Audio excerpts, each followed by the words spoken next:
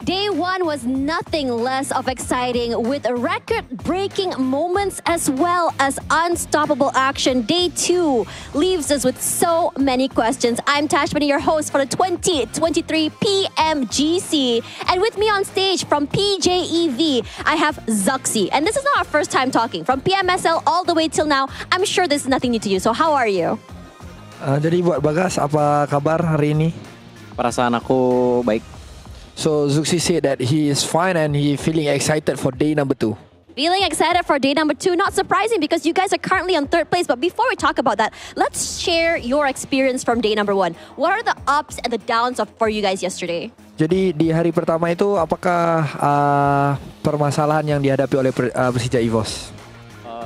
Permasalahan yang kita hadapin itu cuman lebih tepatnya ke drop spot dari masing-masing tim sih, karena kita ada beberapa tempat yang belum masih menyesuaikan lah. So basically the only problems that we have that we encounter in day number 1 is basically is the drop spot, is because of there's a lot of clash between the others team, and they still trying to get used to the new drop spot that the coach has been tell them to do so. Well, that's right. On day number 1, it's all about trying to figure out understanding or the ice breaking, trying to understand these strats from the other players. Speaking of strats, right now, STE is dominating ladder. So what do you think they're doing that is giving them so much success? Jadi buat hari pertama STE itu sangat-sangat dominasi. Apakah menurut kamu sendiri nih, apakah yang dilakukan STE sampai mereka bisa mencapai hasil yang seperti itu? Menurut aku STE itu salah satu tim yang terkuat, dan aku nggak heran kalau emang STI emang hasilnya sebagus itu di hari pertama. Ya menurut aku well deserved untuk STI lah. Okay, so basically STI is one of the strongest team in this tournament, and actually Zuxi already expected for the result, and STI really deserve to perform really well. Yeah, with a whopping, I think 26 points ahead of the rest of the team, I think that they are definitely a player, or they're a team that should be looked out for. So, let's talk a little bit about you guys. So for today, what do you want to improve on? What are we looking at for PJEV today? Jadi buat hari ini Persija EVOS apa yang bakal diperbarui, apa yang bakal ditunjukin lah? Jadi untuk hari ini paling kita main dengan sekonsisten mungkin dan berusaha untuk tidak no mistake lah. So basically Persija EVOS is trying to play consistent as they can so that they won't do a simple mistake. That's right. And speaking of that, we had record-breaking moments yesterday from STE. We also have A7, who managed to hang into the second spot without a single chicken dinner. Whether or not this will still be the case, let us see as we go into day 2 of 2023 PMGC.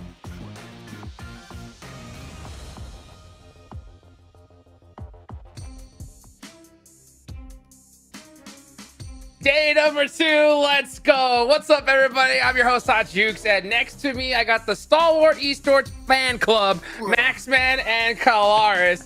How are you guys feeling today? I mean, yesterday it wasn't even just esports Hot Drinks yesterday, it was absolute cinema, which is why I've got my popcorn with me today. I'm ready for some more Stalwart wins. It's going to happen. Yeah. I think it is going to happen, yeah. I mean, considering how strong they look, how they were controlling space. Although that being said, I think eventually maybe an Alpha 7 win today as well, considering how great they looked. I'm giving a tip of the hat to your region over there, Hot Jukes. Yeah, I want to see it happen. I mean, Brazil popped off yesterday. And you know what? We're starting off with that storyline, right? The old versus the new. And yesterday, man, the OGs gave a good old-fashioned spanking to the rest of the lobby here. I mean, it's crazy to see how well they perform. So we'll see if maybe, we can see a little bit of a mix-up here in day 2.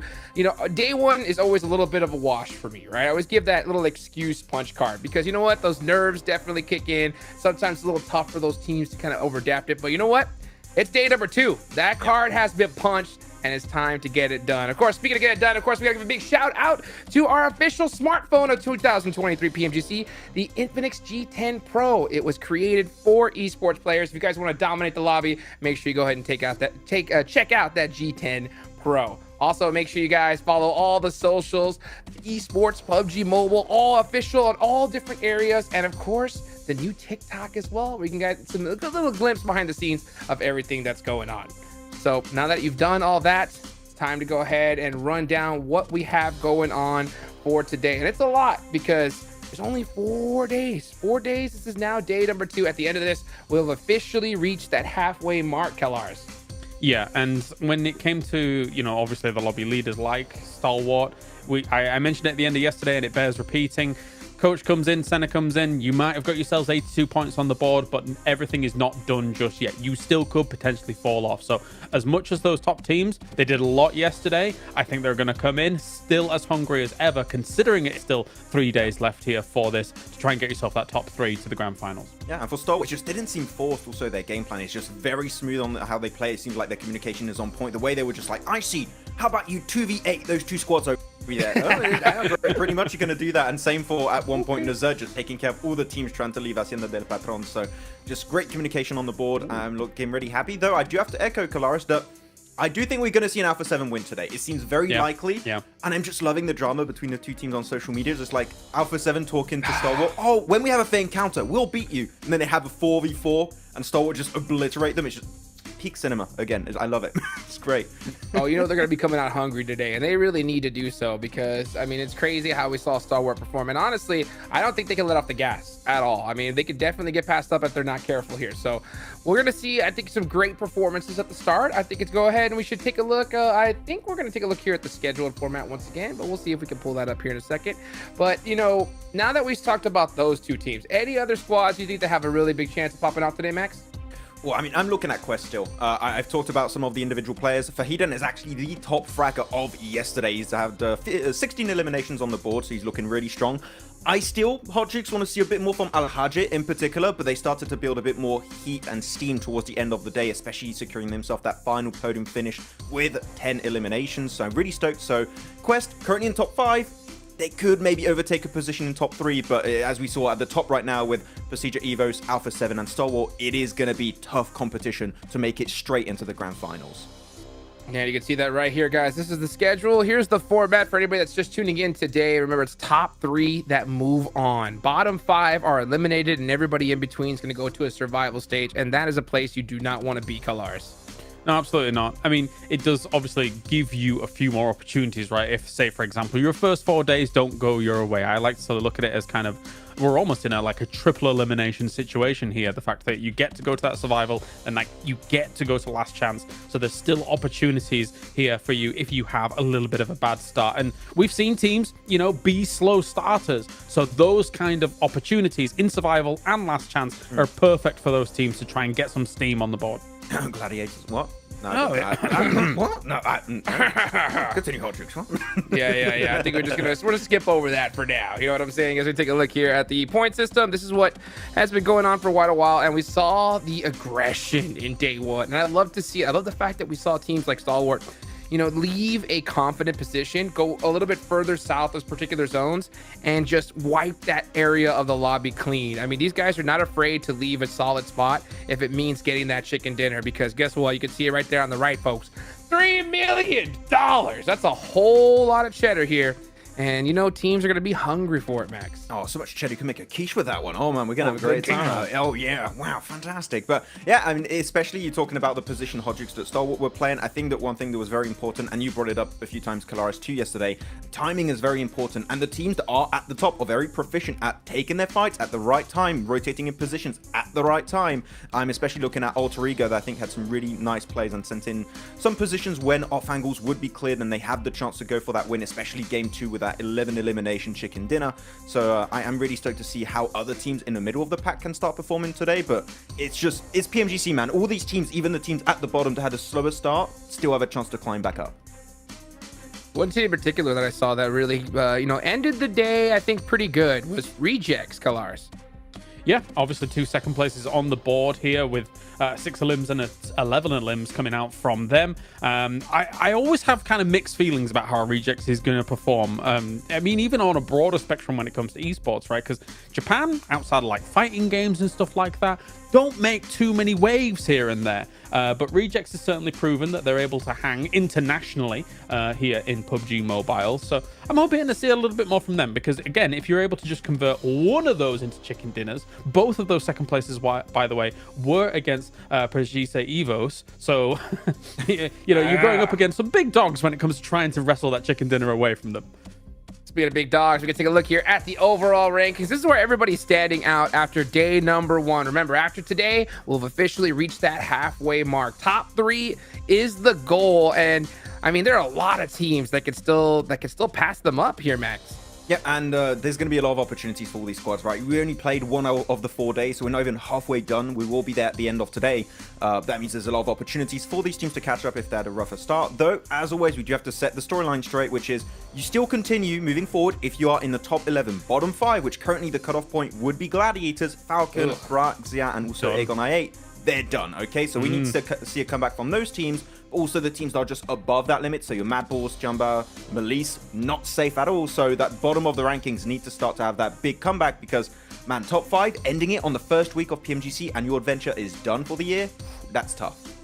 Oh, that's going to hurt big time. Yeah, and I'm shocked to see Gladiators there at that bottom 5. You know, I talked to Kitsune yesterday at the start of the day. He said that he was going to be able to get it done, but I'll tell you what, we saw some people swing yesterday, so I can definitely understand why some teams struggled, but you can't let off the gas, and that is Stalwart right there, automatically at the top. Alpha 7 though could get that chicken dinner today though, Cal. Wait a minute. Average damage of Stalwart. That's ridiculous. 1.9k damage across the 6 games we had. That is insane coming out from them. Of course, you know, I think if we were to have Alpha 7 here in a vacuum outside of just having Stalwart available at all, we'd be like, oh my god, 1.6k damage. This is ridiculous. But Stalwart had an unbelievably blinding day yesterday. 46 limbs, man. I mean, how are you supposed to compete with that? They're almost 30 points ahead of second place after just 6 games. That's insane.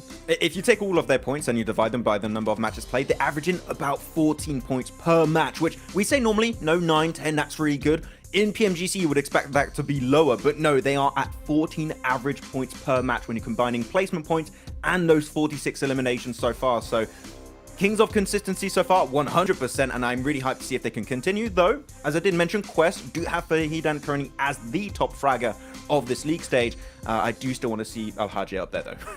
Yeah, putting the squad on his back. It's so crazy to see. I mean, honestly, if Stalwart just continues like the way they perform, all you got to do is just be near them. And it reminds me of that Sandhawk match we saw yesterday, right? Well, where Stalwart was just dominating the entire lobby. Alpha 7 was just on the other side, just cleaning up everybody and just soaking up so many points. So, you know, if they're not careful, Stalwart's going to run away with this and get first place.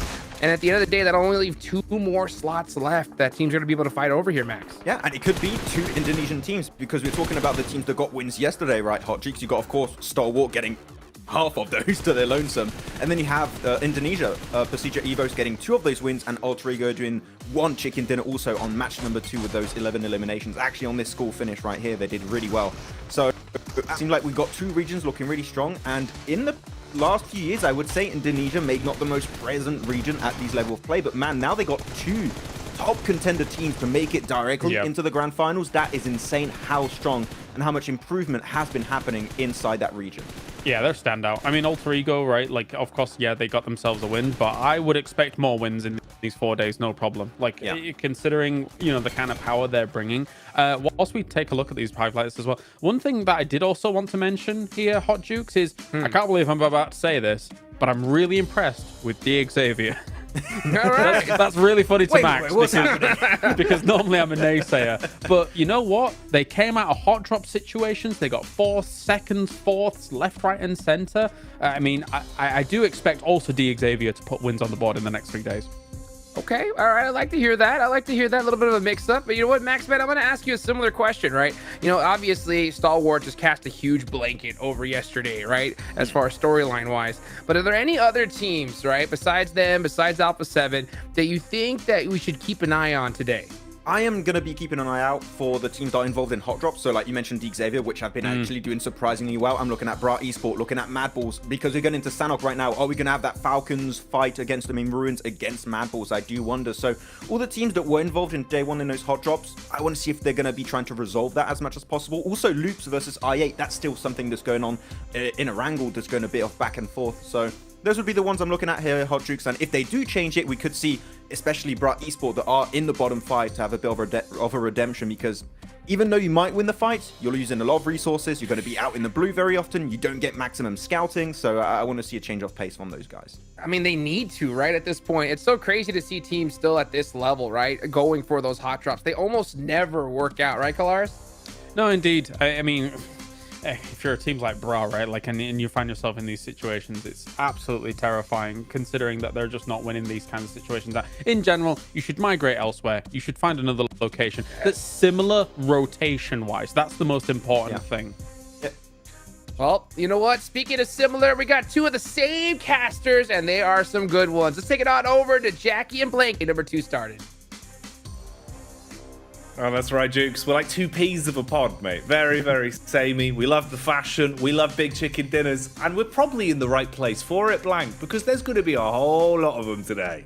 Yeah, I would say so, 100%. I mean, look, it's same, but different today, Hot Jukes. You know, same me, different mic this time around. We're going to change things up just a little bit, keep you all on your toes at home. But yeah, heading over towards day 2 now. I'm pretty excited for it. Obviously, yesterday, like Max said, we had pretty dominant in terms of the chicken dinners that came through. He had 2 from Procedure Evos, as well as 1 from Alter Ego, and then the Mongolian Massive, as we like to call them, over on Stalwart, taking 3, which was kind of unreal, to say the least, honestly. But I think they can keep it up. I think they've got the right mentality for it. They've got the right discipline for it. And I think that is the main factor that might scare you a little bit coming into today.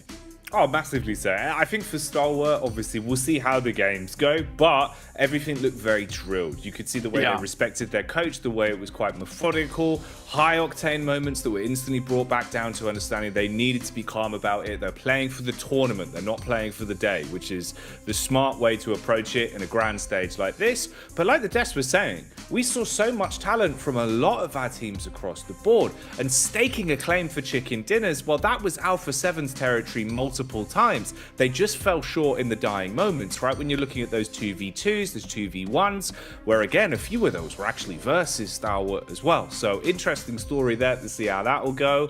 And I do like the fact, Blank, I don't think these hot drops are going to end. If I'm honest with you, I feel like you could see the clash of egos from yesterday. That's going to bleed into today. I reckon we get to run that straight back. Lest we forget as well, we highlighted the Bra hot drop on the desk, but Mad Bulls went up versus Falcons in the first clash of the whole tournament and got wiped out with all 4 players dropping without even a single lick of damage on the Falcons. So is that going to happen again? Because Mad Bulls, they need a better day, Blank. They need a good start.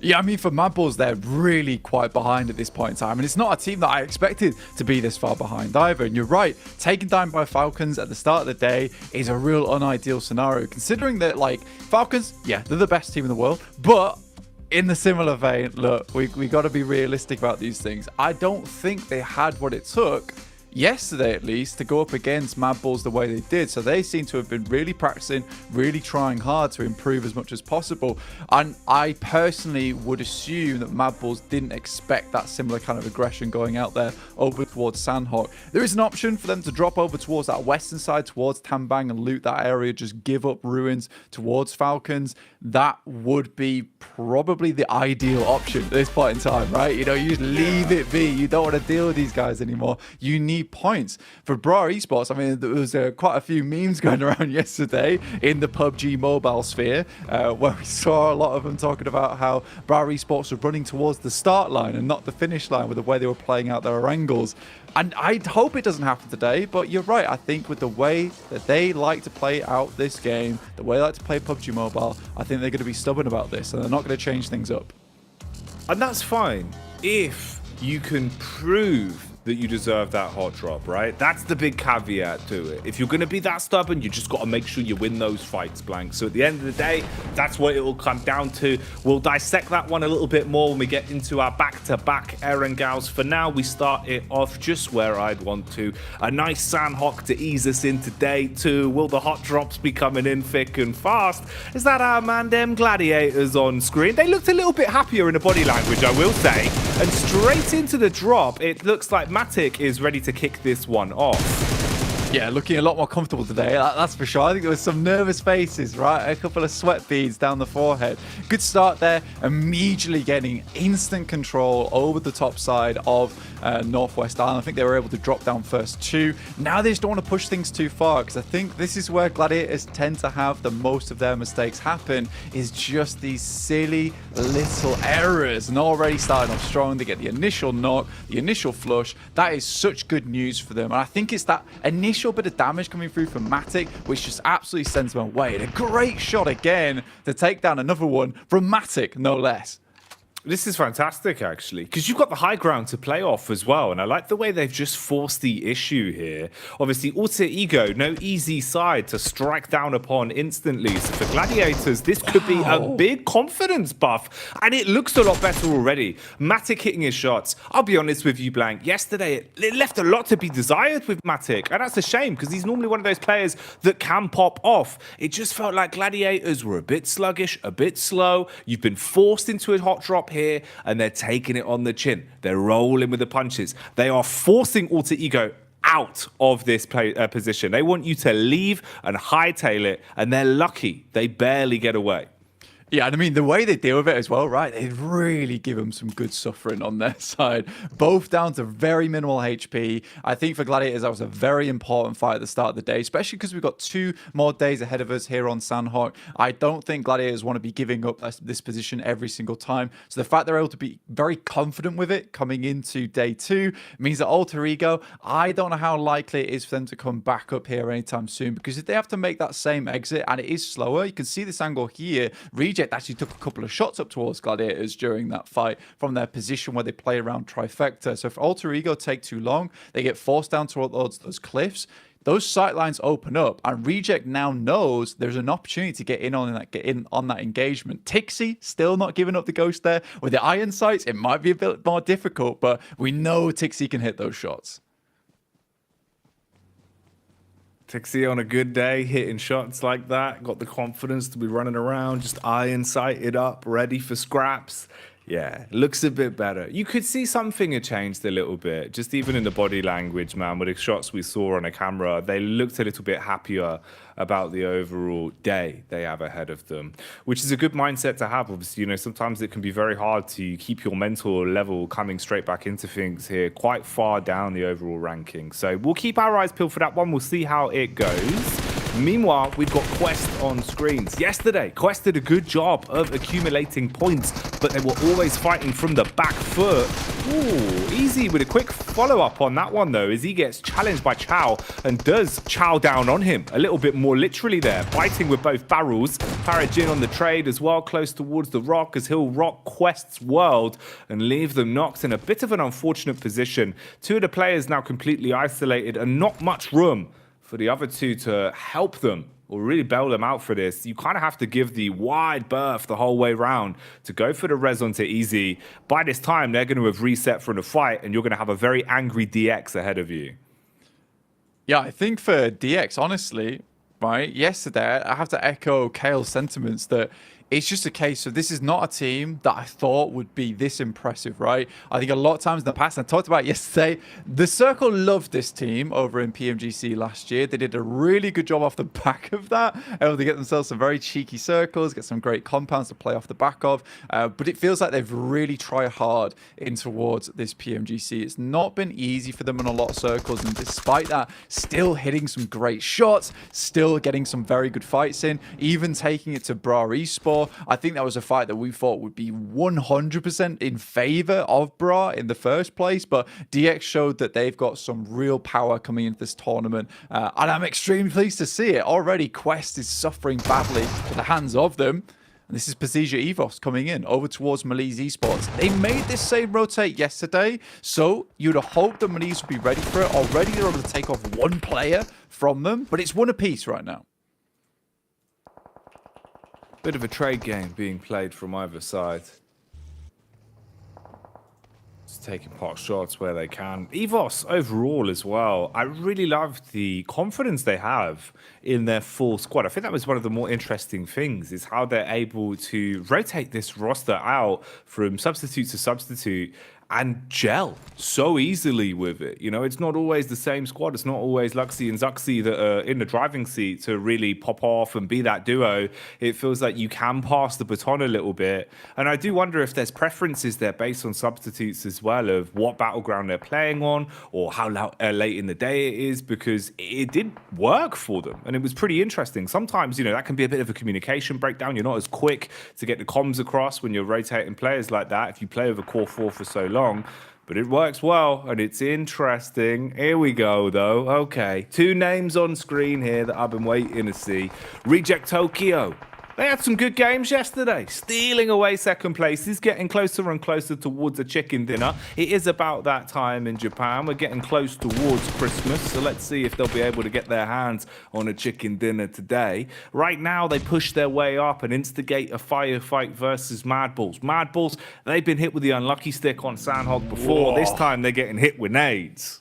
Oh, it's a big nade from Rage. I mean, as soon as I saw the little arc on it, I was like, that looks pretty dead on target there versus the guys from Mad Bulls.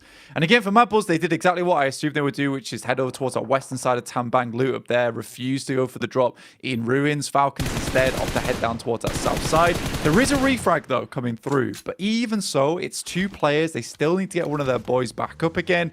And you just wonder if they'll even bother to do it, because the longer that they're in this area, the more at risk they are to other teams coming across the water towards Trifecta, or being involved. They know that Falcons must be by at this point in time.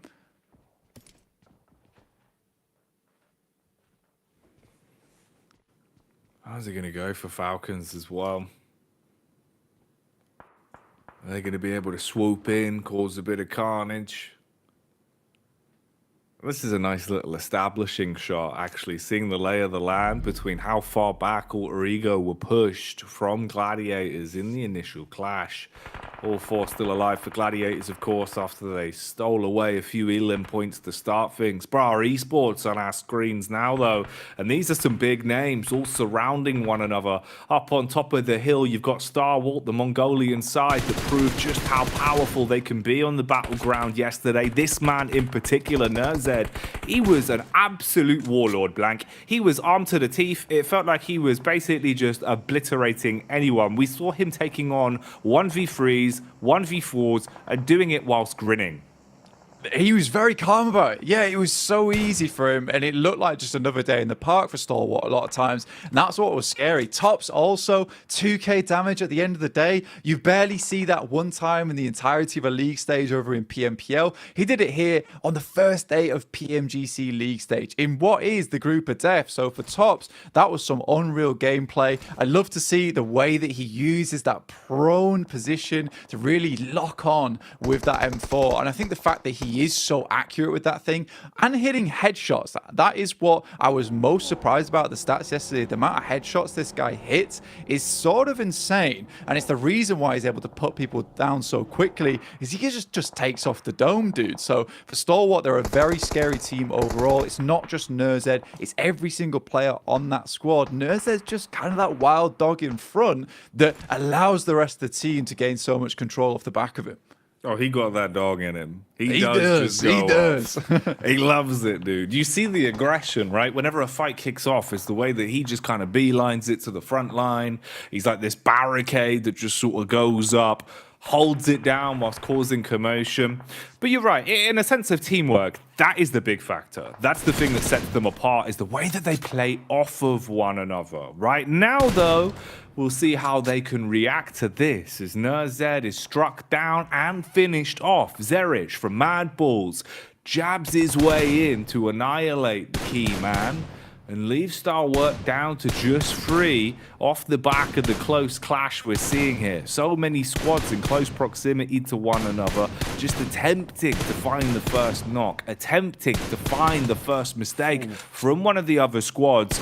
Loops there, lucky to be alive, and that's a big name for him as well. Ayala yesterday, it felt like he was really popping off, Blank, in close range combat especially. He was very confident with his flicks.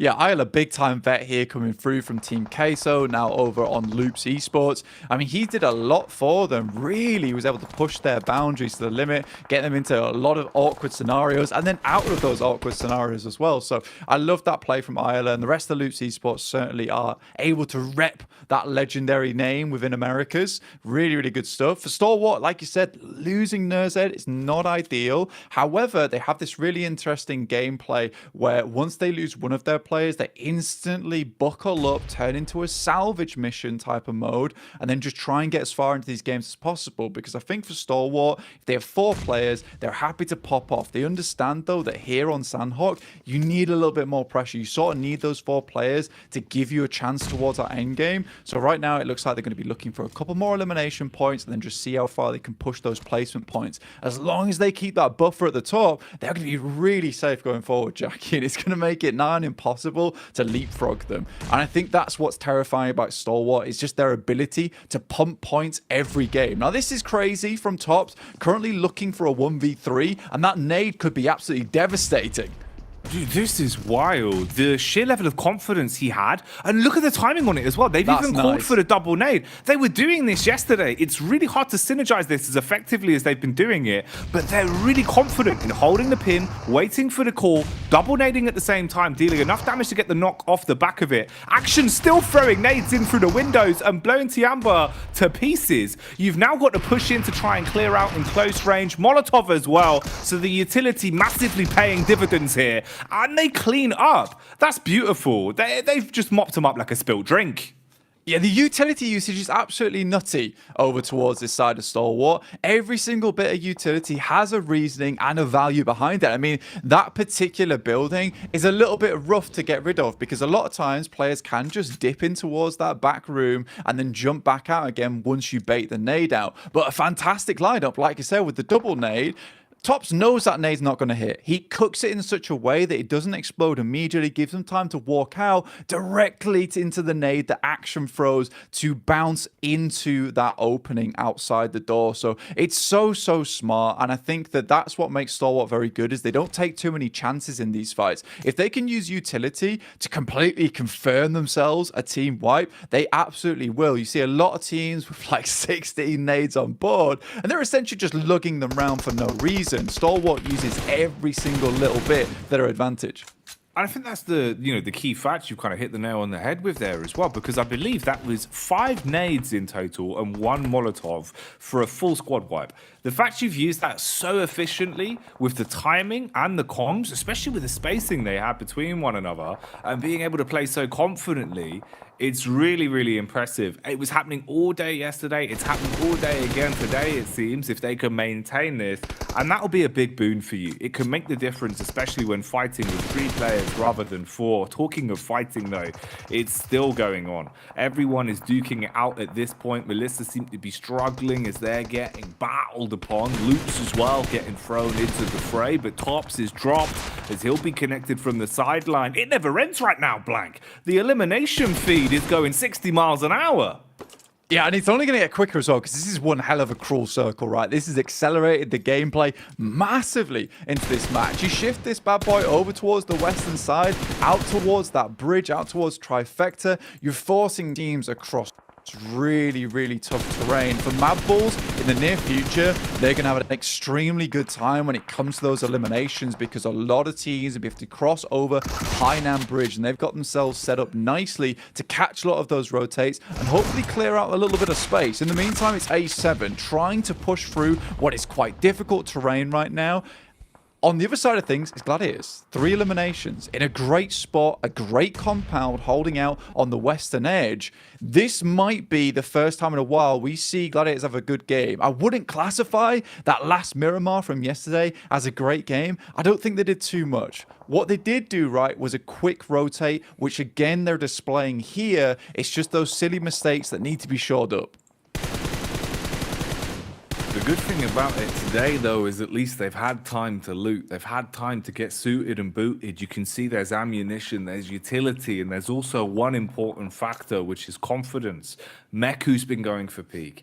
Tixies is going for peaks. You need to have that killer instinct back, and it seems like Gladiators are starting to find it again. Yesterday, they were playing with a lot of respect, playing very timid, playing not to lose, Blank. Today, it feels like they're starting to get back into that mindset of we have to play to win, and that can be a very big difference maker for you. Right now, though, we'll switch on over to a clash that means so much. This was going on all day yesterday. Bra Esports versus DX was a non-stop roadshow of aggression. Here, it's the nade that blows the wheels clean off for Bra. 2 of them down in an instant, and they're pushing on out to try and clean up on this one. DX, oh, I didn't expect them to handle it so quickly, but they certainly have. And I mean, it goes on. That vendetta coming through from DX and Bra just never stops. And I think that team is a great dichotomy, right, between SEA and the Western region in general. It's just SEA just seems to have much better utility usage overall. They seem very, very clean with it. A lot of times if a fight doesn't need you to take it raw with DBSs, they don't care for it. They'll just send nades your way. I think the Western region has some incredible fraggers on side, some incredible mechanical skill, but what they seem to be lacking is just that utility usage, that smart gameplay to open up into a fight and then just clean out from there. Unleashing a hailstorm of bullets here. Just barraging in. Bit unfortunate for Misery, it seems, as he'll be suffering up to his namesake, going through some misery. Oh, overall, EVOS as well, really starting to buckle now under the pressure. The Falcons, meanwhile, have been clashed. The horns between them and Loops have been hitting each other quite consistently. A7 as well seem to be suffering from success somewhat here. A7 have been doing a good job into our previous games over day one of just finding an ability to backdoor, finding an ability to really third party on fights when players are low. Whereas this time around, they're going up against the Gladiator squad that has that bloodlust back. And it seems like they've just completely crushed them there, being able to handle it relatively easy. And this is a lot better. This is a 6 elimination game right now for Gladiators, Blank. Something has changed. They needed that bloodlust back as well, because yesterday just looked like livestock right at the end of the day. Yes, they were rotating into the circle, but they were just waiting to be picked up a lot of times. Here, they're actually going for knocks. They're going for those eliminations. Matic looks way more on the money today too. Look at that. Even more damage just pouring out, and a double knock coming through with the assist from Frozen. This is wonderful stuff for this team. Yeah, this is huge. It's also insult to injury as they've been able to find mad balls and really quite cut their way through them, leaving them in a bit of an awful position here as Frozen, basically down in a ditch, needs to try and hold back the oncoming assailants that are the Gladiators. The chainmail is firmly suited onto them today, and it seems like the swords are sharpened. You've got a close grouping of teams off towards the wayside as well. This is really the only one clash that they've got to get through cleanly. If they can find their way past Frozen and do it without sustaining too much damage or being forced to use too many meds on a repair, they're going to be content with this one. You'll have a nice clean path, good edge to work with in terms of the zone as well. Frozen, he's got nades to play with. Dashes back one, single Molotov in the pocket, and then it's just down to the rifle to defend himself. Meanwhile, Meku, scouting out towards the coastline, has found his way onto Zuxi, who's just been swimming along, trying to stay alive as the last man for EVOS, Blank, but he is barely alive at this point. Yeah, just trying to stay out the sightlines from IA as well as Gladiators is not an easy experience for them. I like the Gladiators are playing it's a little bit slower, right? Trying to play it safe over towards Frozen and Teak. They know how quickly a Sandhawk can turn around if you lose one player, if you take things a little bit too risky. And I think right now with them holding a lot of this western side, they had a cracking start over towards this fight too, with them taking 2 players off Falcons, 1 player off Mad Bulls. They effectively cleaned out the entirety of this southwest edge that they can now just play around with. Great little bobbler there coming through from Matic, who again has been on an absolute tear today recently. A Matic coming alive is the difference for this, man. It really is. You could see it at the beginning, Blank, right? Instantly, when he's dropped and swung, looking for a fight versus just tucking in, it means the world of difference. And Gladiators, they're just not calming down. They are shoveling coal into the engine at this point. 11 eliminations as of right now. topping everyone else by half, it seems, with their overall collective tally. But how far can they push this one? Rejects ahead of them, loops off to the wayside. Zuxi hiding in plain sight with a DBS. They're going to push him. Oh, they gave him the 1v1s as well, Blank. If the timing was slightly more off on that, he could have taken down both of them and left them in a risky position. Instead, it will be the reset off the back of the res. I get very fortunate here. The fact that there's not a lot of teams watching over towards the north side, because pretty much everyone's dead in this circle other than these players over towards the east in trifecta. It gives them that free rotate across the bridge with the circle leaving a little bit of it still in with that cover. It's so important for I8. Gladiators on the other hand, what a game from them so far. This has been absolutely huge. Like you said, Matic getting into the swing of things at the start of this game was so important to them. Meku takes down Chief. They got a good tag over towards Ayala, so they know he's in this position, and even more damage coming over towards I8. They know they need to switch round though. This is a 4v3. There's one player already down on Gladiators. Oh, Meku drops. Blade coming out like the human hatchet, wants to cut his way through them, and the clash for Gladiators finally ends. They were entertaining us, but it's over. No survival now as we're down to the final 3 and Gladiators aren't in the runnings anymore. Loops with a solo dolo. A man that has been proving his gun skill is incredible, but you'd have to go above and beyond in a spot like this. I8 as well, playing good squad gameplay right now, playing off each other's contact very cleanly. For Reject Tokyo, they're getting rejected from this final zone as another one's been put back into the dirt. 2 solos now versus I8, and I8 not having the greatest of days yesterday. They need to step things up in terms of performance. They look a lot stronger here. Yes, they get a little bit fortunate on this circle, but they bide their time. They wait to move in. Ayala, though, crawling through the smoke here. No nades on either Loops or Reject, and all the nades to play with for I8. Really, they just need to start clearing out spaces that might seem a danger, but you don't want to get too close. Blade already takes 1 hit. He's down, looking for the flush too, and Ayala is in relative safety. He's got smoke to work with on this. Pin pulled on the nade though, that's going to be coming in. If the arc is nice on it, it could connect, but it goes too far. A 3-pointer when he just needed to get it straight in the hoop. Ayala, that one's going to take him down though. Loops out of commission. Lufa with a peek. Good timing, hits one, forces it out into a 1v1, a winnable situation for Reject. They've had so many second places. Can they finally get themselves a chicken dinner on the board? Pushing up close as the shotgun's pulled out. 2 clean pumps, but it will stop him. Reject Tokyo crumble at the end as I8 claim it. Mate, Lufa looked like he almost had it there as well. A great push against it. Knew he would be pulling out the nade soon. Wanted to head in. Maybe if he waited a little bit longer for the nade pin to be pulled on that situation, he could have got it. But so close, yet so far from that chicken dinner once again for Reject. A lot of good games here, a lot of good players, a lot of good teams that were able to pop up in this match. You know, Gladiators with their abundance of eliminations there look so much better, so important for them in terms of momentum on the start of the game for today. You know, Sandhawk could have been a real throwaway for them, particularly with Alter Ego still hot dropping, and that's going to give them a whole bunch of confidence. I8 similarly, this was an important game for them. Yesterday just wasn't going the way they wanted. With a win here, more confidence on board. So I think we're going to see some different names today, Jackie. I think some teams have gone away, done some research, and come back feeling a little bit rejuvenated. It feels that way. You know, we were speculating about the fact that adapting on the day is never easy because you're constantly in the thick of it. The cycle continues, right? A battleground to a couple minutes break. Battleground to a couple minutes break. It's hard to break those habits. It's hard to adjust that quickly. But having time to eat as a team, go to the hotel, sleep, everyone come back fresh. You can see the changes for Gladiators. You can see the changes for some of our other teams now feeling a little bit more confident, feeling a little bit more like they're ready to fight, Blank, because yesterday it was all about respect. You can't have that much respect for other teams anymore. We need to see people playing their own game and playing to win, not playing to lose. Exactly. And I think that this distance travel metric, although we don't really talk about it too often, it's actually really important here for Gladiators. 18,000, pretty high above most of these other teams within the lobby that were able to get towards our top placing, and that's purely because of a nice fast rotation coming through from them, which is a lovely adjustment that we're seeing coming into this start of the day. A beautiful first game though to get us into it. It set the pace, it set the tone, so let's get back over to the dulcet tones of the desk that will get you up to speed with what you just saw.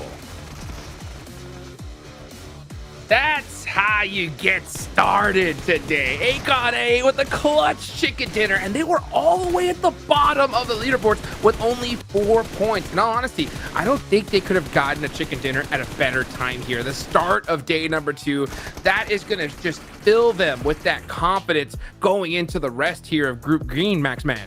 Yeah, exactly. Boost up that confidence right here. 10 eliminations too. And we mentioned as individual players, right, Falak, he was going to be so important to win these games. And he was really impactful taking those engages against Gladiators, clearing off the off angles as they transition. And one thing that I really enjoyed, Hot Jukes, this game in particular for Aegon IA, is that they didn't take unnecessary fights. They're like, okay, this fight's happening in Trifecta, there's Reject, Xavier, Loops. We're going to dodge that fight. We're going to take the fight to Gladiators. And if you clear Gladiators, you can easily take more control of that circle from that shed position. So I love it because yesterday was so tough. That, as you said, Hot Jukes is going to build confidence. So I am excited for what's to come for IA. I mean, it's not only the end game that actually works in their favor, the start of this game works in their favor as well, right? You don't have Heart-In, you don't have Quest challenging for you for that hot drop. So what do? They identify that super quick and go back to what I would say is their regional drop, which is not only Heart-In, but a split across the bridge, one down in the south in those compounds. And by the time before we even get to phase 2, they've already leapfrogged forwards of Gladiators and Alter Ego and taken Trifecta. So really quick decision making here by them in multiple phases of this game leads to a victory. Bam, and a huge one indeed. You can see in the overall rankings, they've rocket launched themselves all the way up to 12th place. They are now in the running of it. Another good performance here, and we could see them even go for that top 3 position, that automatic, progression into the next stage. So, hey, I gotta also give it to Gladiators as well, Maxman, right? I mean, these guys were on that cutoff, and they were able to put some points on the board at the right time. It's still interesting that Gladiators versus Alter Ego is still happening on the Northwestern Island. I thought after yesterday they would give up on it, but Alter Ego, maybe seeing Gladiators at the bottom of the rankings, thought, okay, we're going to keep hot dropping Gladiators, and if possible, we can clear this drop for the survival stage or the grand finals, depending on where they end to go. So it's a good strategy that they're going for, but man, Gladiators came out swinging, and especially Kalaris, we are very critical about them, but here they did actually a really quick rotation away from the Northwestern Island, entering on the Western Bridge. This is one of the quickest rotations we've seen yet from Gladiators. I hope we can see a continuation of that for the next games. Quicker than snail's pace, but I would still like to see even faster. I'm going to be real with you. Like, there's still, I think, opportunities for them to have a little bit more control. I mean, it worked out here, right? Because the circle is so close to the river and they're able to kind of get across and kind of have that hold. But if the circle's moving away from that location, like, then, you've got to be a bit more swift on your feet. Got to reach even further beyond. And speaking of further beyond, Alter Ego, right? Dropping down 2 placements right there since they went out so early. Alpha 7, obviously, with the top Erangel performances. And Alter Ego are going to be playing in these next Erangel matches. So hopefully we can see them bounce back here, Colors. Yeah, absolutely. Absolutely. I mean, there is a good opportunity and a good wealth of chances for them, considering now Sandhawk really isn't the focus here of the games, is what we're saying. We're talking about, like, it being only one Sandhawk. You can use that to kind of disrupt your opponents around you a little bit or try and mess around with the lobby as a whole. Erangel and Miramar, that is your bread and butter here. And yeah, I expect them to come back too. Yeah, now they got all that chaos out the way. Now they can kind of just get focused, chill back, relax, and just get it done in Erangel. And they really need to, because we talked about at the start, it's the reality of it. After today, we have reached that halfway mark, only 2 more days left to go. And we don't want another situation, Maxman, where someone doesn't make it due to just 1 point. Yeah, I mean, tiebreaker is always going to come in the equation, right, Hot Juke? So it's going to be a tough one at the bottom of the rankings. Also, for the grand finals, right, you're going to have potentially 2 tiebreakers happening throughout this league stage. So it's going to be a rough one. Though, if I want to bring the conversation back to Erangel and what's going to be happening here, I'm going to look again at hot drops. I know we talked about them quite a bit. It's still important, right? Bra versus Xavier. Is I8 versus Loops going to happen? I want to see Loops go back for that shelter split. I think that was a really good secondary drop. You're not taking the fight to I8. It was good. It's not worth it. Well, are they going to split? We'll find out here as we go ahead and take it on over to our casters. Hot drop, hot drop, hot drop, hot drop. I hope it happens, honestly. So do I. I'm going to be living for it, dude. I think that would be sick. Because it's just one of those where you could tell the way they were approaching it yesterday, Blank. I don't think there is a single brain cell of them going, we'll give this up if we lose it. I think the full grey matter is latched into, we deserve this drop spot. Yeah, it's all up in the head, and all that's going on over there is just plans upon plans of how to make that hot drop work, how to force the Xavier out, because Bra is not really working with any idea of retreat or cowardice at this point in time. They're going to keep hitting it up every single moment, and I think it's going to hurt them in the long run. I really do, and I hope it's a case that we see Bra take an alternate drop spot here, give up on Pachinki, because at the moment all they're doing is just causing problems for themselves. If you look at them at the moment in the overall rankings, currently stuck down in 15th place. They'd be going home. If we ended things now, they'd be going home. They wouldn't even go through to survival stage. And again, it's a case of like, you can't really have this mentality either of, look, if we go to survival stage, at least we'll have Pachinki drop, right? That's probably not the case. It's not a great idea to have. Like, it feels like PMGC for Bra Esports means that we get to live in Pachinki, and that's their prize. That's what they want. That's what they want to get their hands on. And I just don't think this is the right mentality to have in PMGC. We saw something very similar happen there from Mad Bulls. Quick adjustment from them, head over towards Tambang. That Ruins drop has been their home for a long time, yet they're still ready to give it up for a chance to get into PMGC. Well, I think that really is kind of the proof in the pudding, right? It's one of those where at a certain point you have to realize, is your tournament life, is your overall opportunity of what you can make of this over the next 4 days worth the ego challenge of going, we will just keep fighting it until we win it cleanly? Because in each and every one of those games, man, you're seeing them, like, you know, at times getting 4 eliminations and then just going out to the blue.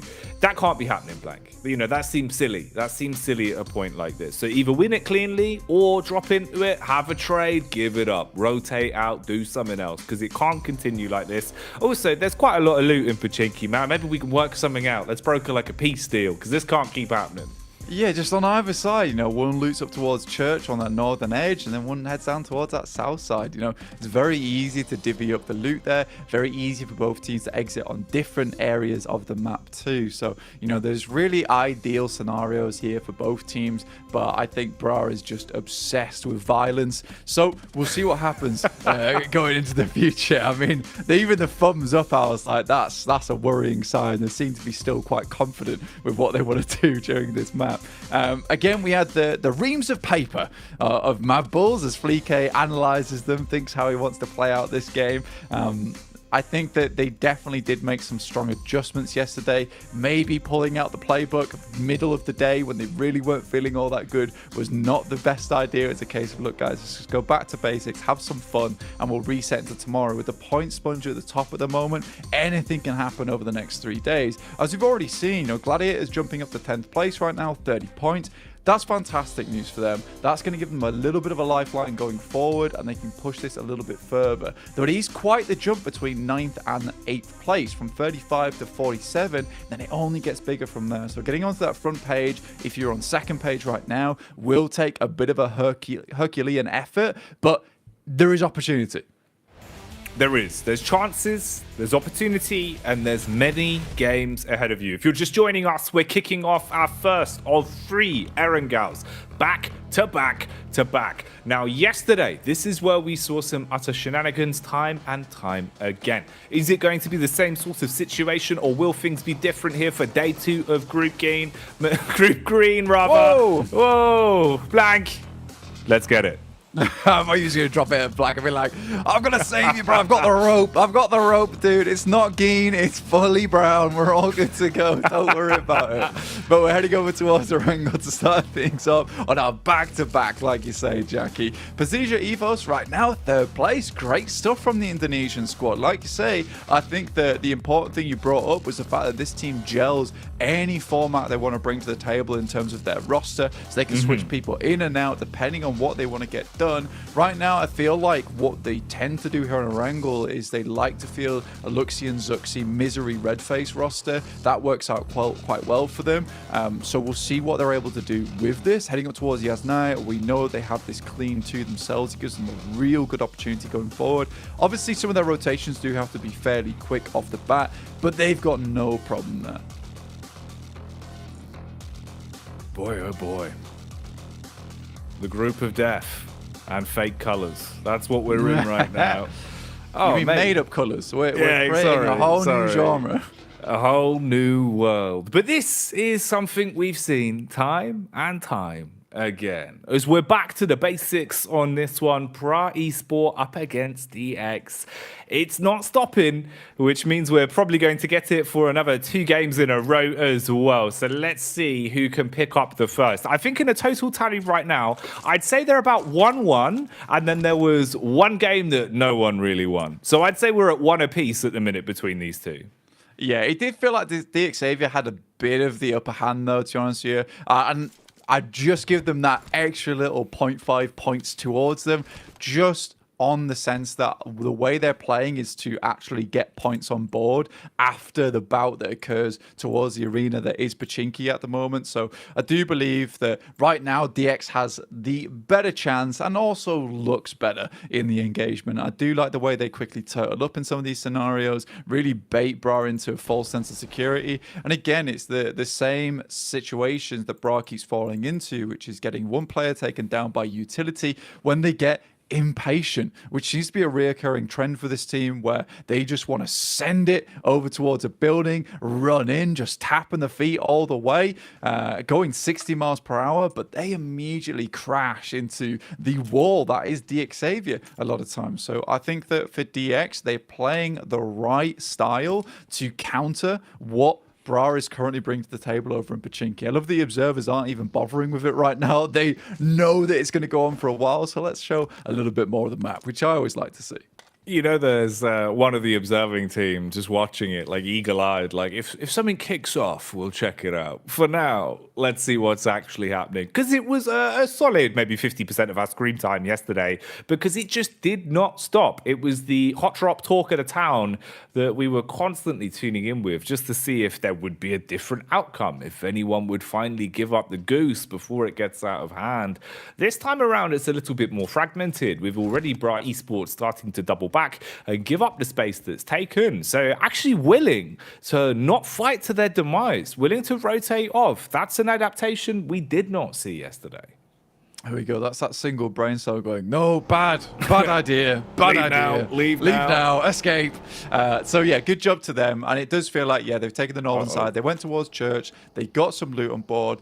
And Ruins is fairly free a lot of times at the start of this game. It's not the greatest loot in the world, let's be honest. If anyone's headed towards Ruins in chat, you know, you tell me it's horrid, but it'll get you forward. With the little bit of loot they've already got on board from Pachinki at the start there, it certainly should be enough to push them into the rest of the game. They also understand that it's not a bad time to be leaving if they're already on that northern side, particularly because we did get that circle very hard up towards that northwest, supporting both Gladiators as well as A7, who are currently on your screen. Right now, this is the team with some of the highest average damage in the entirety of the lobby, doing extremely good for themselves. Revo still a force to be reckoned with after many, many moons of these tournaments. He's doing really, really well, and I respect that he has not let up in terms of that momentum.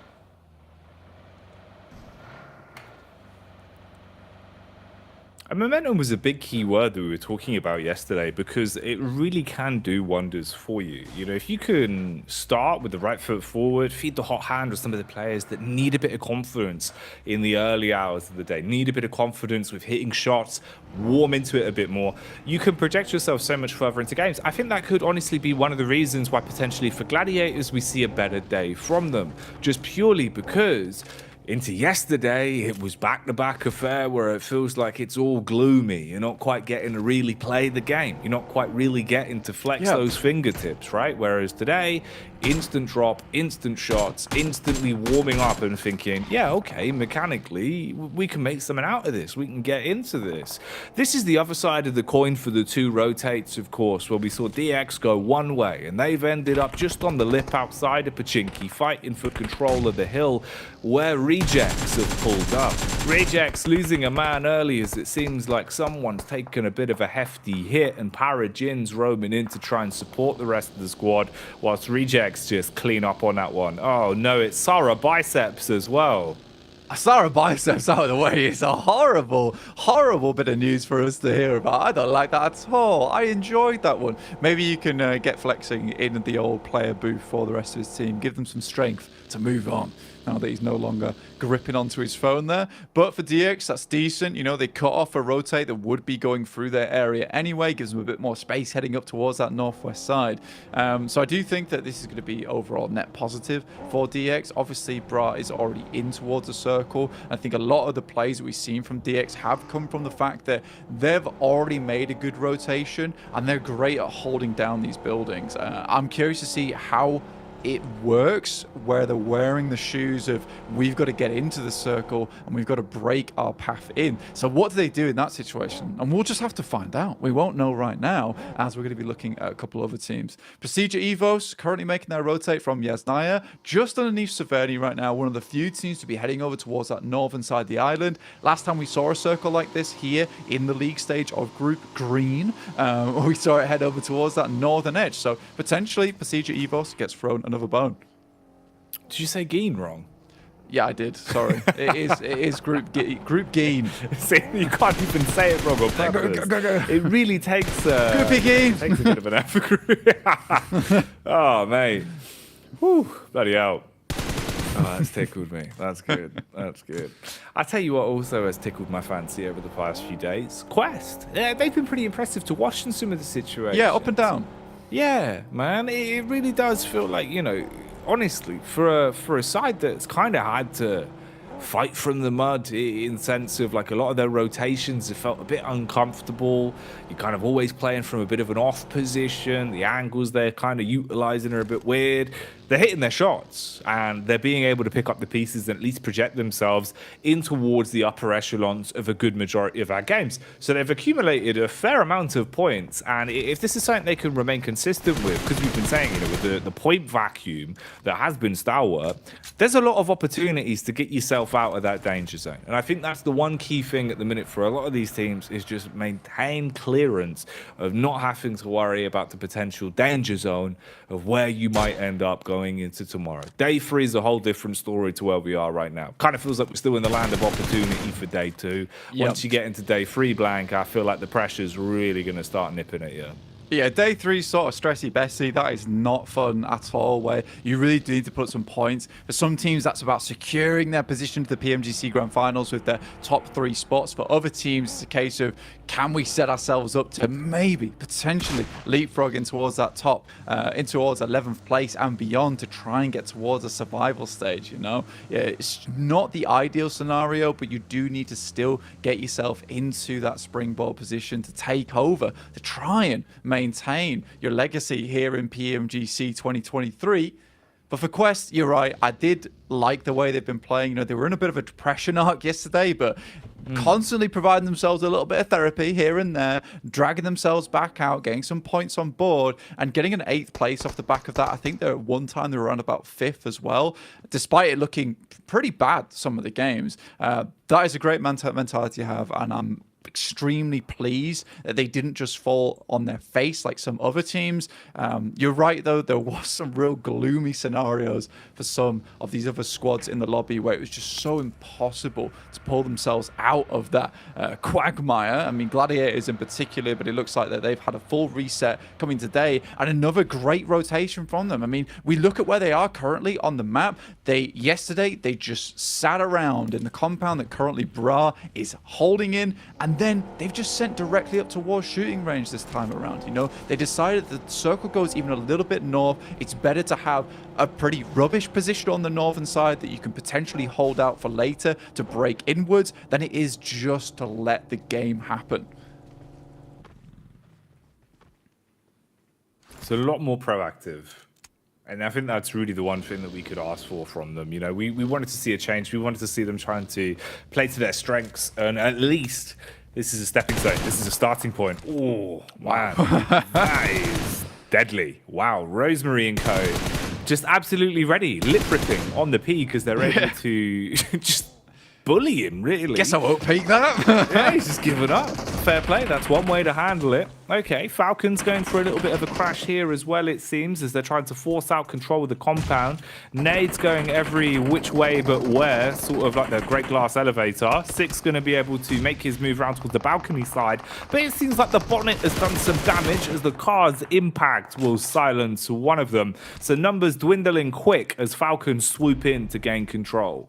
Yeah, I think Six is just a real ideal player on that squad. But look at this, Tiamba actually decide that after QZZ got absolutely obliterated on his peak around the rock, they just sent in. They decided they don't want teams thinking that they're an easy target. Even with their slow but wide rotates, they don't want teams thinking that they can just be held out every single time. So a nice little crash there and a little bit out of character there for Tiamba, for a team that likes to play their way in towards very much that late game and then starting getting involved with a lot of these fights. That's a really nice play. And it's very promising to me for the future of this team. Currently in 11th place, not a huge amount of points on board, but they were consistently putting up points yesterday. They weren't huge points, but they have kept themselves in the running.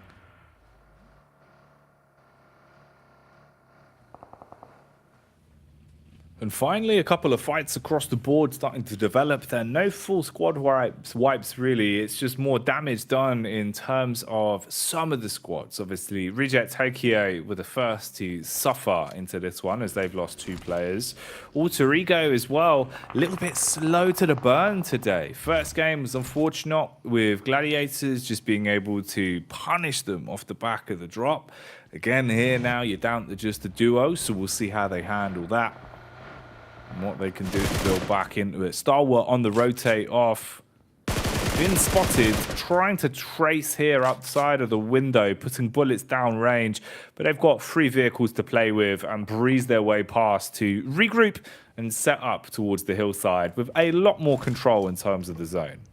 Yeah, man, you just want to get into position for this team at this point. Icy's already scouting ahead, providing a little bit of a base camp to get towards in the future. And for Stalwart, they don't really want to fight Malise from that position. If they can get up towards this spot, towards this compound, now they're playing on an even footing where they're both on this ridge. Stalwart even opts to head a little bit further into the circle, get ahead of Malise Esports, who have been really stuck on this eastern side. Pazija Ethos, they've held a very central position for a long time. We saw them being one of the first teams to head over towards this northern side very early on from Yasnaya. It has paid dividends, currently in a nice spot to play out the rest of their game, while some of their players are still just having a little bit of scout around, just having a cheeky peek, see what they can see. Currently, I think loops have been spotted for them, are up towards the northern edge. We'll see what they can do about that. But I do believe that it's going to be this edge side of this circle that is going to be the real game changer for a lot of these teams, because you're heading out into really awkward zones to play in where you want to be able to remove some of these threats from your back. And I like the way that Stalwart set themselves up to try and clear out at least a little bit of this eastern side. I think Malise just let them in. Open the door, see if they can slam it on them afterwards. Everyone's on the move now as well, encroaching closer towards the latest circle.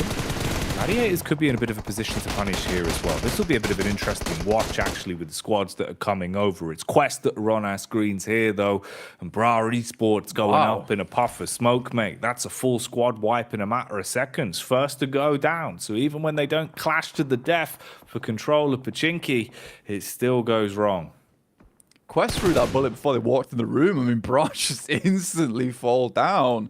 That is depressing news for Bra. Again, another 0-point game on Erangel. And their prospects going into the PMGC Grand Finals or even survival stage are looking pretty slim now. Kitsune does take a knock on that northwest side, but Falcons just taking on absolutely everybody at the moment, just pecking their way through the order towards the top of the tables. A7 go down, Mafioso out, leaving them at 3 players. For a team that wants to be chasing for that first place spot to really secure their position towards the finals, that's not ideal. That's not fun at all. No, something's got to start changing soon. Got to get back into the groove of things because time is ticking away, not just in the game, but in the grand scheme of things here for day 2. And of course, that's the halfway mark. Once this one's all said and done, your opportunity There's a far lot less than it was just at the start of yesterday. Nades in the back pocket here for Falcons. Being shot down, though, from the distance. Redface getting stuck in to see what he can do to assist his teammates that are up close. You've got Lufa off towards the distance inside of the tree line as well, looking to pepper where possible, playing around a single smoke. You've got a little bit of utility in the back pocket for Falcons, but doing too much on this is really just at the mercy of the other side. If Evos give you time to breathe, they have backed off and let the fight reset a little bit, but you've got to waste a lot of defensive utility to shroud yourself from Alpha 7. Alpha 7, that honestly, Blank, this is probably the game where they want to come alive. They were good on the Erangals, so if they can start farming up those points again here, they'll be licking their lips. And with Stalwart on this eastern side just caught in an absolute mess of teams at the moment, it's going to be hard for them to push through. They're practically surrounded. They're like the kid being bullied in the playground. And honestly, I don't know how easy it's going to be for them to get out. So far, there's been some banging nades from Quest over towards Mad Balls, but finally, they clap back just a little bit. Zerich is out, the main man himself. So now just 3 players versus 3 as more nades just pour through the window. Luckily, box compound, you can play in pretty much all 3 buildings with 2 stories on each, makes it a bit hard to predict exactly where these players are going to be. Oh, straight through the smoke, shots landing as Fleek at least finds one to slow down the oncoming assailants of Quest. Frozen assisting as well, connects back onto Easy. You've got high ground control supporting Liquor and Frozen off the back of the 2-pronged peak. They farm their way through them. So Quest stopped dead in their tracks on that one with only 5 eliminations to their name here on the first outing of Erangel. And for Mad Balls, at least, Blank, a fight they had to survive. They needed to weather the storm on that one. You can reset from it. They've got a bit of spacing. They won't be thrown into another fight anytime soon. Then they can start to beeline it towards the zone. But the fight across the board does not end. Stalwart still locked into a clash of combat. A7, they've been trying to shut this one down for quite some time, and finally they push up with a DBS, and we see a connection onto the face. Double nades thrown out as well to buy a little bit of spacing.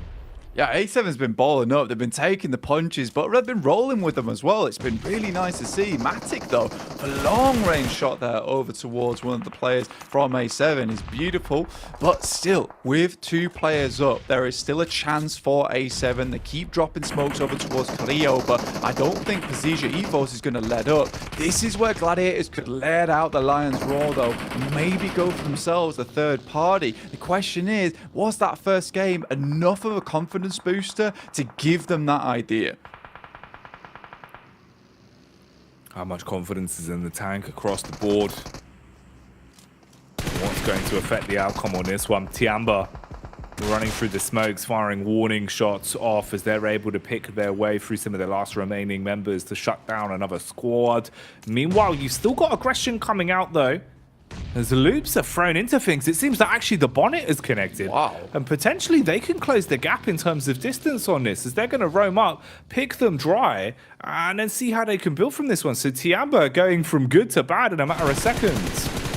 Lufa off the distance. Chief looking to take him down, but Lufa's causing problems not only for Matic and Gladiators, causing problems for Loops, and they realize they need to get rid of him ASAP. But now Loops, after hearing and seeing that knock in the elimination feed, they might look to rotate round, try and clear off the Gladiators from this side. Carrillo sees over towards Tixi and Kitsune, currently just playing as a duo. Tixi's down, but Mad Balls, in fact, getting in the mix, giving Gladiators a little bit more breathing room.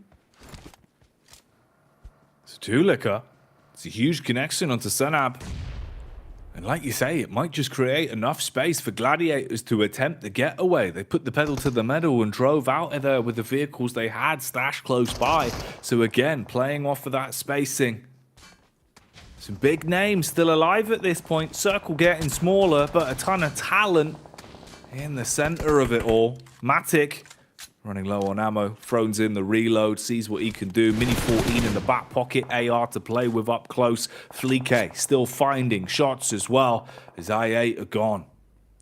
There's a lot of teams that still feel extremely fat when it comes to player count right now, but Gladiators losing players left, right, and center, and Meku as well as Matic have to step up in this scenario. That is a bold push coming through from Matic. A nade already hit over towards that area. One more will take him down if he doesn't get the heal off, and in comes the crash over towards him. He has to be clean on this, but that DBS is looking deadly, but Matic's still going. Meku has to help.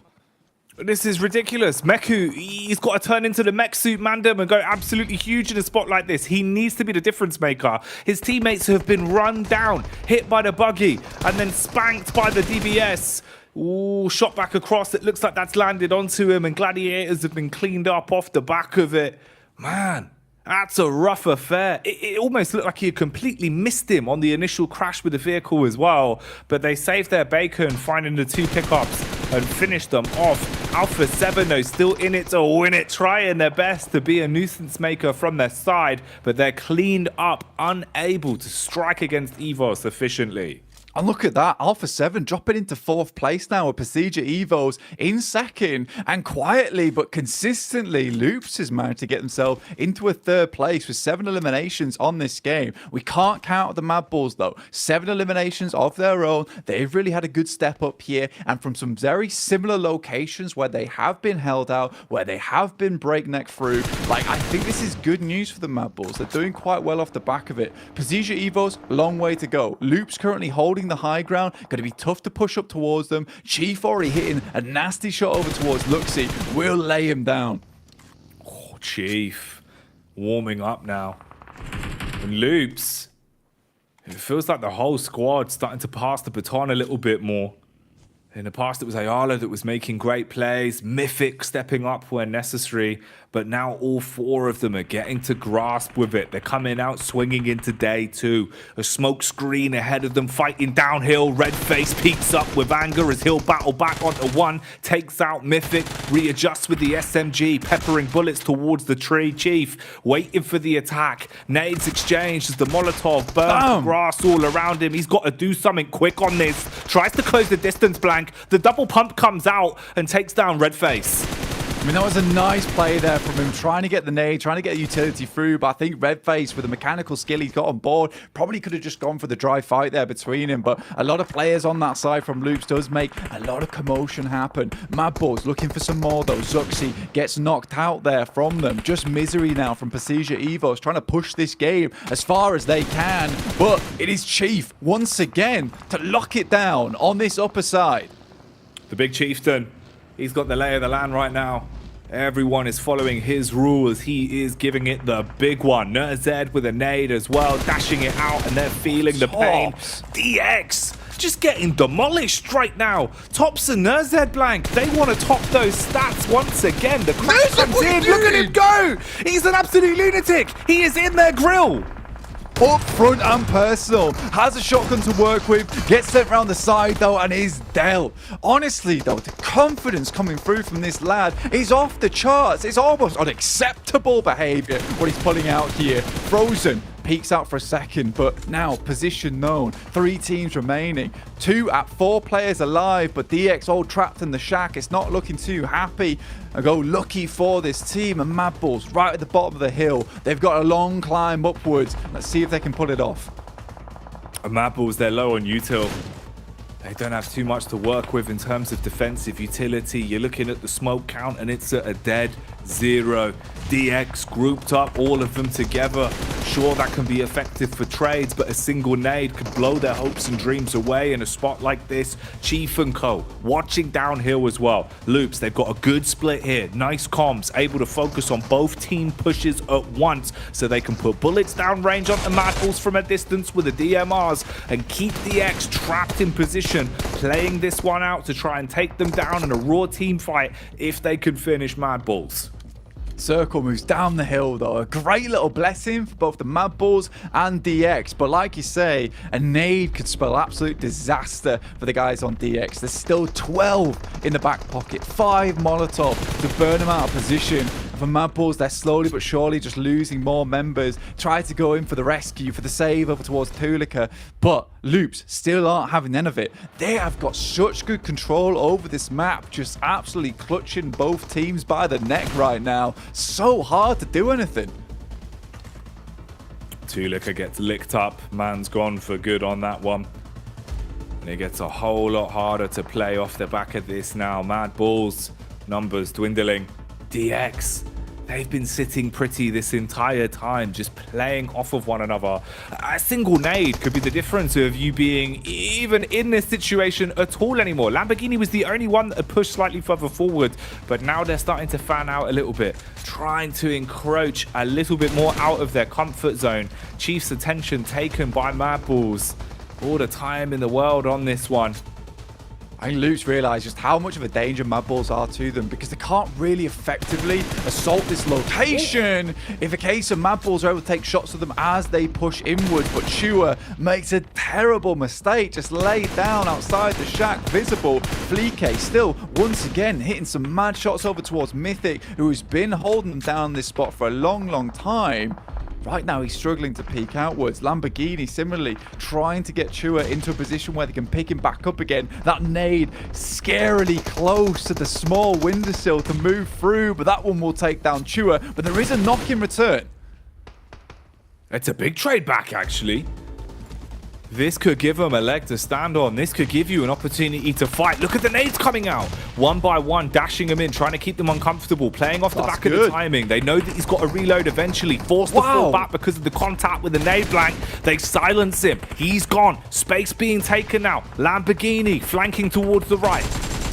Biding their time, locking this one up, just waiting for them to get close enough to send these nades through. But it's Mad Bulls. Fleeke, he's still in the picture right now. Frozen underneath. He's at the barest edge of the circle, has to push in as the circle moves back up towards that northern side. Loops, as well as DX, still locked in combat. Mythic, desperately trying to take care of these players underneath, but they have held on for so long. Unluckily, though, Frozen is now down. I think Fleeke might be next. They go out with 9 eliminations. Now it's between Loops and DX, both looking for a higher prize on the tables, but an amazing nade from Ayala will strike down 2. Levi's has got to clutch it. It's all down to this man now. What level of lethality can Levi's pull out? Look at the peaks. He's slick with it, but he's not slick enough as Mythic will claim it and Loops lock it down with a chicken dinner as the high fives come out. They can celebrate on that one. Mythic with a mythical moment there, down to 0 HP, but still on trucking. What a game from Loops, honestly. Holding on to that higher ground, not easy at all, but I've got to really give props to DX from that situation. That is not an easy position to play. It's not an easy spot to hold out in, and they waited for as long as possible until it was at the most uncomfortable it could be, like a humid room in summer, yet they still waited until they could hit those nades. And it really could have told a very, very different story. All the while, though, Mythic's holding on to Mad Bulls, trusting in the rest of this team. And I think this is a well-deserved victory for Loops. And it's been a long time coming because, like I said, this team's just quietly consistent, Jackie. They really are. You can see though, Blank, they play their own game. And I think that's one of the big reasons why they've been able to find that win there, right? You know, you're not falling into a trap. You're not being baited into misplays. Very confident decision making, clean comms. Again, this is another side here at PMGC that is proving to us communication is really key right now, and they've got it down. A lot of faith in one another when it comes to holding angles. A lot of faith in not over-rotating. And also, if Chief's doing that amount of damage, well, that does help too. And I mean, this is not an easy game for them whatsoever either. You just look at the damage received on their side. You know, we're up towards the 300s for every single player on this team. So they've had to fight tooth and nail to get towards this end game. I mean, a lot of that probably was the utility used from DX towards that late part of the stage of the match. But all in all, I think a fantastic game from Loops. 46,000. 34 grenades. That's crazy. And 34 nades used. I mean, they were definitely squeezing every ounce out of those throwables. I mean, 28 minutes as well, full squad time. I mean, again, it's those team fights they took. They kept it clean. They kept all players up, and they were careful with it. Often pushing in towards Gladiators, then moving back out again as they spotted a threat on that northern side, constantly keeping their backs clear. It's just a nice game overall coming through from Loops. Man, Loops, they must have had the tactical fashion on blank. There's no way they had enough pockets for all of these grenades. 34 grenades. Where are they putting them? They've got a backpack. They've got a man sack. They've got it all. They're just covered in grenades.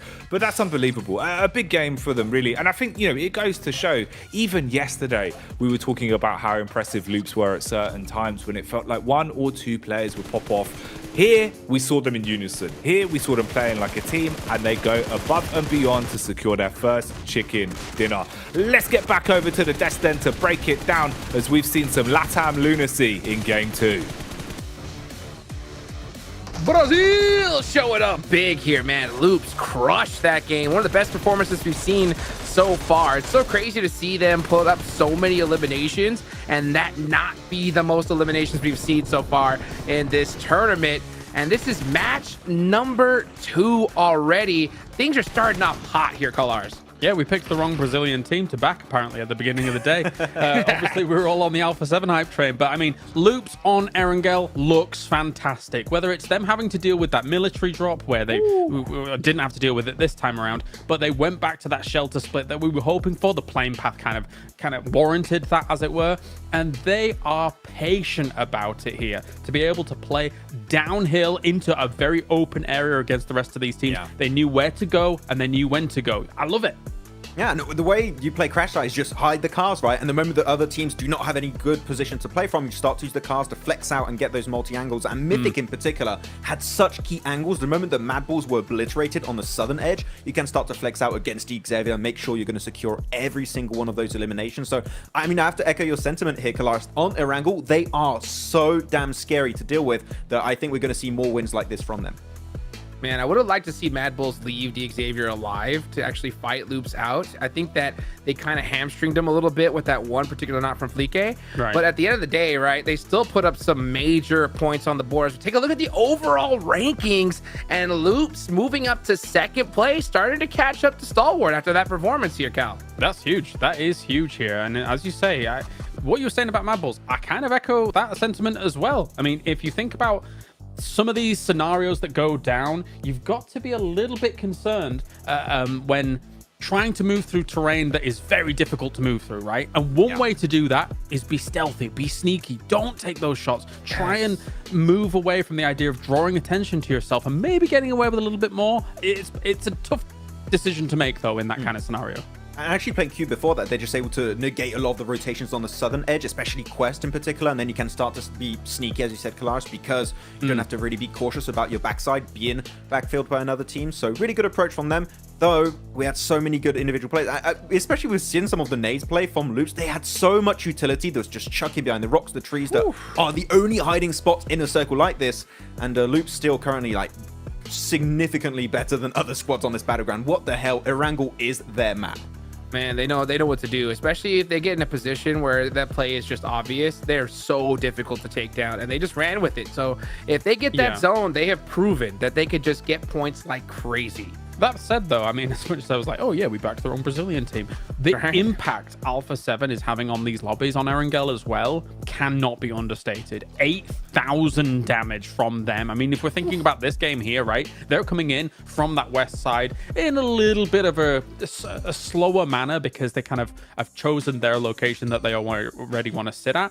But the fact that they're doing so much damage to the rest of the lobby here means that their influence is sending shockwaves through these games on Erangel. So you've got to be careful of just Brazil in general, apparently, on Erangel. And if you're not just looking at the elimination and damage side of things, you're looking at Stalwart. Very, very slow rotation this game, leaving Novo very late, I think on phase 2, phase 3 shift, very far away out in the blue zone. But by doing so, they're like, okay, we're seeing the circle going already north of the riverside. Let's go for the wide wrap east towards Yasnai Polyana, enter from the eastern edge. And they were able to clear actually a lot of angles by doing that rotation, clearing out especially Aegon I8 really efficiently. And when you have Nozed on top still alive, I mean, come on, that's like the golden duo right now. There's still a chance they can pull something out of the sleeve. So yeah, sure, not the big flashy game, but they're still getting consistent points, which keeps them high up on that first place. Just to briefly add as well, Hot Jukes, I mean, like, for a Stalwart, you're a Novo team. What do you expect from a circle like this? It's always going to be a salvage mission, right?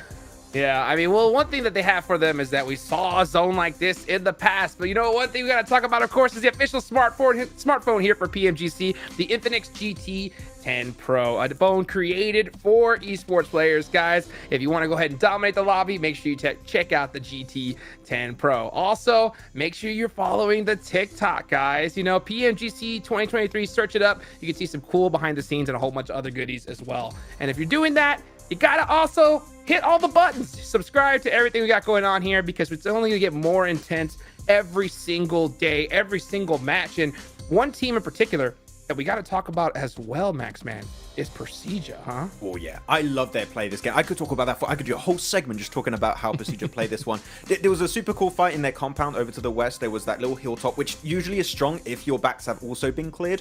And it was Alpha 7 that were getting involved and looking to third party their own fight versus Falcons. So Persija being very smart about it, thinking, okay, we don't want to get in that third party situation. We're just going to exit that fight, go for the compound, which at that point is in circle. And we're going to send our main man, our off-angle player, Redface, to go up north and just collapse on that fight happening between Falcons and Alpha 7. It's a great setup. You're just clearing the entirety of the western side, can play from the compound and rotate from there in the circle even further. It was not an easy play to do, but man, I just love how methodical they are in these situations. So Persija, again, maintaining a podium position. Beautiful, beautiful. Still a lot more action to go, guys. Time for us to cool down a little bit, and we'll be right back after this break.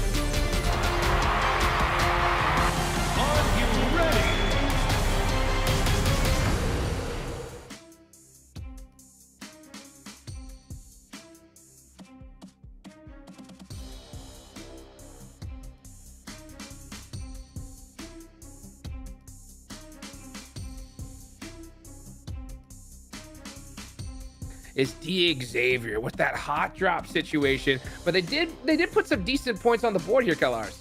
I mean, they keep winning it out, like, firstly, so they absolutely understand Pochinki very, very well. They're not willing to share, and also their movement beyond that as well is very important. I was surprised for a little while that they were surviving as long as they did in the shack, but even when you get into nade range of it, like we were seeing Loops try and do, they were only able to hit nades outside of the shack, right? Dislodging people inside the shack, even from nade range, you're having to thread a very fine needle there to try and do that. So Xavier gave them problems, even though they did win in the end, Loops.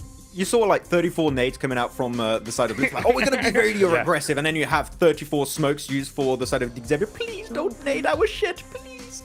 But it was good to hold down the position because you don't want to, as you say, Kalaris, thread the needle. You want to defend it. Yeah. Well, you know what? Hot drop, hot drop. Let's see another one here as we get back into Aaron Gale. Let's take it all over to our casters. Hey, there we go. We got Jukes in on it now. This is good. Yeah, If we all collectively just hot drop. It's not going to end. It's not going to end. I'm telling you right now, this is the game where Bra Esports, Blank, they played it a little bit calmer last time. They're going to be frustrated. They're going to go, lads, it didn't even work. Let's just fight them. I think they just scrapped. Yeah. Just battle. Have it out with him. Look, we went away. We played like cowards and we died like cowards. Now we need to fight like men over in Pochinki. Win that bad boy out and then we win the game. That brain cell is really flaring right now for Bra Esports. They want it. They want it bad. It's engaged. Like, it's swollen. It's so swollen right now. Angry, furious. If you're not going to beat them, run away! Who do you think you are? Fight! My God. Right, well, let's get you up to speed as we're going into our second of the Erangals. That's why we are commanding the hot drop. That's why we are begging for it to keep happening, because it was free for free yesterday. I wouldn't be surprised if we go free for free again today, but let's find out. We got our playing path. Let's see if anything's going to drastically change this time around. Pretty cheeky playing path, actually. Kind of nice overall for a lot of these teams. They're happy about it. It's not too horrible for anyone. I mean, for some of these teams getting over towards the Povka maybe might be a bit harder. But for Pochinki, it goes directly above it. So you better get that drop out nice and early. Get down to the ground as fast as possible. I don't see Bra Esports still in the plane. So I have a feeling they're underneath the mucker teams that are currently on your screen. You got Gladiators heading back out towards South George. They had a bit of a better rotate last game, but I think they bit off more than they could chew. We got Loops heading back down towards I-8 to cause some more problems, to cause some more ruckus, a bit more of a mess. They didn't do this last game, but they're pulling out the secret card once again, and I-8 is not enjoying it. Damn. Okay. It looks like finally for once we have a resolution, Blank. The brain cell has Oh my God. Yeah, Bra have given it up. They're gone. DX, different way. Cowardice! DX at this point just going, we've done it, lads. We've won the whole land. We've beat them. They're probably just laughing right now in their booth because they just feel so good about it. What an increase in confidence as well. Battling away one of the most stubborn teams in the lobby up towards Severny, no less, you know. They're out the picture now. They're off the backside of the map. This is just so sad for Bra Esports. But I'm also glad that the raging brain cell was put to rest, right? You know, it has been quelled, been quietened by this team because they desperately need to make it happen. Mythic's down though, and I-8 might be spoiling the Loops' day. Chief though, still in action. For Loops, it'd be a bit upsetting if you go straight off the back of a chicken dinner into a 16th place finish. That is not what you want. Straight from the frying pan into the, I suppose, bigger frying pan that doesn't have any chicken into it in this instance. So we'll see if they can survive there. Yeah, pain pan. It's just full of nails. Yeah, not a very hearty meal. Yeah, no oil either. Yeah. Don't breathe that. That's nail dust. Bad for you. Wouldn't recommend it. IQ though tries to head up towards that top side, but Cardozin got himself a nice little angle over towards the other side. Chief, surprisingly, still alive and being rezzed over towards Mythic. That is That's crazy. I can't believe they've allowed that to happen. They just cannot get control of these rooftops at the moment. I think Luke's played the correct hand, which is, look, if we have control of this top side, we're confident on our peaks, we're confident on our ability to spot out these players. They're constantly giving IA trouble. Yeah, they are. The fact they've been able to reset this fight so cleanly, and now actually in terms of the positioning, you're not in a bad spot. You could still do something from this. It felt like I8 had good angles to shut this one down. At the very least, make it kind of irrecoverable for Loops in the early game, where they'd be forced to try and limp out of here with 1 or 2 survivors. Instead, getting Mythic back up, you can still play off the back of this. You've got a wide berth of players as well in terms of the angles now covered, all of them with high ground control. Ooh, this feels like the dominoes could tumble quite quickly here, Blank. So I8 need to be very smart with their decision making, especially if they want the flank from Blade to basically be the backstab. Ideally, you probably want to buddy up on this one. Try and play the duos, because there's just so many angles watching you. Yeah, it's difficult right now. UZM tries to even get through the building, is having a tough time of it. And I think that this fight is actually extremely important between both of these teams, with IA actually having a semi-decent match at the start of the day, only to be taken down here on Erangel with one of our first potential Sosnovka finishes on the circle. That's going to be brutal for you. This is one of the times where you really desperately want to be a military team. Right now, they just cannot find any of these openings. Loops, though, taking it a little bit closer to them, grouped up towards this western building, looking to potentially take the fight to IA, who have all got themselves turtled up inside this building. One pump shotgun available. That might be the game changer, but in comes a nade. It's Falak downstairs. Wow. Oh, I was expecting him to be first contact, but the nade is the opener. A can opener, if you will, as it takes the top off quite cleanly. And now Mythic aggressing with it. Oh, he's going for the finish as well. Trying to find the player that was knocked. Shuts him down with one pump off the back of the shot. There's the readjustment from Falak as he'll swing, clearing out the corridor with a sweep. Oh, bit of a misplay though on the adjustment. Blank goes running through the door, turns tail, gets assaulted because of it. Cardozo now as well, re-aggressing into the hallway, gets the reload off on the DBS, has a good understanding of where everyone is and lands the flick on the re-peak. How did that go so wrong so quickly? Mate, Chief's little jump out the window was tremendous, bro. But to be fair, you saw 2 players. He checked the room, no one was in it, and the play right there was for him to maybe wait for it, but I didn't have too many options. Great peek up there coming through from Chief, getting them down in that situation. You've gotta love that coming through from Loops. What a well orchestrated play in the heat of the moment, no less. And now Loops have control of a very, very nice bit of space of the map, in accordance with this circle where most teams already are trying to barrel their way through to this South Island. No one's really thinking this is going to drop back up towards that northern side. It could, but most teams are looking to cement themselves down towards Sosnovka itself. Interesting start to the day, and Loops once again prove exactly why they're currently in second place, catching up to Stalwart.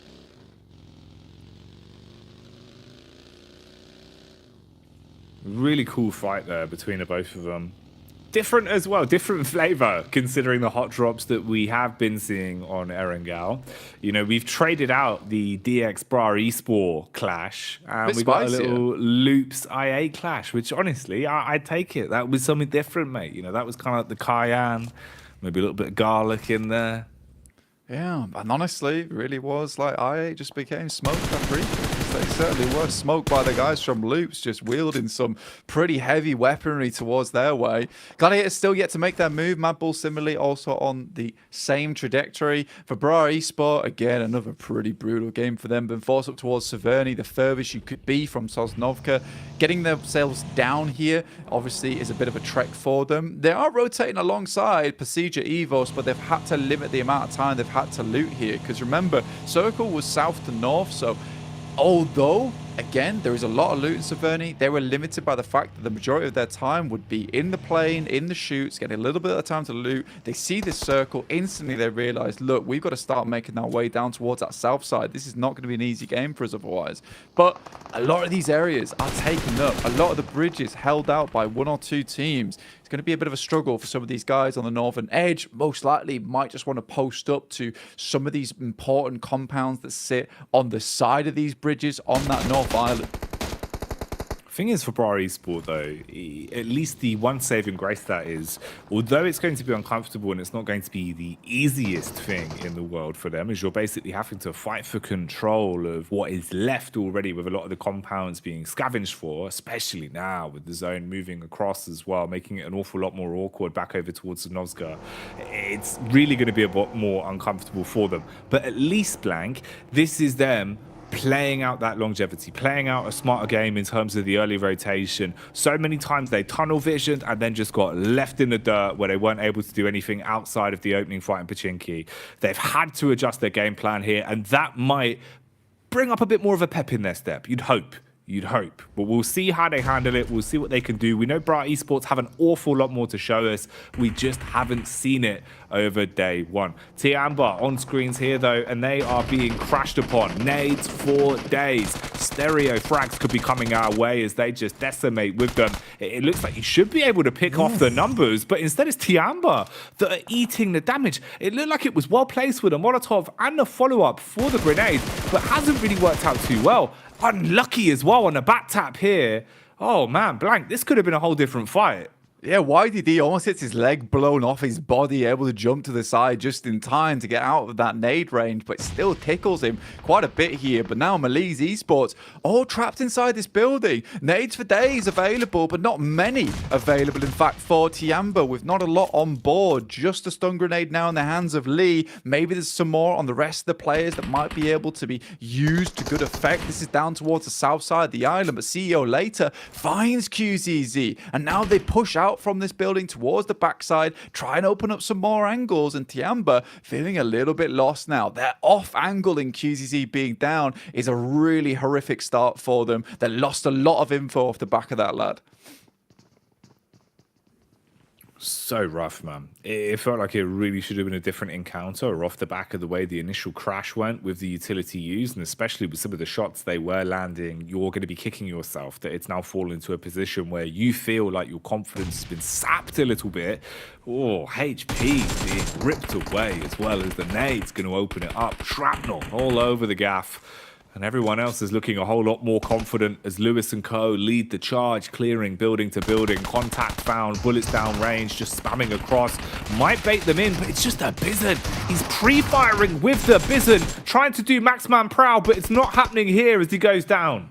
Ren just gets rendered by that weapon there. YDD slips down the side, but takes a huge amount of damage in the process. And Maliz make it look easy down towards the southern coast. Another quick rotation coming through from this team, allowing themselves to have a good start to this match. But Mad Bulls, look at this.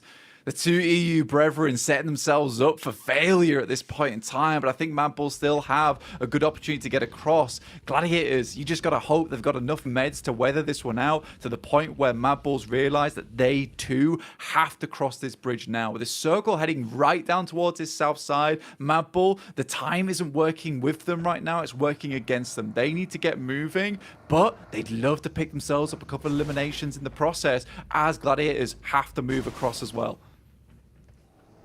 The battle on the bridges is going to be a big talking point for a lot of our teams here. Reject Tokyo as well, going to be barricading the exit for Bra Esport on the other bridge. This is the POV here. You can see they've got the setup. Two on top. Lufa down towards the wayside here, just playing on the outskirts, belly down on the ground, ready to basically act like a bit of a tripwire. You always love that angle up here as well that Jule's taken. So easy to take peeks from. You can lean around either side. Makes it a bit more uncomfortable to fire shots back onto you as well with that added height. Could be a big factor for Reject Tokyo. And we know, man, in these fights, Blank, it feels like they go full Hail Mary. They do not do anything by halves, does Reject Tokyo.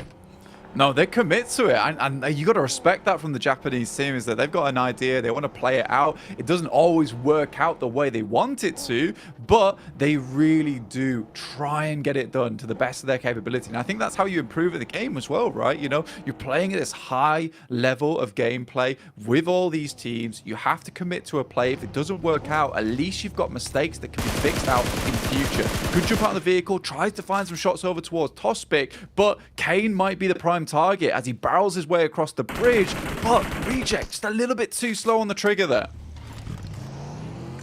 Looks a bit disjointed. They couldn't hold their setup any longer, knowing the zone was coming in and wanting to prioritize survivability over the scrap. So they give up the positions they had, but they might have unknowingly ran into a squad that's been waiting for them. It's Evo's. Luxy first to fall. Zuxi bonneted as well. So the twins going down.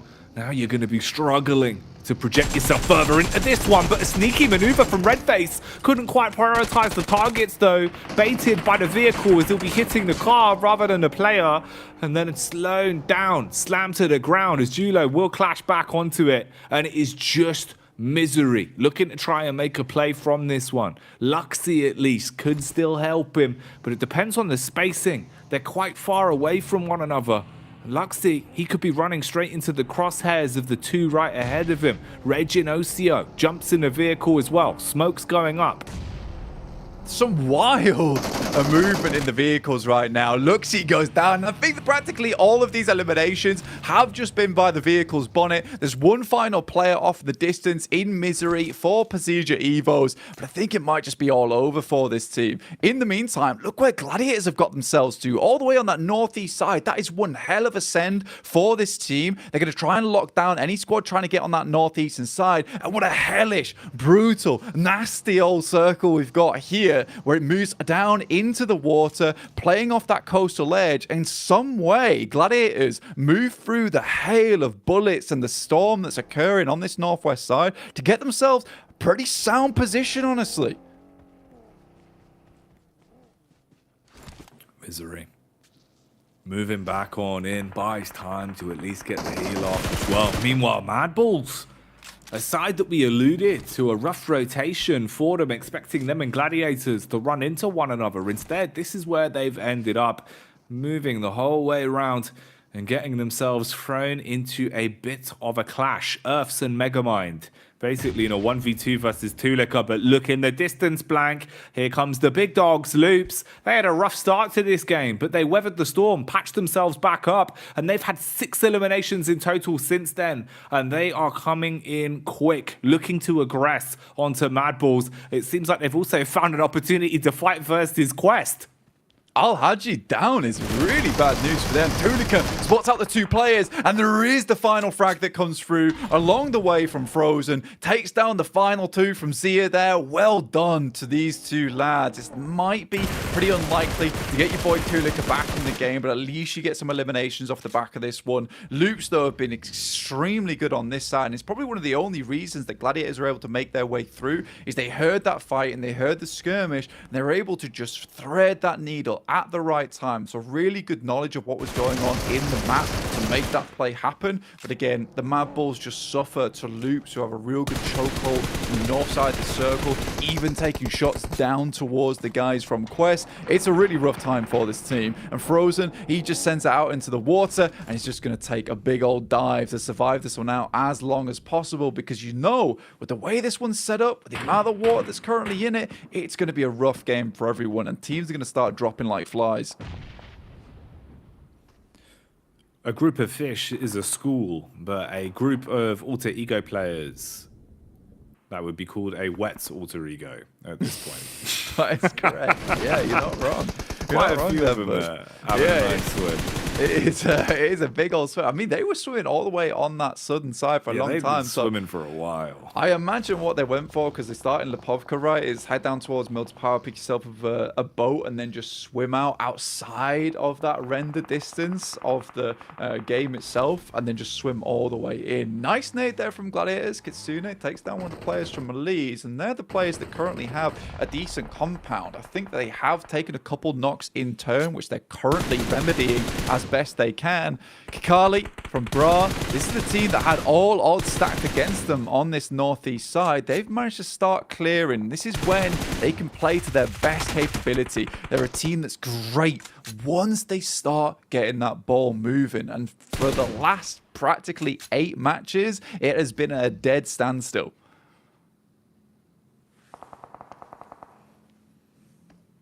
Zone moving in as well. Oh, okay. This is going to be interesting then. Let's see how this goes. Obviously, an awful lot of it basically being that blue liquid So the H2O claiming a lot of the landmass, making it harder for these sides to have any real map geometry to play around from. The DMRs finding opportunities to strike again as well. As Misery peeks up, puts a couple of bullets down range on Bra. Will at least slow Kakali down. Leaving him lifeless on the hillside. Low HP. If he wants to go for the res, his teammate will be baited in.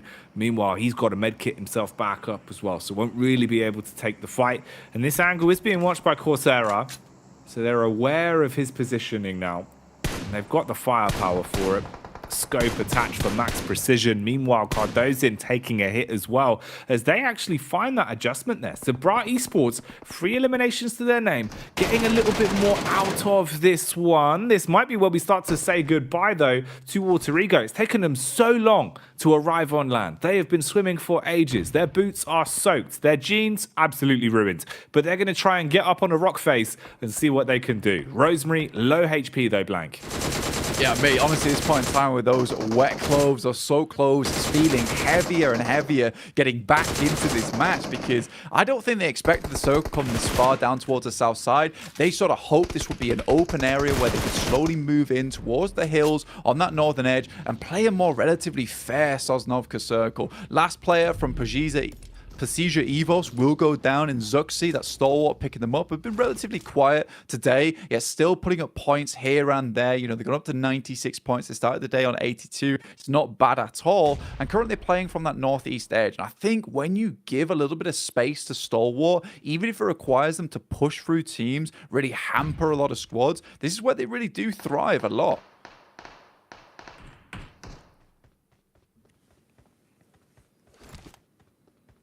How can you play around this, really? So fragmented in terms of the setup as well. And 6, he's just agitated, man. He knows that he's so exposed, right? And he's just trying to find something to work with on this. Like, if I just peek you before you peek me, maybe I can make a play on this. Certainly is that idea that he's got ants in his pants right now and he's got crosshairs looking his way too. It's a difficult scenario for Falcons to play out this edge of the map because, like you say, it's very exposed. They still want to deal with Alter Ego, who could be moving up on their side of the map any moment. So they've really got to be on the swivel. But almost that nature of them constantly being under threat, under pressure, has allowed them to take down 2 players there over on Loop's side. Currently, Gladiator is sending the nades over towards Stalwart. It starts off well with a singular knock coming through, but no elimination found just yet. Stalwart forced to play medic here as well, as they've got to get their teammate back up on his feet and look to see what they can do with this. Stalwart, bear in mind, are only a few points away of breaking the 100-point barrier, pushing their way into the triple digits. I believe they only need 4 more points. So we'll see just how much they can squeeze out of this game. Icy taking some heavy hits, as he will be losing a fair amount of HP on that one. So forced to give up the opportunity to peak, has to slow it down. They basically need to reset. Across the board, you can see it was a lot of damage done to the entire team of Stalwart. Taking solo peaks at a time like this, probably not going to be worth it. Meku is confident to continuously deal damage though. He just wants to keep applying pressure onto them. Utility in the hands. That's the last grenade thrown out. Will it be a clean connection? Looking like a little sliver of damage back there onto Nerzer, but not too much to write home about. But that's instigated the fight. Blank. Action hits him with it. They're roaming in now. They've got confidence for this. The nades, Blank. They're always so on point. And Creo comes up from underneath in the depths. 2 players down for Gladiators. It's all gone wrong. They knew what they need to do, which is just to hold Stalwart out for a little bit longer because they would be heading into the blue very, very shortly. There's a good spray from Nerzed. Doesn't quite take them down. A lot of smokes in play. Tops gets knocked here from CEO later on Malise, and Icy's going to continue the charge forward. Moving in towards Matic and Kitsune, who know they want to push further into this game. This is where things are going to start to pop off. This is where you can start to ladder up just a little bit. Currently, with 0 eliminations, they'd be getting no points in this game if it goes this way. Ooh, Bra trying their best to shut things down here. It looked unfortunate for Kane, but it does work out. Axa will be hit by the bonnet and cleaned up because of it. So they're able to at least slow down Falcons massively. 6 as well. He's been the point man, guarding the edge and stopping Alter Ego for ages, but now they finally found a way to bleed their way in. The fact that Alter Ego's been able to get up here is pretty miraculous, honestly. Just picking their battles, picking their timings as well very nicely. And they might be able to just get a full squad back up again, but getting down towards Fnatic on that south side might be just too tough here. There is nades still available for Alter Ego, and the guys from Bra, they've got to continue to push in. So these nades could absolutely be devastated if placed correctly. Only problem is for Alter Ego, their utility seems to be at an all-time low, apart from a few smokes, whereas it seems like from the overview right now, Bra Esports, they've got a box full of grenades, and they are launching them one after another, getting the wrist workouts in on this. Or Gladiators as well. This is a fight that's been prolonged for quite some time between them and Stalwart. It felt like Gladiators had a good grasp on it, but the longer it's gone on, you're seeing Stalwart pushing back consistently, taking more of this control towards the hillside into their favor. They're going to have a nice position to play off of. These are two big fights effectively. Low HP though off the back of the nade. Here we go, Blanky instigates it. Lot of damage done. Was good from Rosemary. Damn, they're towing the line there with those nades coming across over towards Gladiators. A lot of damage done, and they might just have the information now to pop one into the direct spot that it needs to go in. Great retreat here coming from Alter Ego, backing up from the nades that have been sent over from Bra. They're hoping that Maliz or DX might try and get involved here. But Gladiators, 1 point again. That's all they'll gain on this game. From their first initial decent rotation, from a position that really felt like they shouldn't get anything off the back of it. They've not done too badly, but they won't accrue all that much. Now Stalwart knows it's just one player left in that ditch. They can continue to push through. They've got the two players in the back trying to move forward, but now Alter Ego is even getting involved here.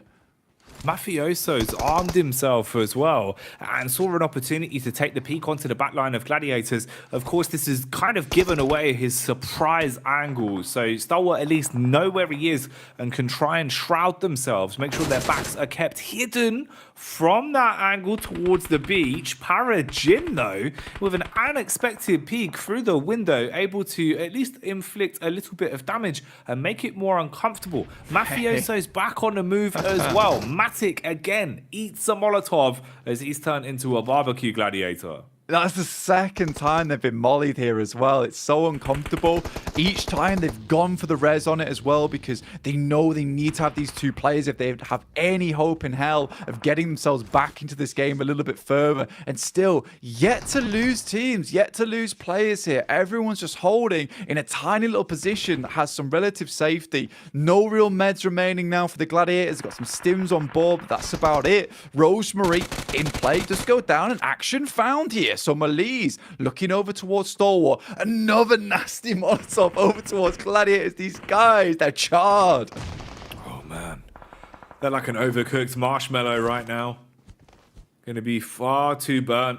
Not gooey in the middle. Not what you want to be in. Nurzed, though. You can see, even just with the way he postures himself into any of these games, he's always looking for the next encounter. He's always thinking 2 steps ahead in terms of the fights. Action, though, might have bit off a little bit more than he can chew as he's baited into the peak. Poser with a few shots down range. Here we go. Alter Ego. They've snuck the whole way up. They got into the face of Bra, but it's not going to work. The shotty does not cleave its way through them. They're finished off. Now DX feel like they're confident enough to instigate the fight versus the weakened team. So nades going over. Lamborghini ready with 4 in the back pocket. He wants to blow them to bits. We know that DX have good nades, Blank. They've always had great synergy on their timing with these double nades. Is it going to be able to obliterate Bra here? Oh, Matic just peeks out for too long, tries to finish off the remaining players there from Stalwart, but I think he could have bided his time. They were sort of in a position that was going to lead them directly towards that end game. And instead, they only get themselves a 7th place off the back of that. Not ideal, but again, some serious resilience from these boys. Mad Bulls have just lived it out on the coast over here. They're going to be getting some serious placement points. They can keep this sort of thing up. A7 decided to completely remove themselves from the game. They've headed down towards the south side of the coast, and this is going to keep them safe for a little bit longer. Stalwart have had to deal with so many teams in their way, and this is sort of their MO, right? They're so good at controlling controlling multiple teams at the same time, keeping relative info on absolutely everybody. So it's a scary team to come up against, and I think that they've played it wonderfully once again from one of the biggest outside positions that has so many sight lines that looks over towards it. Oh, man. Okay, action. Straight in with a headshot. I mean, Mafioso, fair play to him in terms of the longevity he had of staying alive and just kind of being annoying in the back line there. But Alpha 7 finally go up in a puff of smoke. Action as well. It feels like he is a bit of an action hero in this one, Blank. The amount of times we've seen him knocked, losing half his HP, getting shot at, eating grenades, and still resetting, still continuing to find opportunities to punish. And Icy as well. Another pickup here, finding another knock. It really does feel like what we were seeing yesterday, where every player on STE can win individual 1v2s, 1v3s. Finally now, though, they might bit off a little bit more than they can chew, as you are seeing the combination of a lot of teams starting to push up. DX have been trying to deal with Bruh for ages. A Lamborghini's nade will secure it. Huge knocks on that one. They've just got to clean up now. Tokyo drifts right through the lot of them there. Lamborghini comes through with the M249, making a lot of noise and making a lot of room for him and the rest of his team. Stalwart from the distance, definitely taking some damage here, but certainly clearing out these teams still. Bra go down with 10 limbs. A much better game than we've ever seen from them from the rest of this tournament. So mad props to them. Mad props to the Mad Bulls. Frozen, still alive, sat on a little bit of ice himself, just trying to keep himself up in this one. Smokes imperative as DX attempt to move through here, Jackie. Just Levi's left. Trying their best to stay alive, but Levi's, it'll be no surprise as he goes down. Kishu strikes and finishes him off. Action. Is he aware of this? Frozen throwing out nades. He's given the game away. He's been spotted, but it will be the zone that takes him to the grave, ending it there. Stalwart, are they coming for another chicken dinner? Will the Mongolian side be able to add to the already massive collection of wins they've had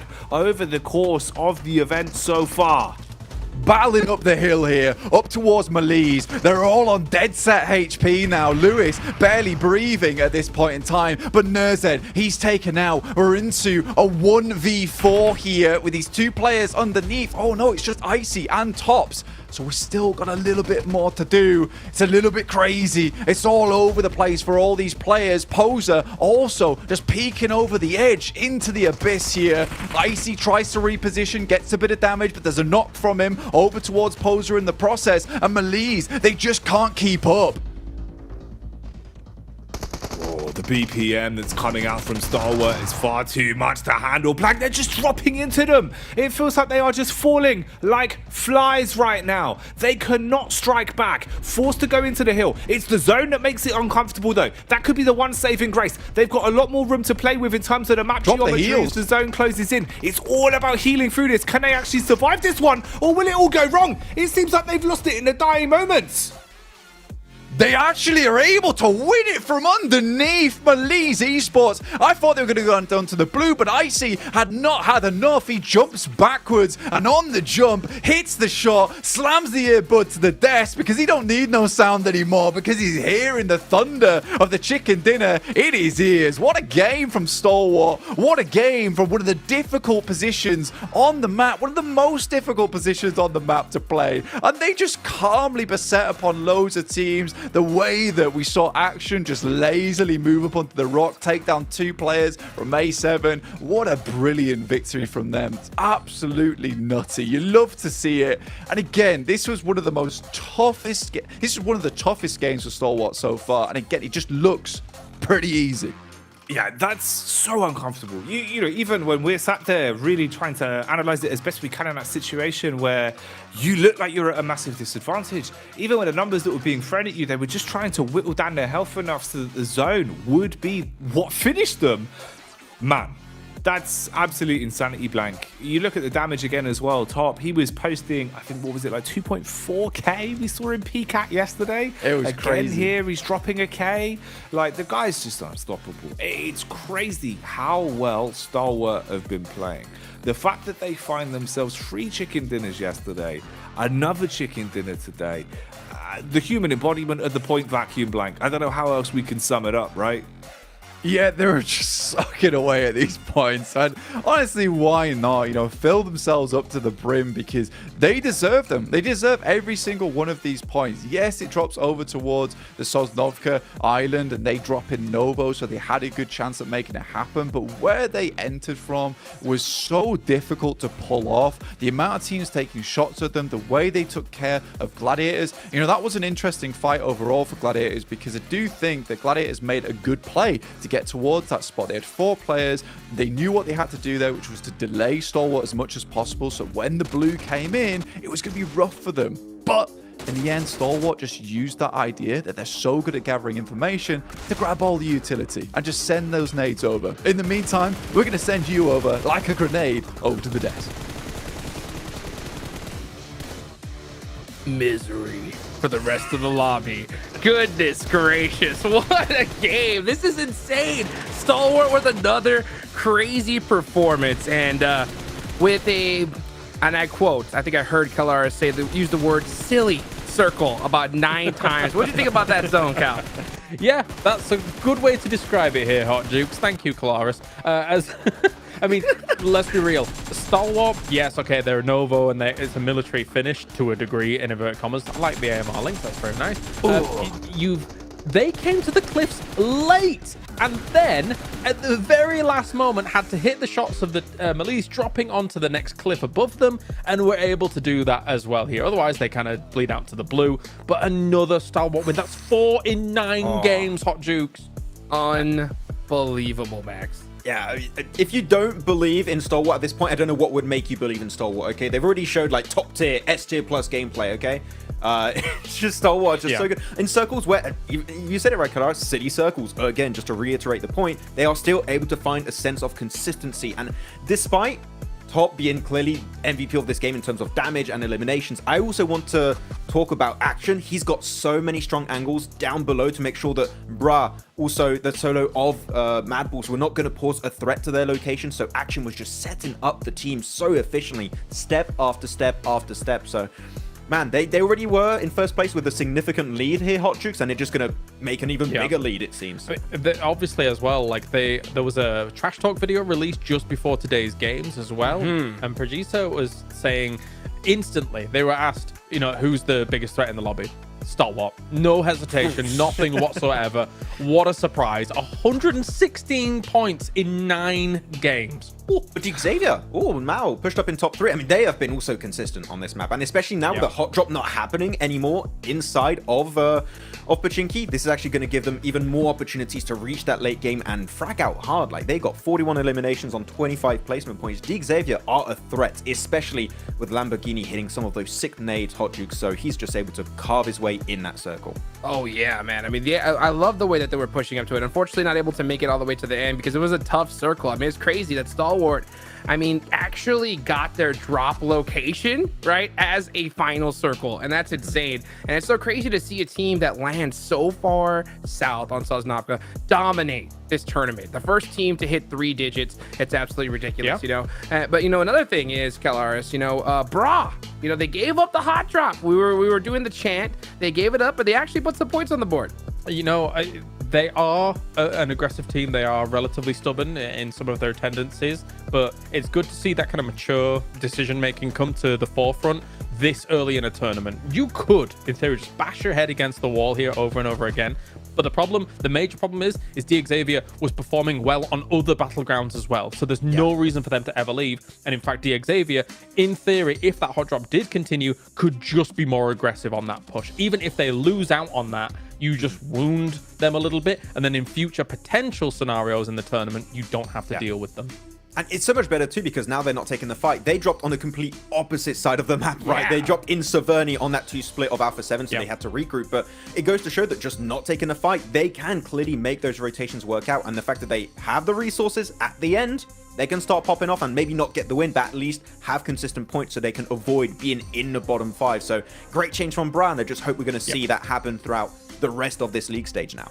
We should. I mean, honestly, if this wasn't like a massive wake-up call for them, I don't know what it is. I mean, the fact that they landed in the complete opposite side of the map and efficiently were able to push through, that's how they're going to get points. And this is why we keep talking about avoid the hot drops at all location, at all costs. And we did see that right there. So good for them. Another team, right? We saw Melise were able to get a very, very close game towards the end. They almost won that one, Max. Yeah, and they were just holding down on the compound. They sent it really early. We're talking phase 1. They sent it towards that compound and just stay there for the entirety of the match. And very good on them. They just hold on to their resources. They know that nades on those cliff positions are going to be very, very important to make that transition later on. And the smokes too, to just make sure you can't get naded from those teams at the cliff side. So yeah, good hold down. Passive until they had to start being aggressive, which is what is kind of their motto right now for the side of Melise. They just chill until they have to start fragging out. Can't quite get the win, but it is just a valiant effort in a very silly circle again. Yeah, I mean, this is starting to get a little bit crazy. Stalwart are going to start running away with this. I mean, we thought Luke's was going to be able to catch up to them really quickly, but again, they just put down a crazy performance, Colares. So what do you think that's going to impact on the rest of the lobby? Do you think teams are going to start avoiding them, maybe give it to them a little bit harder? What do you think? I think if you're Stalwart, especially on Erangel, you could start... Yeah, I mean, I don't think personally they will deviate from their game plan. I think they are absolutely just going to play exactly the same way every single game. However, in theory, you could start hurting people that drop slightly north of you on Erangel, right? Like, because they're almost, well, they are at this point, they're guaranteed to go through into at least the survival stage, never mind the idea of going to the grand final. But my eyes for Stalwart would turn attention towards what's happening in Milta, what's happening in Farm, right? If you think about where Rejects are, if you think about where Tiamba is, those are the potential barrier teams that could then cause you a little bit of hindrance as you're trying to rotate through into that main island. Yeah. But I mean, this is a far stretch. This is just all theory because I don't think they'll deviate from their normal plan. I don't even think they're going to change that much because they go for the late rotations. If a team could be an issue, just like, okay, we're going to wait until phase 2, phase 3 in the blue zone and then going to start rotating. I don't know who would be so stubborn to hold a Brynch. So they're just like, okay, we're just going to keep playing our usual game and just maybe get an easy sailing into the finals, because that's what's going on right now. Is just who's going to take up away that first place away from Stalwart. As of right now, I can't see anyone really doing that. Well, as a team, I definitely want to see in the finals. You know, we got a lot more left to go, guys. Let's go ahead and bring it on over to our casters. Oh, that's right. Our last of the 3 Erangels before we ease into 2 back-to-back Miramars to round out day 2. Now, Blank, this kind of is getting towards like last chance saloon territory, right, for the end of the day here for Group Green. This is where you need to condense some points if you haven't really been able to build any, because we know who's been taking them all, shoveling them into a big backpack. Yeah, they've been really stealing a lot of these points in the lobby at the moment of Stalwart. They don't really care about anyone else in terms of how much points they want to grab. They'll have all of them. Yes, please, and thank you. It's getting so ridiculous in terms of like where those points are leading to right now on the overall rankings. If we just take a quick peek right now, 116 points for Stalwart. That's first place. Now I'm going to read you a points total from another team, 66 points. That's third place. Doesn't really make much sense, does it? I mean, that's almost halfway behind what this team has been able to pull out. I think that you could be close to saying this team is fairly qualified, at least into the survival stage, no matter what happens going forward from now.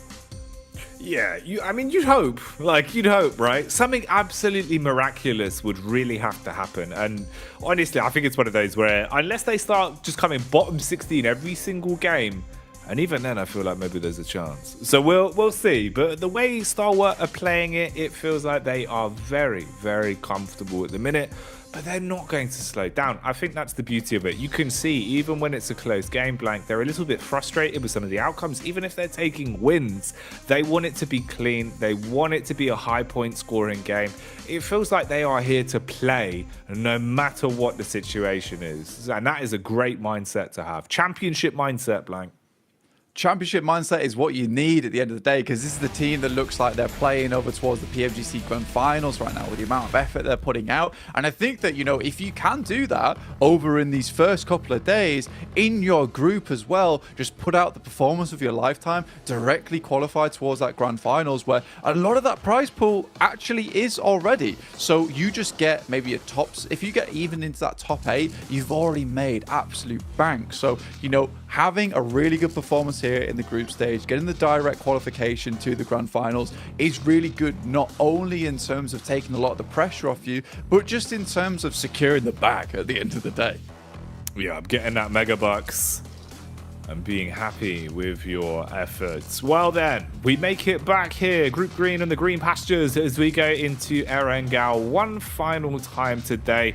3 of them a day. There's always room for adaptation. There's always room for aggression. We've seen some of the hot drops starting to resolve themselves again here. Bra Esports not wanting to clash versus DX, as they will take 2 different drops off the get-go. Yeah, I mean, the boys on the desk are talking about it's just a case of, like, even if they want to go back to Pachinki now, it's a case where the Xavier are playing so well that they just accelerate the gameplay over in that position of the map, give them a real hard time, and just make it never worth to come back towards that position in the future, which I really enjoy overall. So this is great news for DX, you know, slightly less good news for BRA, but at the same time, you look at that last match, how many eliminations did BRA get? 10. It's not like they're a bad team. They were just massively hindering themselves from the get-go over in Pachinki, just staying way too long, forcing the issue. It was all fun and games on day 1, but I think they've realized now that it is time to switch things up, change things up, because it's not ideal the way they're currently playing. You look over towards the map, though, we're getting a Western Circle. We've had that Western playing path as well, and I think that might have made things pretty awkward for a lot of teams. Luckily for them, they don't have to go too far outside of the comfort zone here. They can move on back. There is a lot of those alternate drop spots available too. You can see even Alter Ego switching things up here, heading over towards Hospital and the trash loot compounds that do sit in that area. So decent stuff for them. It's been nice to see as well, at least, that the gap towards the upper echelons is closing a little bit. We're starting to see some of our better squads accumulating a few more points. Reject Tokyo as well, doing a good job of actually maintaining quite a high placement, all things considered. It seems like, again, even today, Blank, you know, kind of always the bridesmaid, never the bride. You know, they're always being able to make it into that top 2 position, but not quite close out the games. It's unfortunate for them, but consistency is key, and as long as they can just maintain this, close it out with a good day of play, who knows what tomorrow will hold for them. Similar things can be said about A7's run yesterday. At the minute, though, it feels like they've petered off a little bit in terms of almost that snappy decision making. It felt like yesterday it was very cleanly cut in terms of the way that they'd be able to flank around other teams, find back doors into fights where they would really pick people off and kind of add extra eliminations to their tally that almost at times you're thinking, how on earth have they even sort of squirreled those away? Today been a little bit quieter. It feels like they've been targeted a bit more by some of the other squads as well. So something to keep our eyes on. Gladiators on screens now, though, of course, looking a little bit better, but how far can they take it, Blank? How far can we see them ascend today? Because getting a little bit better still isn't going to be enough. Yeah, I think for Gladiators in particular, like, today has been not so bad for them at all, right? You know, they've been able to get some good rotations in. And I think if you look at the overall point scoring from them, you could be somewhat a little bit disappointed from what's occurred. But if you are a fan of the Gladiators, I think you can sort of rejoice at this moment, because the matter of the fact is that they're actually doing some decent plays now. They're making some good rotations. They look like they're less in their own heads, right? You know, they're not living in their own heads rent-free anymore. They're definitely making some more smooth plays. They're opting for going for some of these engagements. There's still that hint of indecision in there, though, Jackie, and that's the one thing that does scare me just a little bit. But I appreciate that it wasn't a case of yesterday was just mad bad, and then you get into today and it's more of the same. But it looks like they have had that full reset, had a big breakfast, and come in feeling a little bit more lively here into today, which I am always happy to see. Looking at the map, though, at the moment, we are having a fair few teams already towards the center of this map, you know, mainly because of that playing path and the circle itself. So not a lot of teams will have to breach through, and this is going to give some of these squads a really good chance to get into a decent location early on in the game and start controlling areas, these maps. And a good early game can really project you quite far into a great late game. Quest on the peak, trying to read the room in terms of the timing, but as he swings around the corner, Alpha 7 will be able to pick up the pieces on that one. So severing one player from the rest of Quest and leaving them down to a 4 stack as they get away. At least finding a compound to slow things down. But Al-Haji, he's had some big games playing. It feels like he's kind of the instigator for a lot of the bigger, impactful plays we've seen from Quest. So losing him early, I don't know if that's going to be quite an impactful one to lose out. It feels like at times he is a bit of an impact fragger for them. So could be a problem. We'll see how they can react with it, how it affects them over the course of the game. One of the first players to exit stage left here into our third Erangel of the day as we wave goodbye to him. I mean, you were mentioning AA7 as well, and I think they're a good team to bring up because they were doing fantastically well during that first day, right? They were doing lovely, and I was very, very pleased to see how they were playing, and it wasn't a case of they were getting outclassed or outmatched by some of these other squads who have a bit more of a pedigree, right, in terms of that ability. They certainly are a team that's been together for a long, long time now as A7. They've proved themselves in several different tournaments over the years, but I think the issue they're running into now is that mechanical ability alone is just not carrying them through. There's teams like Stalwart now that used to be very focused over towards that macro play with having those 2 good players in action and top be able to take a lot of names with them. But A7 could usually overwhelm them with the squad that they had. But now you're going up against a whole new beast, a whole new type of team, especially throughout the entirety of the lobby. So I think A7, like you said, needs to get back to that bit of a snappier play style, go from point A to point B, and not like Max said on the desk yesterday, which we saw a lot in their region, which is point A, point 1, point A, point 2 to point B. This is not what we want to see. I want to see a bit of those better, quick decisions made from A7 because they're a great team and they can make fantastic things happen. In the meantime, we're watching Alter Ego on our screen currently get dumpstered a little bit by Stalwart as they continue to push in towards their base of operations. As per usual, of course, it was Nerzed in such an advanced position, just kind of, you know, given so much room to play off the leash as well, right? In the way that if he wants to make a play, kind of comes it across, instantly just goes for it. The team seems to support it wholeheartedly, knowing that they've got a lot of faith in him in terms of the individual mechanics. Yeah. They're just able to harass Alter Ego really blank and make them uncomfortable. Even if you don't squad wipe them this early into a game, harassment and just whittling numbers, that's going to pay off massively.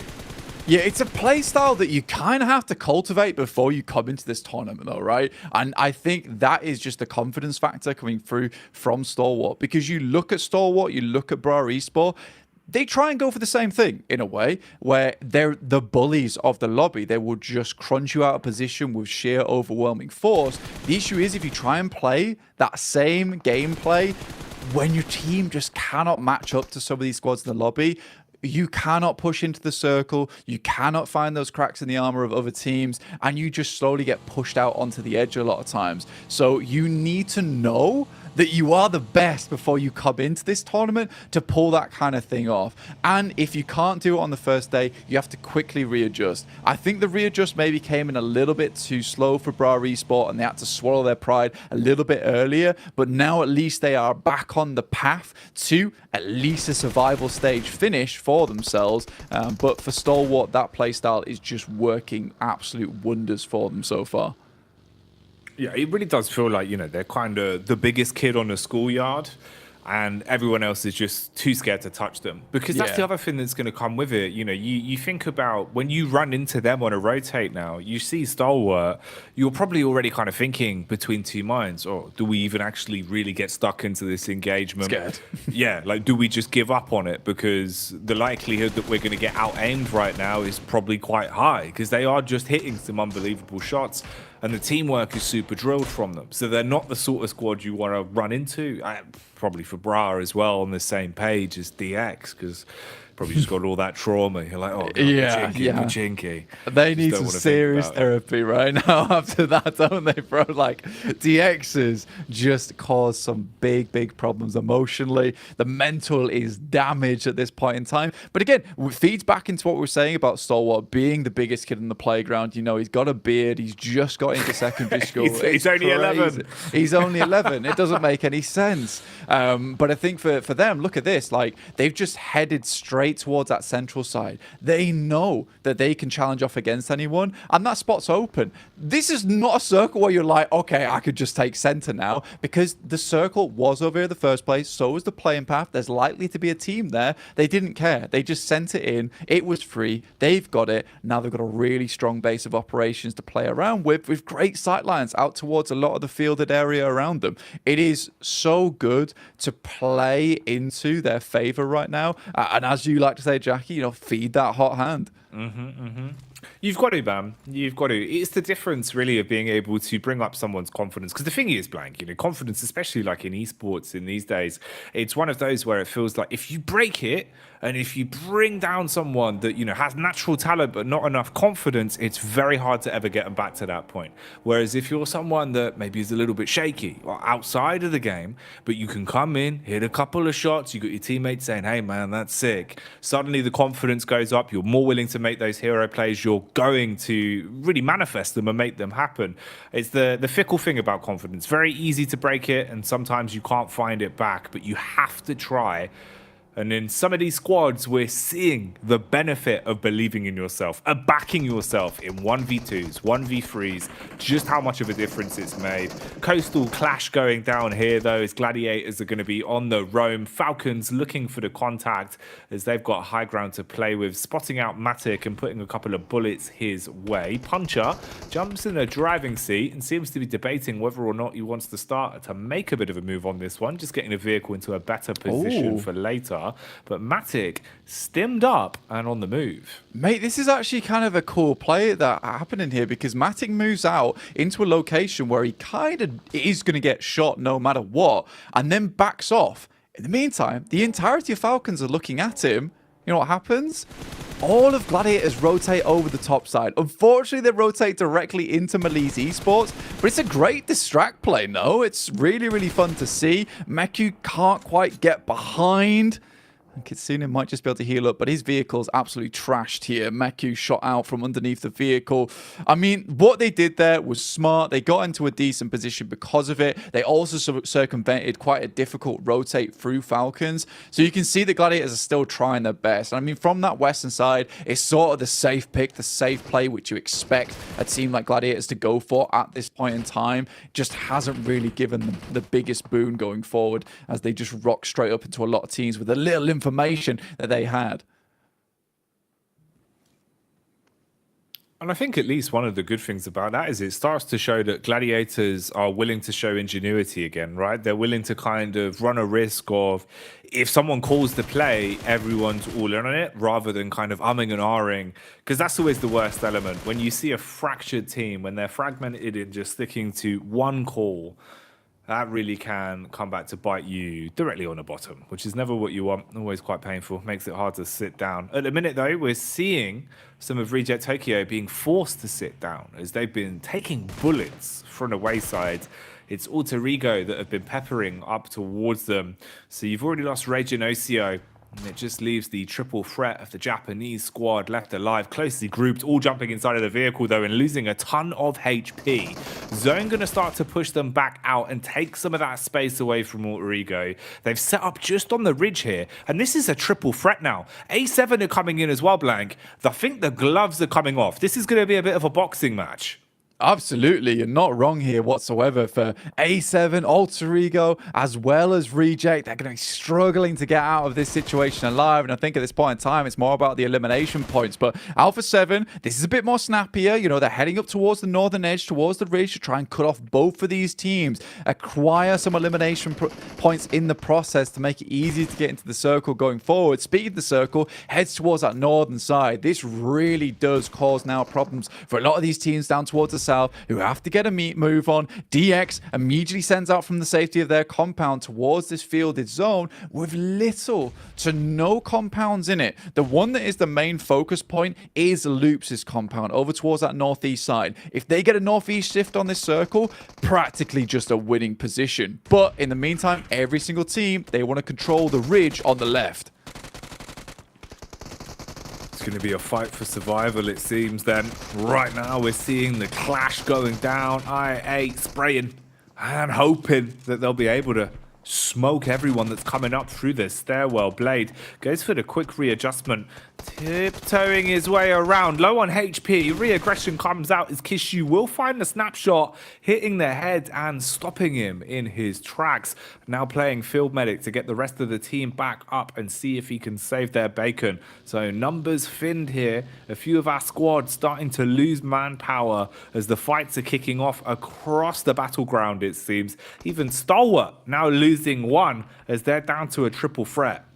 Yeah, it's never easy holding this ridge side because this team is filled with absolute giga gamers, right? Mega minds of the PUBG Mobile scene. Everyone knows that this ridge is going to be so important to hold, right? You could hold down towards the eastern edge of it, try and play around that little hill that on the other side, but so many teams know they have to fight for their lives here. So we're going to have a lot of players going down and very quickly. In the meantime, A7, they move in towards Zia, and it's an absolute bloodbath right now as Carrillo sends in, takes down Shopper, picks up some shopping of his own as he picks up as much loot as possible from this building, and that's Zia out.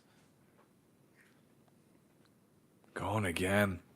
I've had some really unlucky games over the course of the past 2 days. It's felt like just haven't been able to find too much to add any real points to their tally. Dead last at the minute with 11 being what they've been able to accrue. Falcons, best team in the world, slightly further ahead, 25 points to their name. So let's see where this goes from here then. Falcons are on screen at the minute, just ahead of Bra Esports. Oh, hello. Rosemary tuning in. He's got one across onto Gladiators, Blank. He's completely split off as well, is Matic, so it's not like he's getting back up again, leaving Tixie all in his lonesome. And I think really at that point, you just regroup back up with Tixie. Mad Bulls are in, takes down the remainder of Reject. What a send in, like the cavalry. I mean, at this point in time, it's going to be very hard to get Tunica back up on his feet. You'd either have to carry him, but with BRA looking down towards this side of the hill, it's going to be carnage for the Mad Bulls as they all get picked to pieces. For Tunica, instantly has to hit the bandage on stage 4. We're heading into stage 5 as well, so Zerich is most likely down. Chua will find Rosemary, but in the meantime, it will be Tixie going down on the south side. So Gladiators, again, not another good game for them, but another decent rotate, another decent attempt at getting points. And as long as they continue having this mentality going to day 3 and day 4, I do think there is a chance for them to get into the survival stage. You'd hope so. You'd hope so, man. It feels like there's definitely a lot of talent there. Just needs to blossom a little bit. Just need to see them delivering. And at the minute, who is going to deliver here? This is the last game of Erangel for the day. Following this, we've got 2 more games, both of them being on Miramar. So opportunities to secure points getting lower and lower as today ticks on by. After this, there'll be 2 more days of competition for Group Green. Oh, Nade's coming out though, Blank. And that's going to be obscene. Red face as well. Look at him. That killer instinct's kicked in. He knows that he can aggress now. Utility in the back pocket as well, but he's taken a hefty hit, Blank. Second guesses it. Tries to backpedal, but Tiamba, they hold their ground. The cornfield is burning, but they're hotter. You're right. He should have just held his ground there in that situation. Backing off was not the right play. Yes, he had the angles coming through from Misery and Zuxi, but they're really struggling to hit this one out. I like this from Loops, right? You know, this is a winning compound they currently have on the northeast side, but they hear themselves a third party. They send down towards the south, try and clean it up. They want the game to be easier for themselves in the long run, and they're not afraid to take some risks to make that happen. In the meantime, BRA, top 6, will take down Fleeke, last remaining member coming through for the Mad Bulls, and once again, we're seeing BRA rev themselves up for another good game because they didn't go to Pachinki. That's all it took. The one adaptation. Not sticking to that over-arrogance, not sticking to that confidence of we need our primary drop. All it took was a couple of small adjustments. and already they're starting to actually find opportunities to amass points. Is it too little, too late? Only time will tell. They have to set the pace in every game and try and project themselves as far as they can over the course of the next couple days. And you can see with this spacing here, they found a few opportunities to backstab and deal damage onto Stalwart, at least softening them up once again. Even Icy eating bullets with the UMP from a distance as he's left in a bit of a rough spot. And Kane's got good eyes on him as well. Relatively nice lay of the land from the high ground they've got here. They know they can't be flanked from the back with their backs turned towards the blue. And they've got a little bit of map geometry. So it's not looking too bad for Bra right now, Blank. Yeah, I mean, Kane has to keep tabs on quite a few things at the moment, which is why he's hurrying Topsig up towards his position, right? He needs him to hold over towards Falcons whilst he can spot down towards Stalwarts, clean out the rest of those players. DX out. Kind of a surprising turn of events there, considering they were able to get up towards that top side. Sorry, that was Pasija Evos. We've both got quite demonic logos. It's a problem for me at the moment. Yeah. I feel you on it. I'm okay with that because this does mean that eventually we might have the BRA DX rematch in this match, which is always lovely to see. And we'll see if BRA can, in fact, come out on top this time, regain some of that pride, some of that confidence, some of the glory into the PMGC League stage. Alpha 7, though, comfortably sat on this northern edge. Loops took a bit of a risk. They took a knock because of it, and Tiamba still pushing forward. It's just QZZ, though, and Ayala desperately trying to keep his boy alive. Ayala. We've been saying it all day, but specifically yesterday as well, he was really good when it came down to hitting the mark when he needed to. In this instance, prioritizes dealing damage towards the vehicles, blowing up the engine block, making it unusable. So Tiamba can't find a quick rotate. Nade? Oh, that was actually pretty clean. Thought he was going to get it through the window there, Blank. Trade back at damage, though. These are filthy peaks. Look at the way that he's crouching into this as well. It's like a rhythm game. I mean, QZZ is not one to be ever underestimated. This lad played on Nova back in the day was an absolute killer for them. Finally down to the barest edge of damage, and they can get some more of their lads back up in action. So Tiamba go out with 3 eliminations, but valiant attempt there from QZZ. Some sick little angles, some sick little peaks coming out from that dude. Kane's up on top right now on the roof trying to gather some more information, and they firmly have the southwest edge. Loops obviously do now have to leave, and Stalwart, despite everything, still have 2 players into this match. Again, still continuing to chunk away at those placement points. DX, though, did they just love the Shack or something? It's like, is this their, like, MO? Shack gameplay? Well, it's the Love Shack, Blank. I mean, they're all in there. They're chilling. Yeah, B52 in right now, living at large. Let's see how long they're going to be content, though. Is there going to be a new landlord in town? Someone's going to come in, slam the lease down, tell them they're being evicted. We'll find out. Right now, a bit of a move. As you've got Kane jumping in the vehicle, having a cruise, trying to draw the attention onto him, planting seeds of doubt in their minds. Tops, he has been absolutely menacing in some of our games, posting unbelievable damage numbers, really quick with it, absolutely slick in the 1v2s. And he's got backup as well. Oh, it's the man you'd want. Nurzed still alive and kicking in the back line. Pin pulled on a grenade, looking to instigate a fight. Kakali just trying to understand and assess where exactly everyone is. Meanwhile, we can see the Love Shack still in play for DX as Loops are on the move. Pushing through to that eastern edge. I think a lot of teams understand that there likely is going to be one team at least with 4 or 3 players over on that eastern side. So a lot of eyes towards Loops at the moment. It will be pretty tough to get through, and they're looking to push down towards DX's shack, which is apparently owned by a landlord, which I feel bad about, right? Which landlord is renting out shacks these days? I mean, it is the Love Shack, to be fair. Quite a piece of property indeed. Revo, though, comes out from that top side and will put down one of the players coming through from Loops. Ayala is out.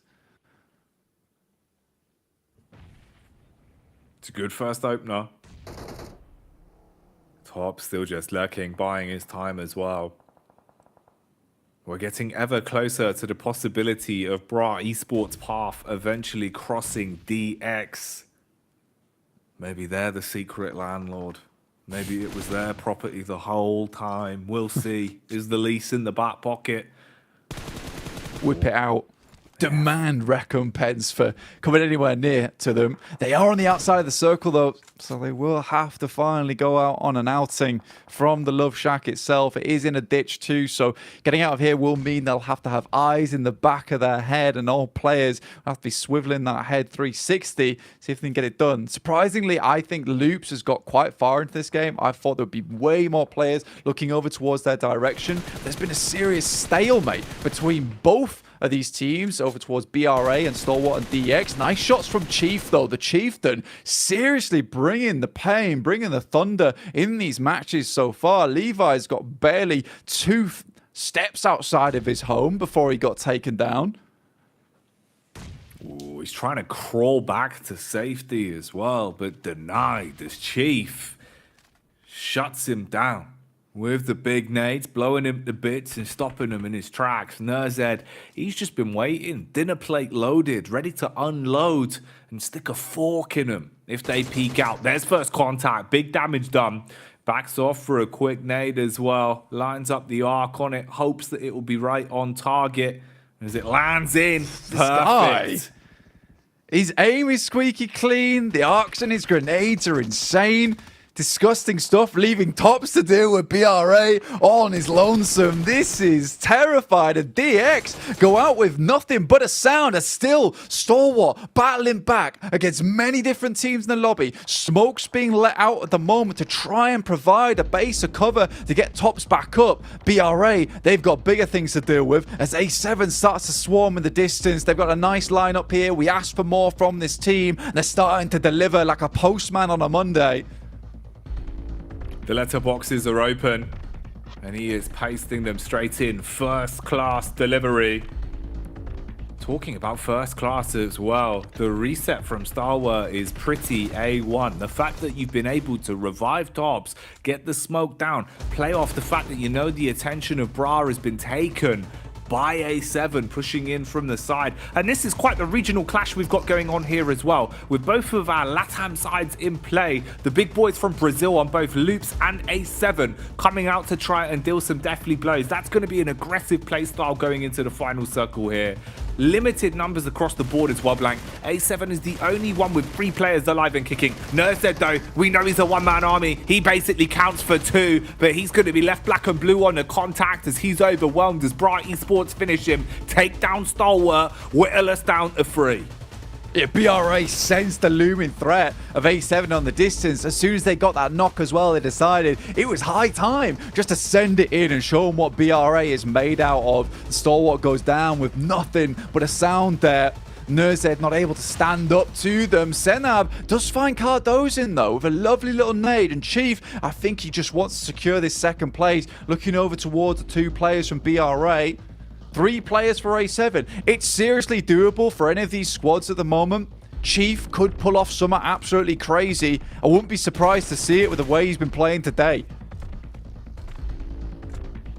Something's changed though for A7. They're starting to kick it into second gear. The way they're playing, it's a little bit more aggressive. They're taking fights, they're swinging into these encounters, and it seems that they want to lop their head off. They want to claim success on this one. Chief trying to stay alive and keep his nose clean. Nades detonating all around him. How far can you push this? Can Chief somehow steal away an upset on this one? Here's the first contact. Goes for the peek in versus Bra. Drawing the attention as well now, Blank. Now the other squad is also going to hone in on this. A7 are aware of what's going on. Follow up on the repeat doesn't work. Coursera shuts it down. All thrown into this then. A 1v1 towards the finish.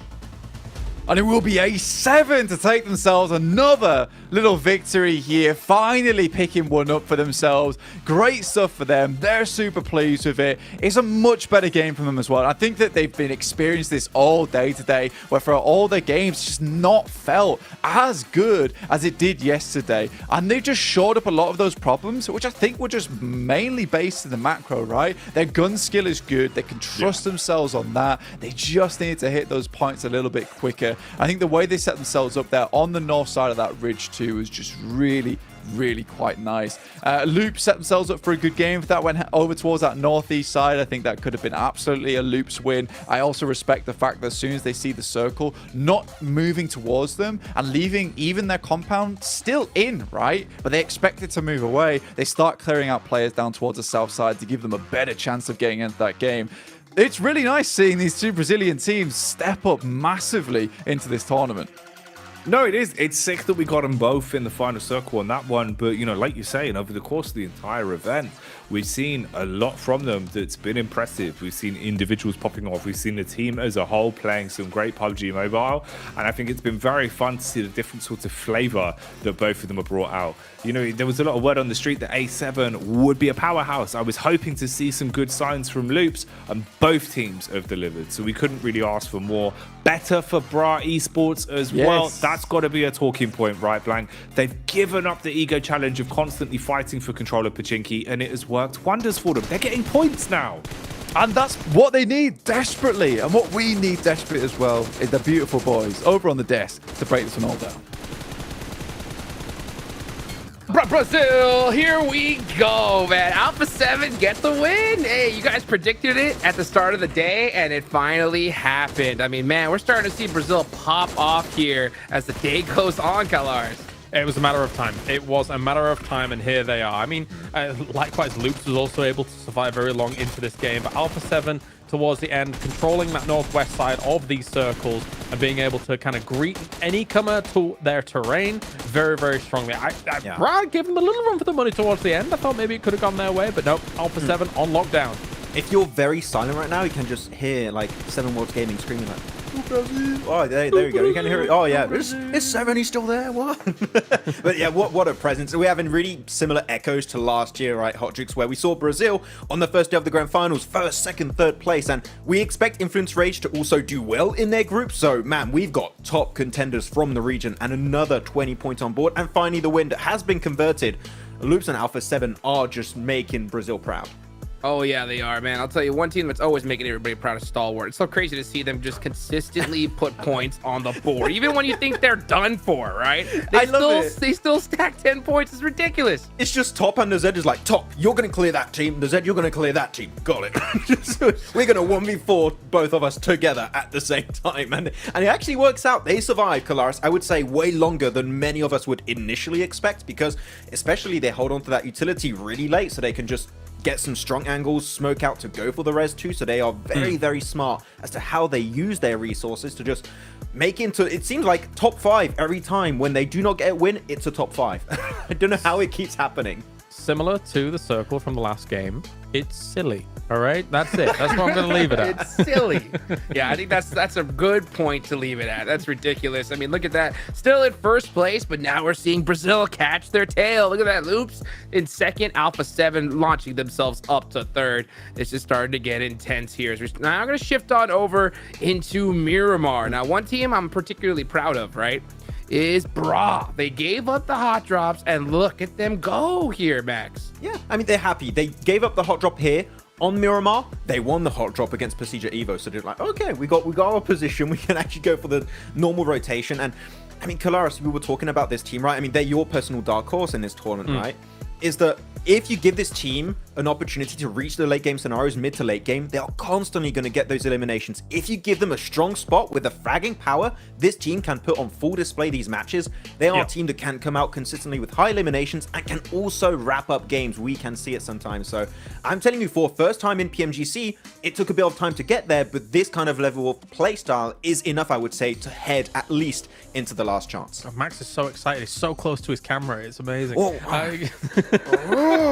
I mean, yeah, you're right. I mean, my dark horse for Group Green is Bra. Like, if you think about back to championships, it felt like every single game they were able to get 8, 9 eliminations, even if they're going out early. This team knows how to fight. It's just about, clearly, them going into the mid to late game to find those fights. In those early scenarios and Erangel and stuff like that, they met their match in DXavier. There was no way that they were going to be able to convert something from it. So they had to take the mature step to move away and then find those mid to late game fights. And they are doing, and it is successful so far.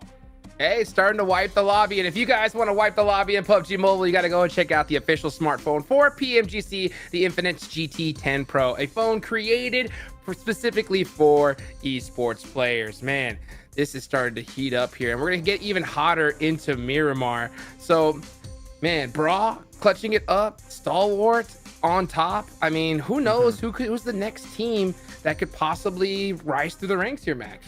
I'm gonna go on a negative right now. Okay, I'm sorry. Okay, we've been on a very big hype train right now. I'm gonna go on a negative. A lot of good teams have been rising up recently. Where the hell is Alter Ego? I'm just gonna tell you that much. They have fallen off from that podium finish at the start of day one, and they have not been able to make it far in these matches. I mean, if you're looking at today's results alone, we are talking for Alter Ego 11th, 12th, and an 8th position. I want to see a little bit more from Alter Ego heading in Miramar here, hopefully. Max hates Alter Ego. Yeah. Why not? I like them. I like Rosemary. He's cool. He's a cool guy. Cool guy. All right. Well, guys, we got a lot more cool plays coming up in just a minute. We'll be right back after this break.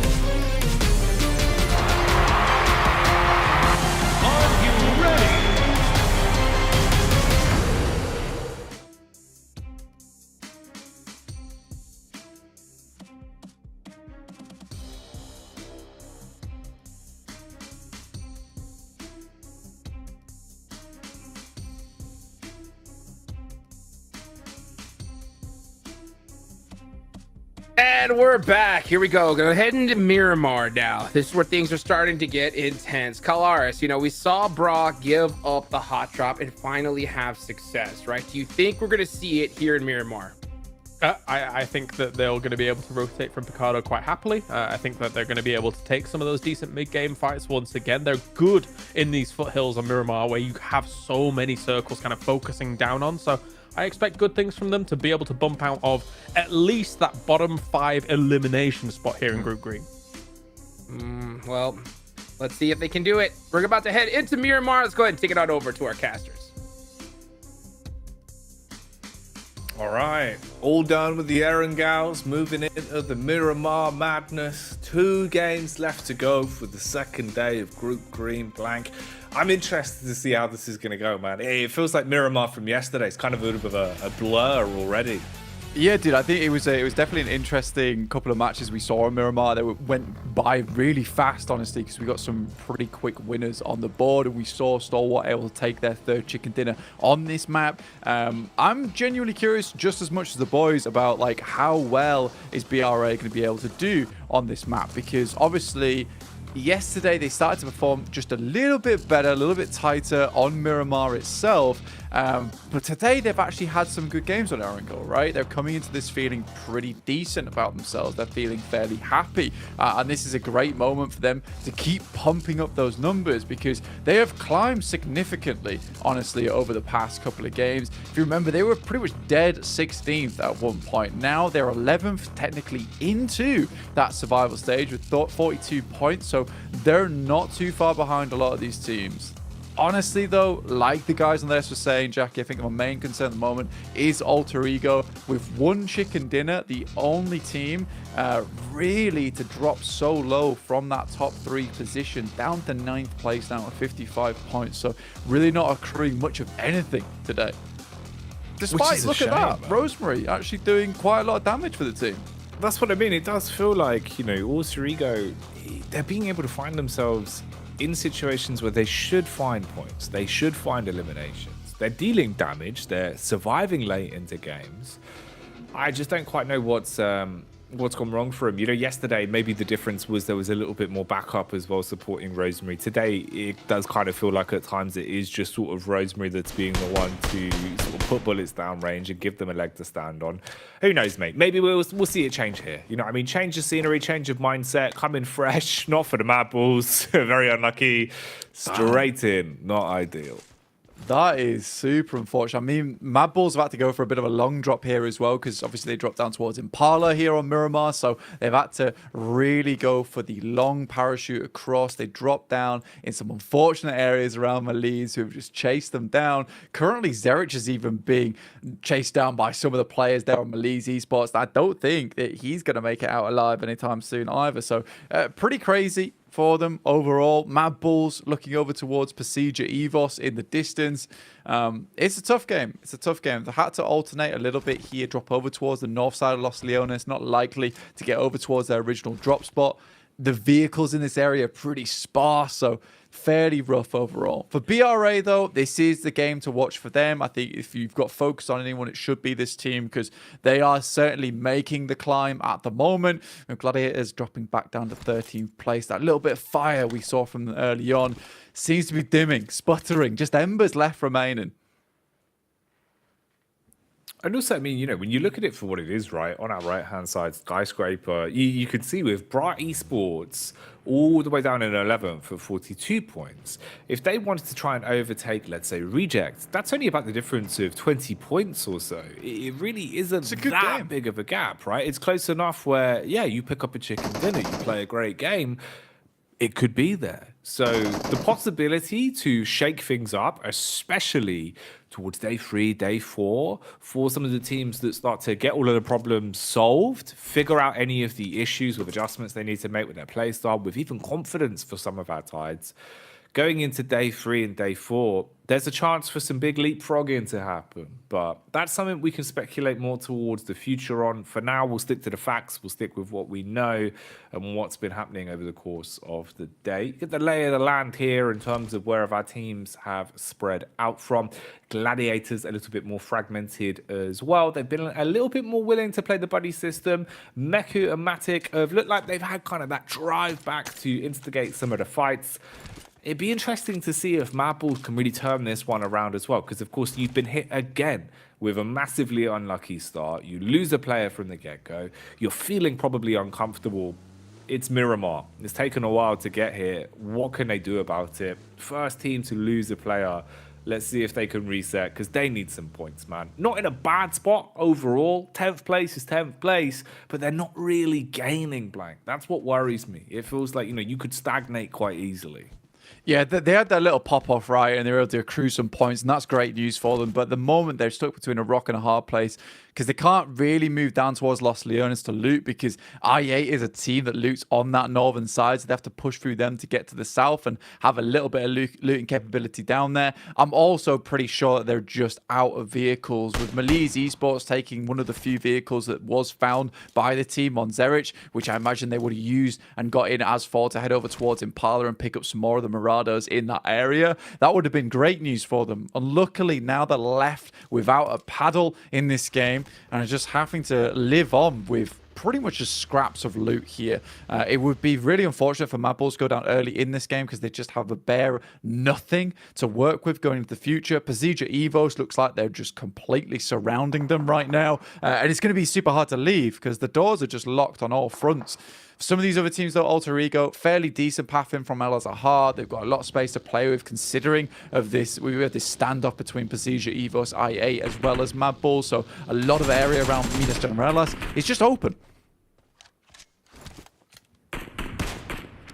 Tuleka firing off some warning shots here, hoping to get a connection, but the bullet drop not going to be favoring him into this one. So no trade back, at least early enough yet to give them anything really to work with. Easy pickings for Loops, as they seem pretty happy over towards Graveyard, just picking up whatever they want. Loops have had a good day of it as well, man. It's pretty wild when you think about just how well Stalwart have been playing Blank over the past 2 days. And you're only about 20 points away from being able to lap them, potentially catch up with them. So Loops really having the proof in the pudding here in terms of the chicken dinners and also just the sheer amount of eliminations and placements they've been finding into the past few days.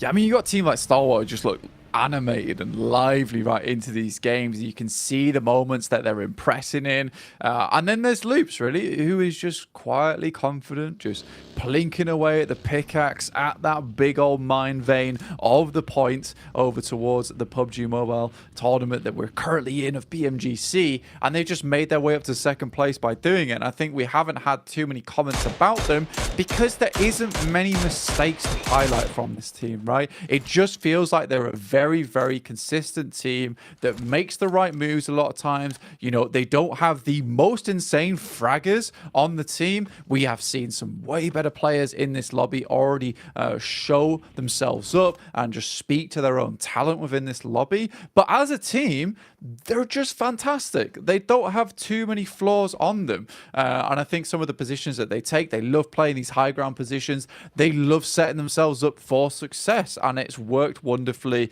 You know, it's taken a little bit of time because that's typically how it does work for a team that just plays consistently, plays to win these games, plays to get those placement points and just a good amount of eliminations each game. But now they're second place. And like you say, in a position to take over versus Stalwart.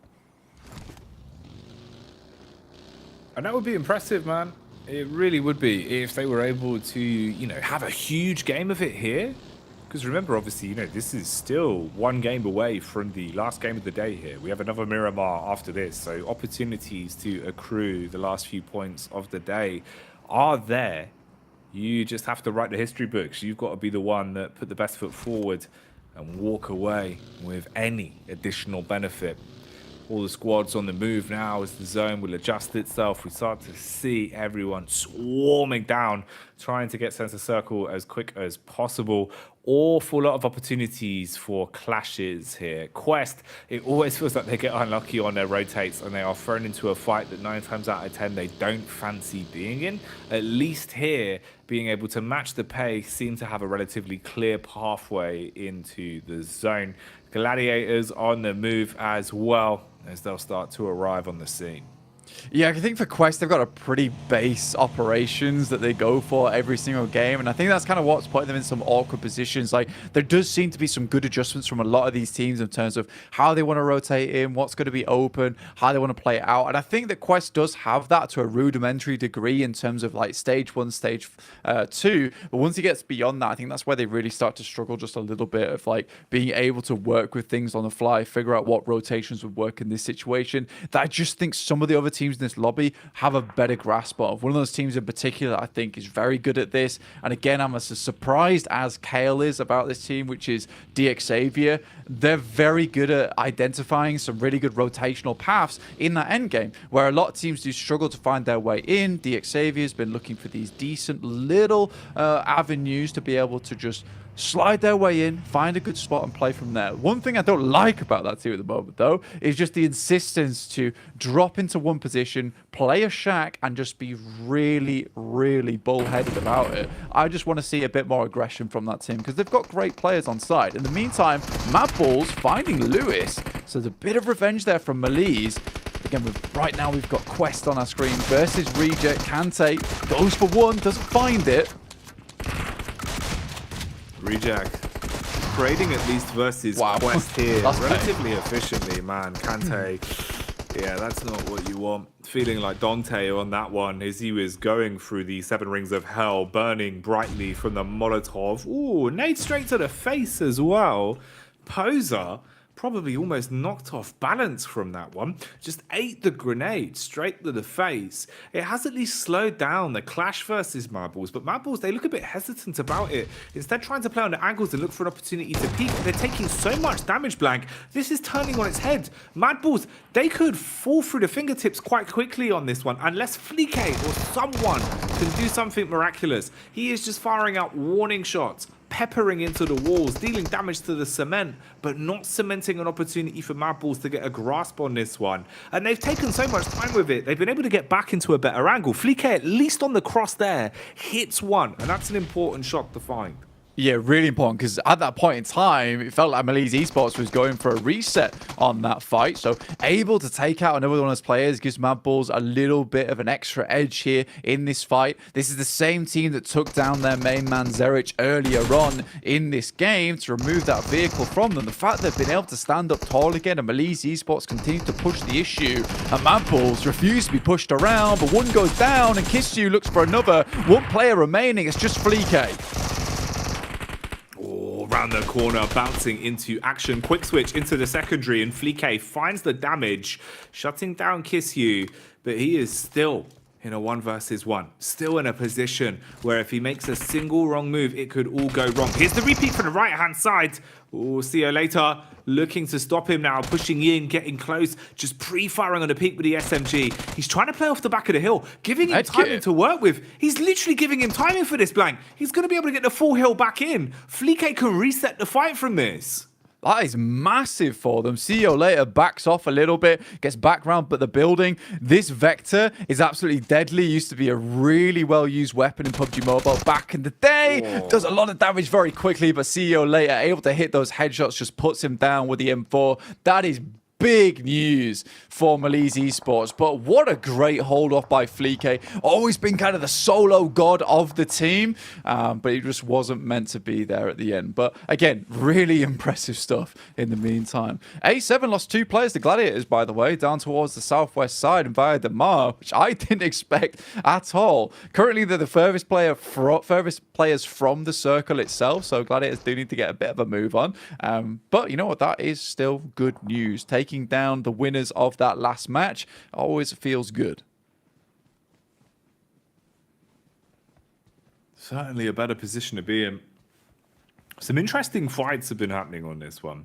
It's been a bit different to what we saw on Miramar yesterday with the way the squads are playing it. A little bit more calm and collected as well for some of our sides. Gladiators roaming together as well. Obviously lost a little bit of stature, as they are down to just the 3 members. 2 eliminations at least though, so they've hit a couple of shots. They're a little bit warm into this one. Loops have got control of a compound here as well, and that's Bra Esports that are just ahead of them, with Falcons off to the wayside and what looks to be some of the remaining members of DX also thrown into the thick of it. So could be a bit of a rough encounter on that one. Bra Esports forced to fight some familiar foes if that does kick off. Meanwhile, STE on the move again as well, trying to keep all players alive, whilst Falcons pepper bullets their way from the blue. Yeah, they've been behind the Gladiators for a while. I wouldn't be surprised if one of those knocks and flushes on Gladiators did come at the hands of STE. This is a fortunate circle for both Falcons, Stalwart, and Gladiators. And luckily, Nerzad takes a knock on the way into the circle. You can see some of the engagements happening on the screen. Stalwart really don't have the best of positions to playing in. They would have loved to have gone for a full-on crash towards this building. Found themselves a bit of a safe haven to work with going forward. But it's Matic to finish off Nerzad off in the distance. Good shots from him. Taking down Nerzad at the best of times as well probably feels like a bit of a win at this point. Yeah. Because of like how sick he's been, man. If you're starting to clash against him, you're probably thinking, all right, sweet, here we go. Getting into the grip of things. Fight's possible now. Yeah, we can build from this. It's doable. It's basically a 4v4 now that Nerzad's gone. This is okay. But yeah, so I think for a lot of these teams right now, it's a bit of an awkward circle, honestly, heading up towards that northwest side, pulling away from Los Leones. Not a lot of teams fully committed in. Alter Ego probably the most trapped right now, but there is a decent rotational path outwards. It's a question of whether Alpha 7 spots some of these players. I think Rosemary has a good idea of where one of them is, at least. He spots out Carrillo. There is some shots from the sides. He has to edge himself back behind this tree, but quickly gets a lot more shots at him. Potato's just going to send direct in. How is he alive, bro? I don't know how he's been able to stay alive for so long here. Even now, finally goes down. As Alter Ego will at least be able to clean up onto him, jumping back into the vehicle and giving up the goose on that one. Feeling a little bit more relieved. Senab, though, he's got the DBS and he is clearing out the lower levels. Quick flick as he goes through the door. Oh, look at them arriving one by one. The cavalry is on the scene and they want to stop Senab dead in his tracks, taking him down in 14th place as A7 are out on Miramar. Yeah, it was all just way too much for Senab there at the end. Even if he is godly with that DBS, you just cannot handle versus a team that understands versus a shotgun like that. You just got to flood into the room, right? One by one, and then just spray down. It works out. You're likely going to lose at least one fella from the mix, but at least you get the fight finished. Now, Alter Ego, they look to set their sights upon I8 from this top side. This is very interesting to me, and currently still rocking with a full four-man squad. This is good news for Alter Ego. There's still a chance to get into this game, but they have revealed their hand now after that initial spray.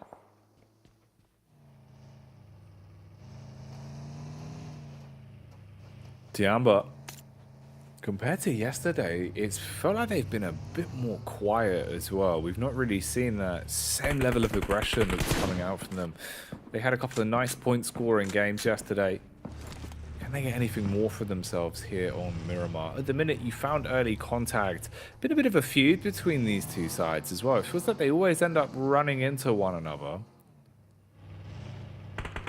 Yeah, Malise Esports probably one of the other like quite heavy edge teams that do like to play over towards these sides of the map, and Tiamba very similar to them. So it kind of makes sense why these two teams would clash so often on all the maps. And I think for Tiamba as well, I like this team as a whole. They're a slow and steady wins the race type of team, and that works in their region. Fortunately, now that we're heading in towards PMGC, a lot of these teams just have so much firepower behind them, even from the western region, some of these SEA teams. I just don't think Tiamba's quite ready for it from playing in their region where everything's a bit more slow, methodical, calculated, as opposed to just using that firepower, that muscle to overwhelm you.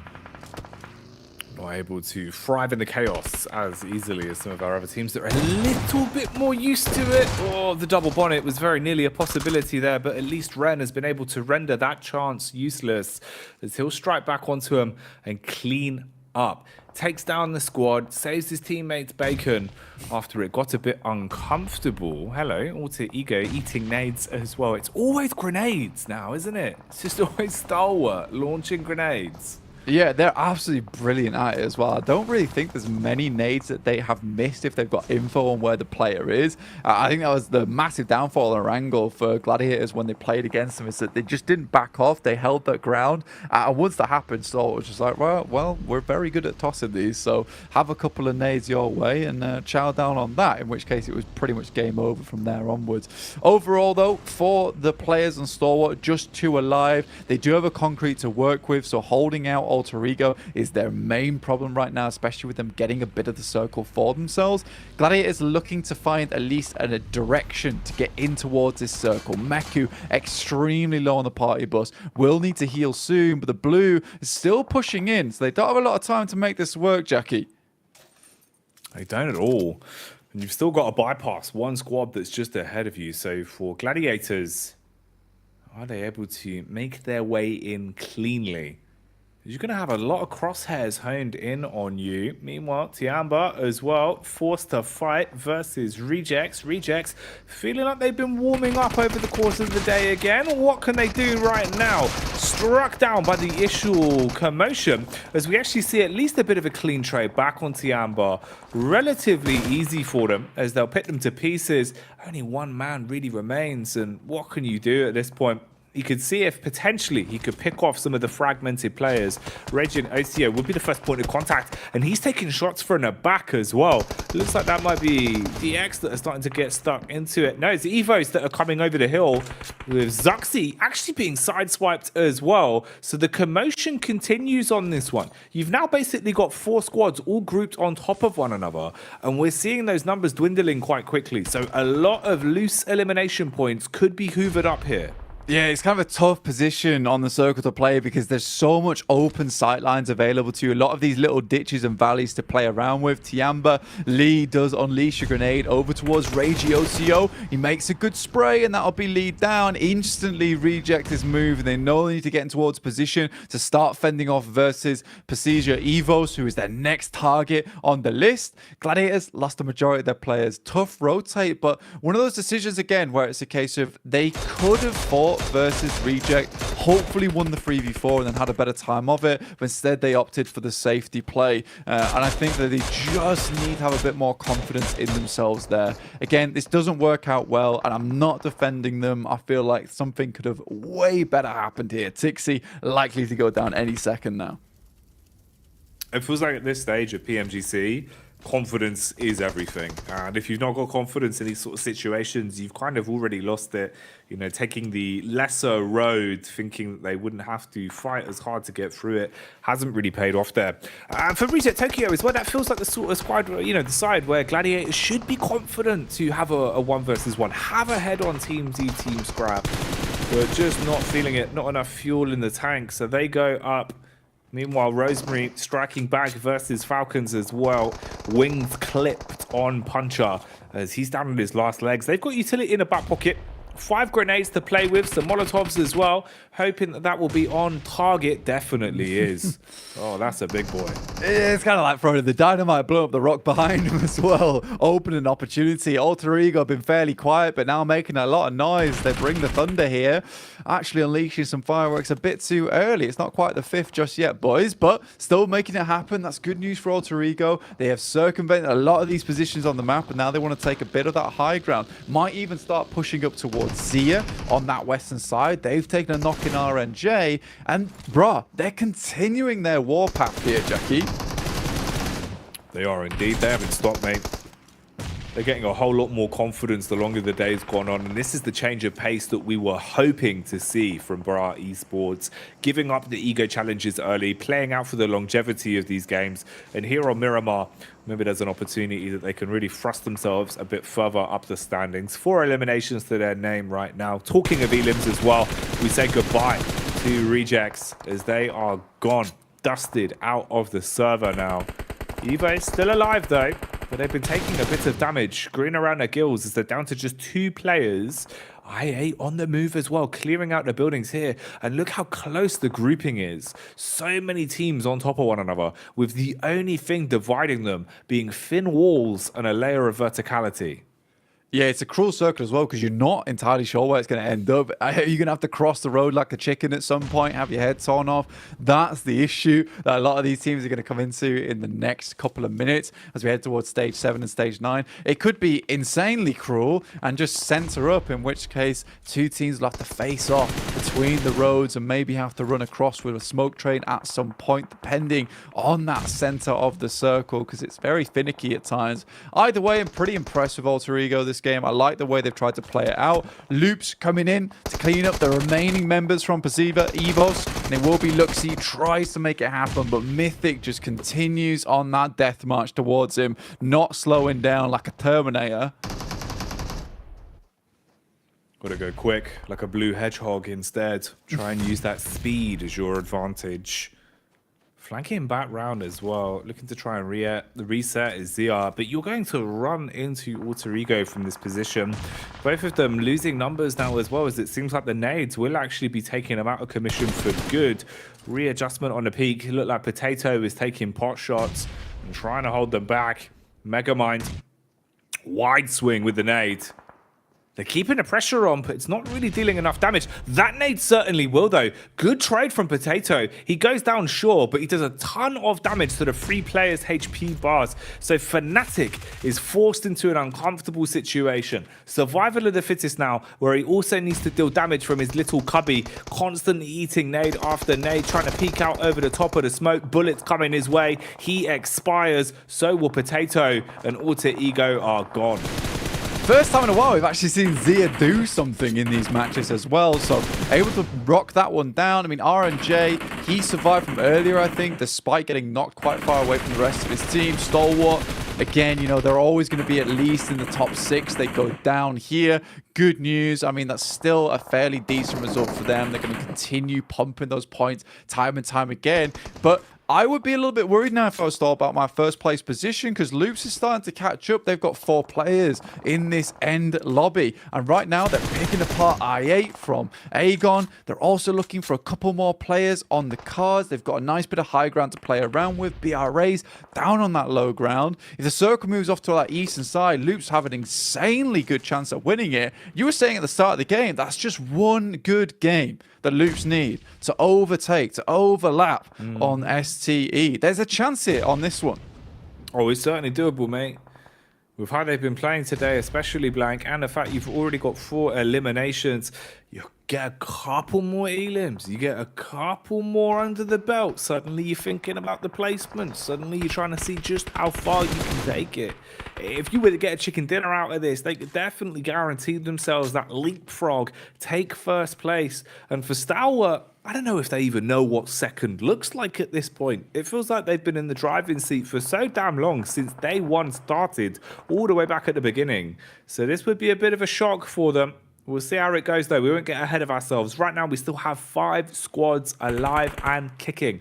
The interesting one is the fact that one of them is Zia. You know, and you're not sort of saying any disrespect when we're saying, yeah, this is the first time we've seen them do something, because to be honest with you, Blank, it feels like they really have been sluggish. They've not been delivering. But into this game, they're hitting shots. They're picking up squad wipes. They're actually being able to find themselves a few points to play with and some elims under the belt. It's impressive from them. But how far does that go? Here with the timing, it's Loops that strike. Backstab onto Blade as they're able to snatch that one away. And Mythic closing the gap now. A lot of space being taken away. Loops, are they going to go full lunatic mode? Can you secure something here? Close down the play versus I8, put them in the bin, and set yourself into the final 4.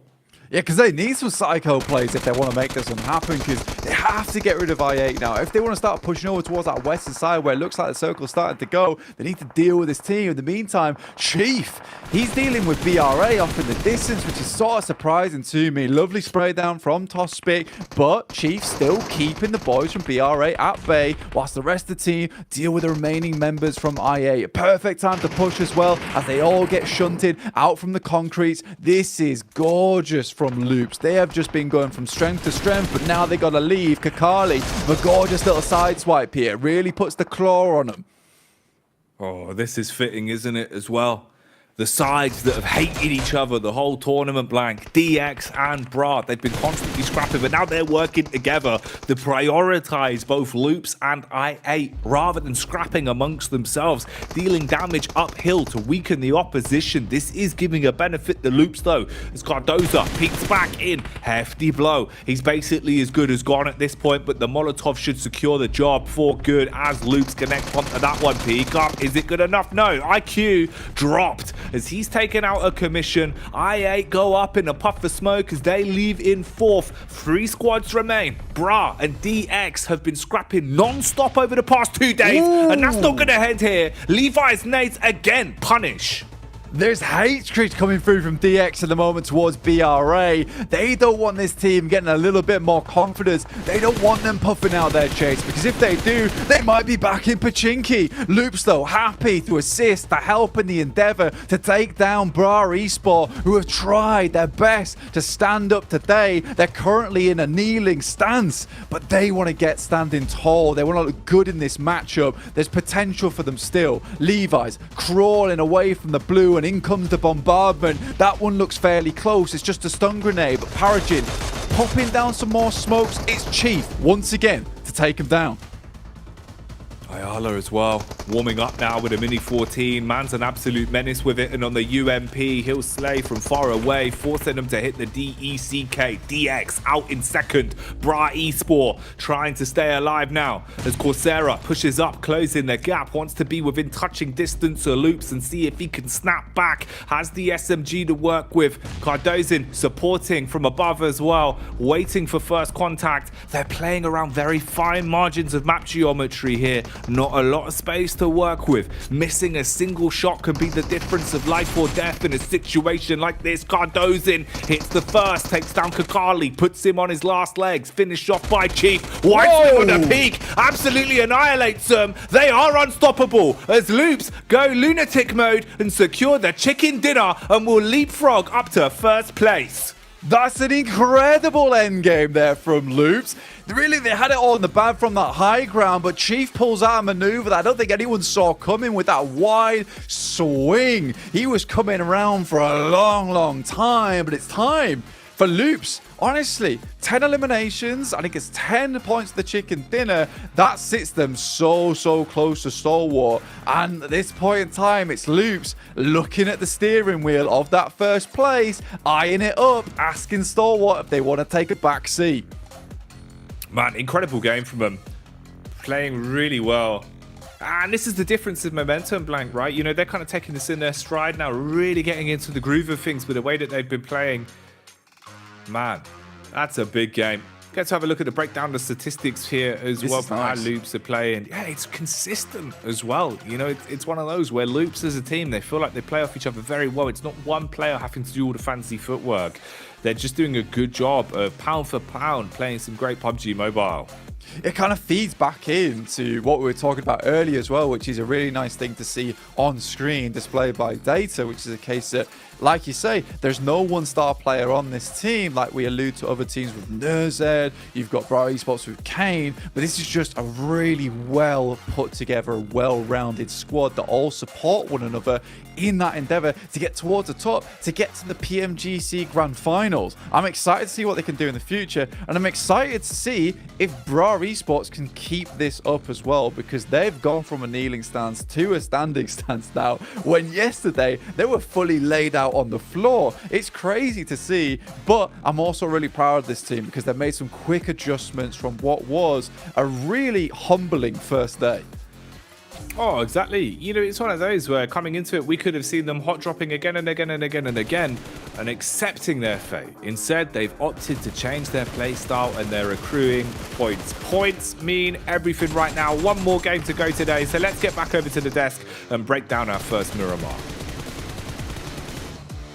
Hey, you guys hear that? That's the door opening to first place, man. Loops is on their way. Goodness gracious, what a performance there. I mean, once they got that high ground, nobody really stood a chance. They just cleaned it up with ease. Calaris, Loops is hungry. Stalwart, you think they gotta start watching their backs now? Absolutely, considering the performance we've seen from Loops so far. Third, first, 10th, but still with 8 eliminations. A third and then a first once again here. They are looking absolutely phenomenal on some of their holds here. And again, they're not over-aggressing too much about some of these fights that they're kind of just holding out on. Admittedly, this circle kind of comes towards their compound, towards those concretes. But they're outside concretes just waiting for teams to kind of slip up a little bit and then pounce on the opportunity when it arises. Yeah, they could have pushed onto Aegon IX's position, but they just wait things out in the wings, wait for them to push, and then they're going to nade, molly their position, and just get easy eliminations along the way. And that is another double-digit game coming out from Loops. When you look at their average eliminations today, they're just over 10. You're looking at their matches played. 6 eliminations, 17, 8, 10, and now 12. What is going on with Loops here, Hotdrix? They're on absolute fire. And as you said, that door to first place is now open. Stalwart are going to be a little bit spooked out. So crazy to think that they have actually a possibility of getting passed up. How they performed so far, it's crazy. Agreed. So Loops, I mean, just popping off today is beautiful to watch. You know, another team that I'm really proud of today is Bra, right? I mean, they had the ability to say, you know what, let's stop the hot drop at Erangel, and it worked out for them. And then Miramar, that consistency, Max, man, is just beautiful. Yeah, it really is impressive. Bra, like, wait, we can't play in the game more than 15 minutes? What? What? We actually got good survival time? I mean, when you have such a good fragging potential on your squad, of course, that's going to help out tremendously. And now they're just shy of making it on that first page. Another zinger like that is going to be good. But man, that gap between Star and Loops has closed significantly. Brazil going strong. Hot Jukes, I wasn't concerned about Bra. I wasn't concerned in the slight, maybe just a little bit. But yeah, just a little bit. just a little, yeah. A little bit. It's crazy to watch, man. They're so close. I mean, the points gap is not that big, you know, from 4th place on down to where Bra is. So they could definitely make a big jump here. And that's what they want to do, because after this game, that's it. We're halfway there for Group Green, and 5 teams are going home. 3 are making it to the big show, CalRs. And right now, Alpha 7 on their tails, but Xavier, man, have been consistent. We're slowly getting to the point where if this continues, there will only be 1 spot available for Grand Finals, right? Because you've got Stalwart and Loops looking unbelievable game in, game out. But then from 3rd onwards, it's still kind of anyone's game here so far. I mean, you know, huge things can still happen across what is the next game today, as well as 12 games coming up in the next 2 days. But I don't see Stalwart and Loops slowing down. With the way that they're playing, it looks excellent. Their execution is excellent. Though, right now, if you're looking at one of the teams that could compete for that position that Alpha 7 currently are in top 3, Xavier. I mean, we said Alpha 7 were eventually going to get a win. I think Xavier are the next name on that list, are eventually going to be able to wrap up a chicken dinner, because at the start of the tournament yesterday, I would say Parajim was a very standout individual player. Levis, in recent times, has been just popping off with that Mini 14. Great nade plays also on top of Brash. Sure, crossing that road is never going to happen in 1,000 years, but still they are able to make it worth their time in the long run. So Xavier, I'm telling you right now, a win is going to happen eventually, and they could be a contender for that grand final slot. I mean, that's what it really takes, right, to be a championship team, is you got to put consistent points whenever you don't get those circles. And when you do, you have to use it to your full advantage. And Xavier just haven't been in one of those positions to where it's just obvious, right? They're having to really work hard, but they're pushing and grinding here, Max, man. And they're still putting up those points regardless of the situation they're in. Yeah, it's just overall really strong rotations around the map. I just feel like sometimes the circle is a little bit going against them. It's like, all going really well, and then the circle just shifts away, like here in particular, having to cross the road. The game before that, having to leave their compound in open fields. It's a bit unlucky in that sense, but still able to find consistency on circles that aren't quite favorable to their initial drop location and rotation. It is so impressive to me. So Xavier, you're going to have that one good game, that one good circle, and they're just going to shred it with like 15 plus elims. So I'm really excited for Xavier to have so far really impressed me this entire 2 days. Yeah, me as well. And you know what? We got one more match left to go, and it's going to be huge, because I think you're right here, Cal. If these other teams, right, don't really start performing right now, it's going to be a hunt for just only 1 slot. And that is not a position these teams want to be in. So at a certain point, do you think, I mean, I don't even think teams can really try to hamstring, you know, these 2 top squads, because they're just dominating the whole lobby. What do you do in these situations if you're those mid-pack teams here? Yeah, I think you've got to... there are certain scenarios where I think you may have to just rotate earlier and try and find yourself a decent central position earlier. Like, that is the way to try and eke out a little bit more room against what are extremely impactful top teams here, like Stalwart and Loops. I think for Procedure, when you think about their campaign here on Miramar, we actually saw a little bit of a change in terms of drop. I thought they were going to go on that road south of Picardo once again. They actually went a little bit more east of that, which I don't mind, but then it puts them in the theater of conflict a little bit more, and I don't think they need to do that. I think you can stay on that south road of Picardo and still be okay. So my eyes are on them, because they were contending for top 3, and I want them to continue contending for top 3. Well, one more match left to go. Who's going to end up in top 3 at the end of this day? I'm going to ask you guys as we take it on over to our casters.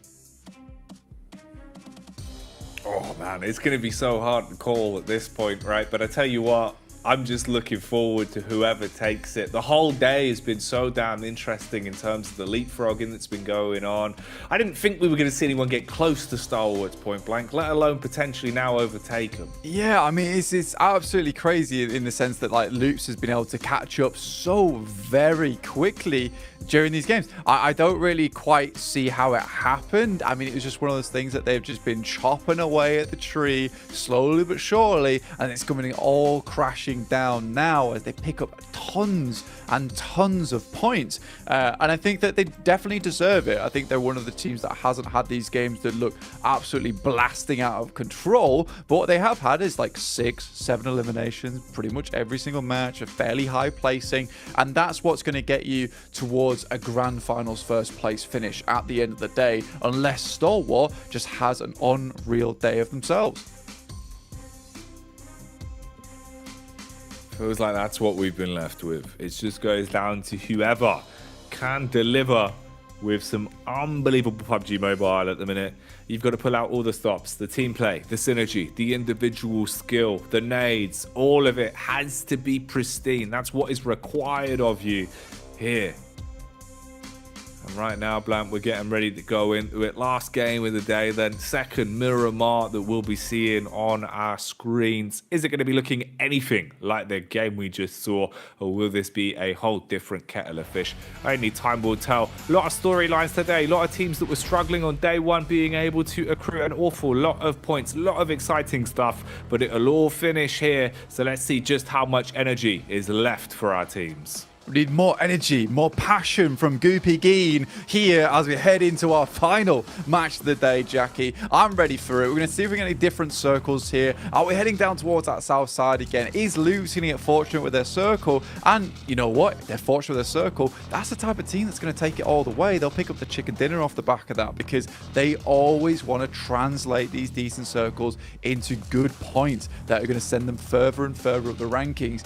Is Stalwart going to pop up back out of nowhere? Because they've been pretty quiet today, Jackie. Just a lot of these fairly decent placings, but it's not been these powerful performances that we saw from yesterday. They still have put up around about 50 points in the day, but 132 points to the 125 from Loops, who currently are on fire. I personally think there's going to be a new first place at the end of this. And you're telling me they're doing this whilst they're on fire? That's right, bro. That's mad. Someone No should really extinguisher put them out. involved. No, yeah, like get out the fire extinguisher. Imagine if they were like just lukewarm. It would be insane. Right, stop, drop, and roll with the phone in tow. That's what we like to see. Obviously, they could do it, mate. With a grip I've seen. From the chief. Yeah, exactly. Circle, though, down towards the southwest side. We've got to talk about that a little bit because that is very unusual. This doesn't really support anyone in particular. Loops and Hacienda and Del Patron certainly have a long way to go. BRA and Picardo, they have a very smooth route outwards, right? That's the main thing for them. Getting out from this arena, getting out from this area is really decent for them. I8 can smoothly rotate from Los Leones. And I think in the Mad Bulls, the first time in quite a while, they'll be pretty happy with this drop, right? No one's dropped on top of them. They've got Impala to themselves. It's not awkward. And a South Road rotate would be ideal. Yeah, probably one of the few times that are actually thinking they can make something out of this in terms of the early game and feel a little bit more confident. We need to see that confidence really coming back in droves for Gladiators. They got their invitation to be here. And with that, you have to live up to the hype. You've got to come in and really bring the ruckus, Blank. You know, show these other teams that they've got to protect their necks. Because otherwise, Gladiators, what are they doing here? We need to see them really showing that on the server. And with the tournament getting closer and closer towards the halfway mark for their group, the opportunity to do so gets lesser and lesser. So if there isn't a big finale today for them, they've got to come out absolutely swinging for the first game of day 3. Zia, though, looking a little bit better. It's been very hit and miss for them. It's felt like they've been basically uncomfortable throughout an awful lot of the games. Into the one just gone, they seemed a lot more comfortable. Miramar potentially giving them a bit of a buff. Tiamba as well. They've been hot and cold, somewhat like a Katy Perry song, Blank. Yeah, dude, it's not been ideal for the boys from Tiamba. Lee just not really finding his footing so far. Currently cosplaying as a dwarf, though. He looks very low down to the ground. Slightly unfortunate, but I'm sure he'll stand back up soon. But for Tiamba, I just don't think that they're finding their their inner pace on these maps, right? Because they like to take these long, wide, slow, calm rotates, get into the circle, set themselves up for success in that end game. And they sort of do have this similar playstyle through to a team like Loops that like to just slowly rotate in, find these areas of success. But I just don't think they've got that similar type of gun skill that we're seeing from Loops at the moment. They don't have that same clutch potential as this team. So a lot of those fights that are required to win, to find yourself a little opening on the edge to start sweeping and pushing in, it's just not available for a team like Tiamba. And right now, it does sort of feel like QZZ is solo carrying that squad.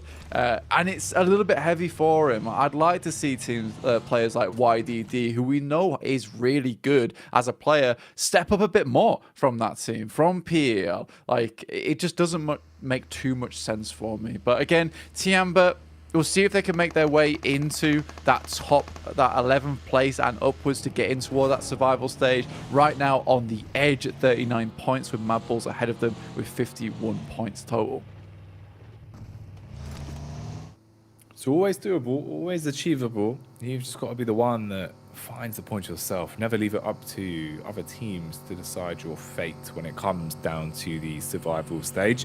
We'll see though as we get closer to hypothesizing about that over the next couple days. For now, we'll stick to the present with the roads we know, and all roads are leading down towards the zone. Everyone trying to get themselves center stage as quick as possible and not have to worry about coming in late and dealing with a potential deficit that comes alongside that. The teams you're going to have to fight your way through. Close grouping though in terms of the rotates up towards power grid, where it could get a little bit uncomfortable if teams start to loot and lurk, as you would have Loops and then Stalwart right on top of each other with Gladiators coming down as well. Yeah, that is a spicy combo up towards that northern side. I'm surprised these two teams haven't really clashed as of yet so far over towards this position at this point in time. I mean, Stalwart's kind of okay for a team to be up here with them, 125 points. I mean, first place would be lovely to hang on to, but it's so weird in the sense that both these teams with Stalwart and Loops have created probably what we will see as the most chaotic group out of most of them so far, barring something crazy happening over towards some of these other weeks ahead of us. But right now, 125, 132, with third place being 86 points of Alpha 7. It is just pure insanity. The amount of shifting and changing that can happen from 15th place even up towards getting into that survival stage. So really, really, really crazy stuff. Also, right now, I think third place is the only position so far that is sort of open for a lot of these teams underneath that position to get in towards a direct invite, because Loops and Stalwart don't seem to be stopping anytime soon. Headstrong. Feel like they can take on anyone at this point, so just sticking to their own guns rather than allowing anyone else to force them into a play they don't potentially want to make.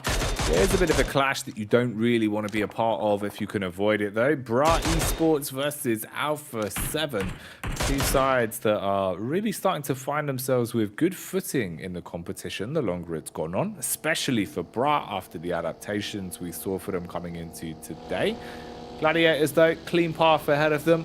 They've been able to breeze on through, looting themselves up, getting the boots on, pulling up the socks and feeling confident with how the rotation has gone, getting themselves into zone nice and early. Oh, Kitsune, he's rolled it. Nice. He's back on. He's back on foot. We're all good to go. I think for Gladiators as an overall, it's just these slow rotates which are causing some big issues for them so far. We need them to be a bit quicker, and I think it's sort of a symptom of where they play on the map. But even so, you look at a team like Alter Ego who are already making their way down, Loops, Stalwart. These are all difficult areas to play, and I think if you want to play on this edge side, you seriously have to have the manpower, the gunpowder behind you to back it up versus some of these teams in the lobby. Right, you have to find a way to get in. And a lot of that time means like a team wipe or a squad wipe, taking out a couple of players, forcing them out of the way. With this circle though, now it means getting into vehicles and pumping the pedal as hard as you can. That engine needs to get purring and quickly, because you need to send it very, very fast to Minas del Sur. Oh, mate, this is rough. Awful lot of water taking up the playable space. Limited choke points for rotations. You got to be fast. You got to be furious. And you got to hope that you can find yourself a piece of the island to lay claim to. Tiamba instantly bounding into the ocean and getting their swim on. Breaststrokes coming out as they want to make their move over to the other side of the water. Or DX inside of the compound getting clashed upon as gladiators are going in, waving the gunnies around, blowing the doors off. They shut down Chow. Meanwhile, you can see Rejects instantly letting it rip, putting the pedal down as they just want to cross the bridge, but it might be a bridge too far. Puncher hits on the one and knocks him out. Sara as well. Sara, biceps blank. His biceps have been deflated off the back of that shot. And Falcon's just going to move in off the back of that, looking to take some more names off him. Puncher moves up front side. They could barely peek out. Some incredible shots coming through. More nades off the side. And in comes the rest of the Gladiators, I think. It's DX on the front side, moving and taking out the remaining members of Reject. Now looking to take out the rest of Falcons as well to push further in towards this island. It's a horrible position to play as well. Round Minas del Sur is just these mountainous regions that you really can't get towards the top side of. So even cuts out more of the playing field going forward. It is a grim place to finish. And the way that it's centered so hard down towards the southwest, probably as hard as it possibly could, you're likely to end up in Minas del Sur and the warehouses around that area, which make for a very, very fun ending format. Yeah, this is certainly one way to set the plate for the last game of the day here. It's not going to be anything common. It's going to be very abstract indeed. So we'll see how it goes. Tops even armored a Mini 14, just battering bullets over towards the bridge and being able to buckle DX. Levi's needs to be revived. Lamborghini goes into play medic. The rest of the squad looking to patch themselves up as well. It's polite of Falcons to share the bridge with DX here as everyone is just turning their attention towards Gladiators in the distance. Of course, Nerzed's getting stuck into the action. Finds another pickup. And talking of action, there he is. Comes in with a shot onto Tixi as we will be able to punish from the lower ground. I see as well. Oh, mate. This is looking good for Stalwart once again, with their backs turned towards the blue, just being able to scrap their way through Gladiators. But you've got to get over the bridge. You've got limited options here to get back in towards center zone following this fight. Yeah, I mean, for Gladiators, it's all going wrong once again. They're desperately trying to bring things back as Matic takes down action, able to give them a little bit of breathing room. But already, you can see they're just down to 2 players. Tiamba coming against Maliz Esports on the similar rotates we see time and time again, looking fairly more confident about it. I think now it's just 1 player from Gladiators that remains. It's just Kitsune. All on his lonesome, has to send away. And I'm just curious about this play where they send over towards this western side. You can see the reasoning behind it. Try and get some angles over towards DX and Falcons. But I don't think they could have assumed that Stalwart would be coming in so fast. And the speed at which Tixi got picked up again after he'd been res just set an awkward set of scenarios in motion that I just don't think Gladiators were coming back from. Just all went far too worse for wear too quickly. Made it an awful lot harder for them to really be able to reset from it. Finally confirmed now as they go down for good. Gladiators out again as they're removed from the equation in this one. Rest of the team's panicking to try and get their rotations on the go. Tiamba setting up and waiting for the close quarters combat, basically just edge guarding here towards the bridge. Knows that mad balls are still lurking inside of the blue, and if they come swimming through, it's just about connecting the shots. Pre-fire punishment not quite landing. I8 as well, stuck into a fight versus Tiamba. The spray control's looking crazy. What? It's actually a Mini 14. Man's just massacred them with a Mini 14 blank, making it look like it's an M16. Blaze just pulled out the katana, lopped off all their heads. What was that? That was insanity that we just saw from Blade. Oh my god, I mean, Aegon I can at least be pleased with what just happened there. And QZZ once again left on his lonesome, dealing with several players at once, and 3 of his teammates can't deal with one guy. Blade just makes a mockery out of him.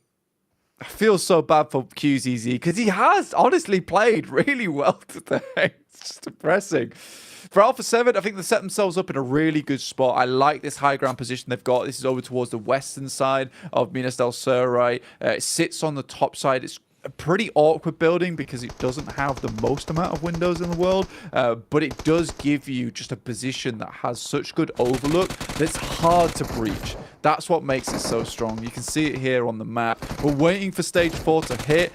If it sends up towards that northeast side, game could get real ugly real fast, but if it heads down towards the southwest, there's only so many teams here that can take precedent in this match. This is one of the cruelest circles we have seen during the PMGC League stage, and none of these teams are enjoying it. Doesn't get any easier, does it? Just forcing issue after issue. Everyone constantly plunged into battling here, contending with a rough rotate, the blue eating away at you, and bullets constantly being barraged down from all sides. DX suffering on a rotate. They cannot quite make it across as one by one they start to fall. Icy as well, taking shots from the Falcons as they come in to pick up their 5th elimination, finding some damage onto Stalwart and softening them up going into the later stages of the game. Meanwhile, Evos, they're going to be crashed. Compound Control clashed 4 as Alter Ego pull up to the party, but they might get Ego checked on this one. Rosemary back down in the ground as he's going to be slain. Misery living up to his name as he inflicts pain onto all of them. The nades come out as they clean up. They can reset from the fight, and Evos will be content with this one. Bra Esports straight into submersible mode as they want to get in the water and stay out of trouble. The Indonesians go head-to-head there, and it's Pazija, Evos that come out on top. It's a nice little fight. They do lose one player in the process, and Bra, like you say, are just sending direct into the water. And you can kind of make sense why these players all sent up towards this northern side, because it's so hard to get down towards that southern edge at that point. Everyone's just giving up. They're like, right, let's just try and live out our days as long as possible on this northern edge here.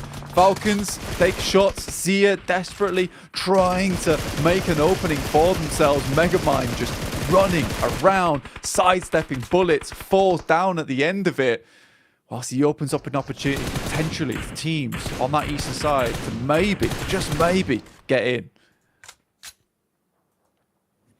Poser from quite far away over the other side of the gulch, inflicting damage as he's able to punish onto Loops.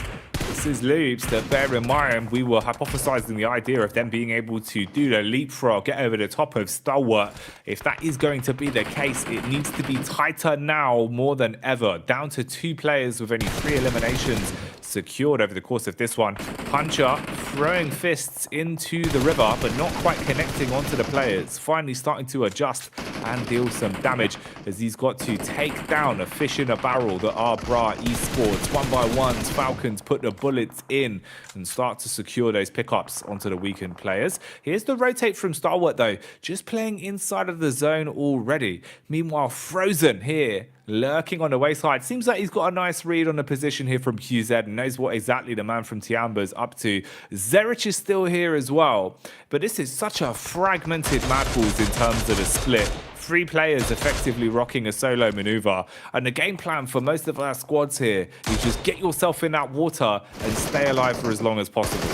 Exactly, just try and live this one out. You know that teams will be going down left, right, and center. The least you could do is pick up some placement points. Stalwart, again, although they haven't had a real flashy day with a huge amount of performances, this team does look like they're just encased in iron. They are so hard to put down, man, because they were over towards that northwest side and the glut, the conflict as well, yet still managed to find themselves in this position. You know, you blink twice, you miss this rotation, you miss how they made their way in towards this spot. It's really quite amazing, the speed and honestly just how stalwart actually is into these games.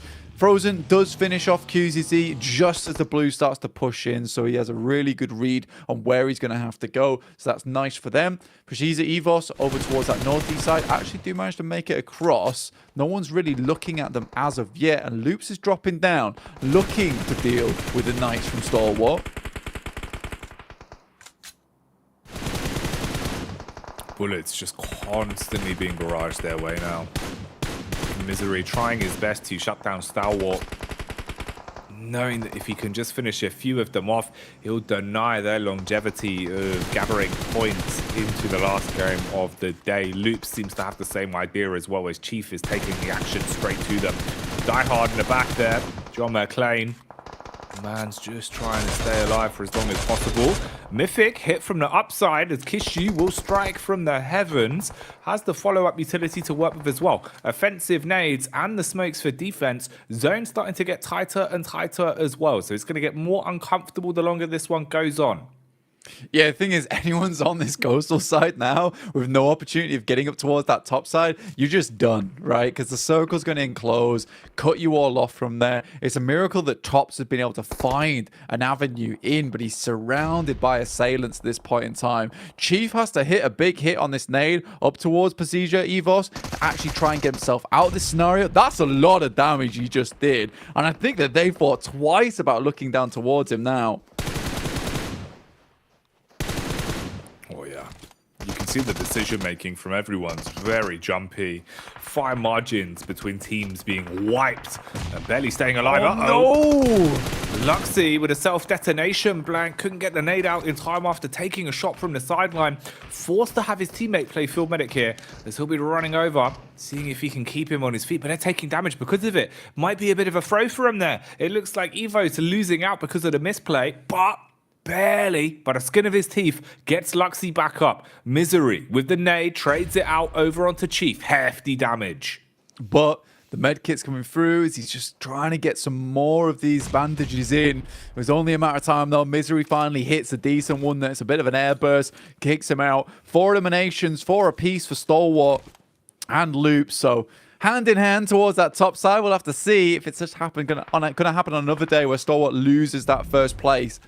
PMGC EVOS, despite everything, despite the hardships that they dealt with on that north side, do make it across even after being assailed by Alter Ego on that crash. We're heading in towards, I think this is stage 5 now. And A7, mate, they've done nothing. They've done nothing this game. They've had the chillest of times up towards the top side in this compound. The circle centers up on them. This is one of the freest matches you'll see. Can they finish it though? That's the big question. Are they going to be able to secure this happily? Or is there potential for upsets? A lot of solos, couple duos, and very limited numbers when it comes to the full squads alive and kicking. Falcons have all 4 players alive at the minute with their wings spread.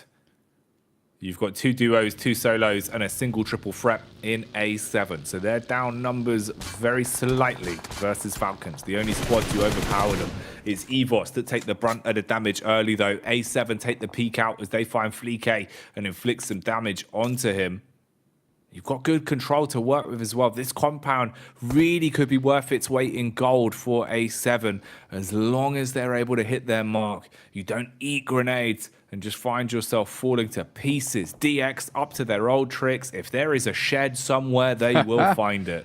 Mate, 100%. It's the low shack once again. What are you going to do about it? Frozen trying to spot if there's players in here. And I think at this point in time, you can be pretty certain that there absolutely is. And it's going to be DX of all people. Like we say, these guys love the shed. They spend all their time in there. It's a happy place for them. But now we're just down to 5 teams at stage 6 in the match, Jackie. 11 players. This circle has been the Grim Reaper for so many teams within this match of Miramar. But Falcons, though, you got to admit, they've played a pretty mad game, right? From the very beginning, we saw them over towards that northwest side of the map, towards the bridge. They took control of it early. They did a lot of damage to these teams, and then they faded away when they realized they didn't have to do anymore. It was already becoming a very chaotic area of the map up there. They've already lit the fires underneath those teams. You could just back off. Fleek takes a knock. Frozen's going to continue just moving around, looking for some more of these placement points. You can tell how important it is for this team as well. Currently in 11th place. They're in the danger zone. With 5 eliminations, this could be, you know, a pretty good match for them. This could be huge. As long as you can find something to work with here. And for Maples, we know that they're pretty effective at playing the late, slower, sluggish game where it comes down to being a bit of a solo Don. A man that's got to go full James Bond, creep around the corners, not get detected, play that stealthy shenanigans. Frozen's making a lot of noise about it though. Parajin is aware. Obviously, it's just what is the risk versus reward, the trade versus possibility that you're going to guarantee another elimination versus you throwing your chance at a slightly higher placement away. Frozen parks the car and starts to close their gap a little bit. I mean, Mini 14 in his hands. Attention is turned towards A7. So a bit of a backstab spank could come out from Parajin if he's got the confidence for it. We'll see what his chops are looking like. Does swing the door open. Here you go. Straight in as Frozen shattered. That'll do the trick. You know, don't come near my shed, man. I've got a lock on this bad boy for a reason. Really, really good play from Parajin. Instantaneous peak. He waited for his moment there. You gotta love it. Now, Luxy and Parajin both facing off right now for a 3rd place. We're in the top 4. Still 4 teams remaining to head over towards stage 7 soon. Falcons all have to move down through the palm trees, but there's going to be no pina colada on the side with that. It's just pain as they try and push down here. Alpha 7, though, pretty dry on bullets, on utility. Parajin out. Luxy scores himself a 3rd place here, Jackie. It's an ideal spot. At least being able to force your placements as high as possible. So for Evos, is that free? Got any chance of becoming a 2? Can he just wait it out long enough that you see the scrap between Alpha and Falcons? 3rd party off the back of it and look to try and steal away anything extra. You'd be frustrated if it happened to you, and they're going to have their wits about them because of it, not wanting that to be a possibility. He puts his belly on the ground, starts to take space inch by inch. Large width of map control taken though for either side. They've got their eyes everywhere, Blank. They're like the world tree. They know exactly what's going on all over the battleground right now. So pulling off a flank with a timing is going to be very unlikely for him. 15 eliminations this match for Falcons is absolutely ginormous for them. Going to tomorrow, we said that day 3 is a day of stress, right? But this is going to really alleviate it if they can finish it off with the chicken dinner. You know, you find Luxy, you find all 3 players coming through from A7. Well, I think Luxy's done now, but he does put up a fight a little bit. That's still going to be an 18 elimination game for Falcons. Absolutely gigantic in the grand scheme of things. That's a beautiful molly. The fadeaway as well. Dear me. Bullets down range. A7 taking a bit of a hit. Falcons, can they swoop on this? Are they going to be able to secure the chicken dinner, pick it up, put it in the pocket? It's been a big game for them in terms of eliminations. They've been able to find so many. Hello? Up close, not ready for it, Blank. Delayed reactions as they found out at a vehicle and overwhelming. Falcons, they're inside the building with you. And one by one, they're starting to punish. Six, though, ignites himself running through the Molotov to try and force the issue on the 2-player peak, whittling the numbers down very quickly for A7. Trapped in the top of the building with the DBS. Downstairs, Mafioso with 2. That's turned the tide. Yo! The third as well. The triple threat is Mafioso. He's putting them all under. He's leaving them sleeping with the fishes right now as he wants to snatch away the win. Gets through there, gonna pull out the first aid kit. This is absolutely insanity right now. Axa has a nade, looking to send it through, but Mafioso able to get off the first aid kit. Moves out the side. This will be an unbelievable performance coming through from A7, and it's Mafioso to bring it to a head here, Jackie. Mafioso reset, rearmed and reloaded, looking to try and rumble once again. Another peek with the DBS, but this time not as clinical, not as clean. Finally falls. It was a heroic effort from him, but in the end, it's the Falcons that sought the victory as they grabbed the chicken dinner in the clutch. The seagulls coming down from Minas del Sur here, picking themselves up the chicken dinner, flying away with it, leaving some old man unhappy. But what a game from them. From the Northwest Bridge, pushing down here, taking control of the palm trees, and slowly but surely making their way into a pretty hard and tough position to take control of where A7 was playing. What a game from them. But Mafioso, dude, it's so cool to see that A7 still makes a statement when they lose. Man, it's wild. Mafioso, after hitting the first two, you're thinking, all right. The second he hits the third shot, I felt like I was that Vince McMahon gif. I was just having my clothes blown off, Black. Yes. Absolutely unbelievable.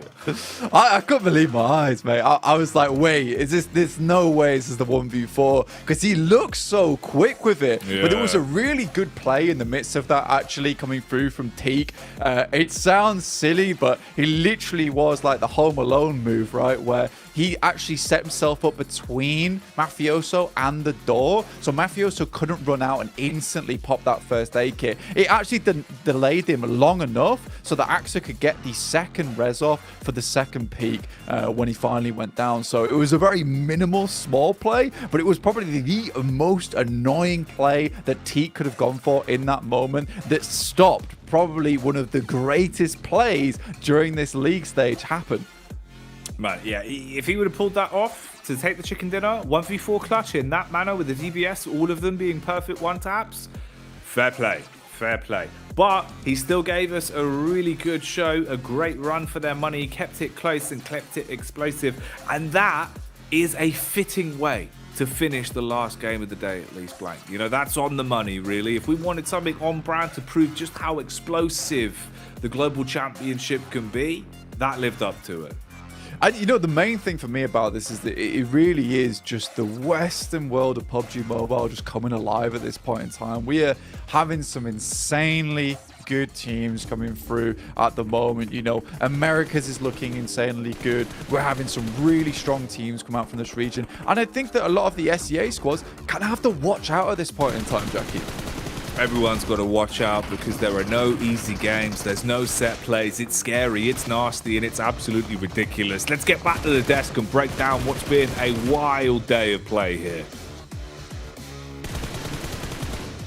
Couldn't have said it better myself, Jack. That is absolutely insane. It's so crazy to watch the team that wins the match, and the reaction is just... that was way too close.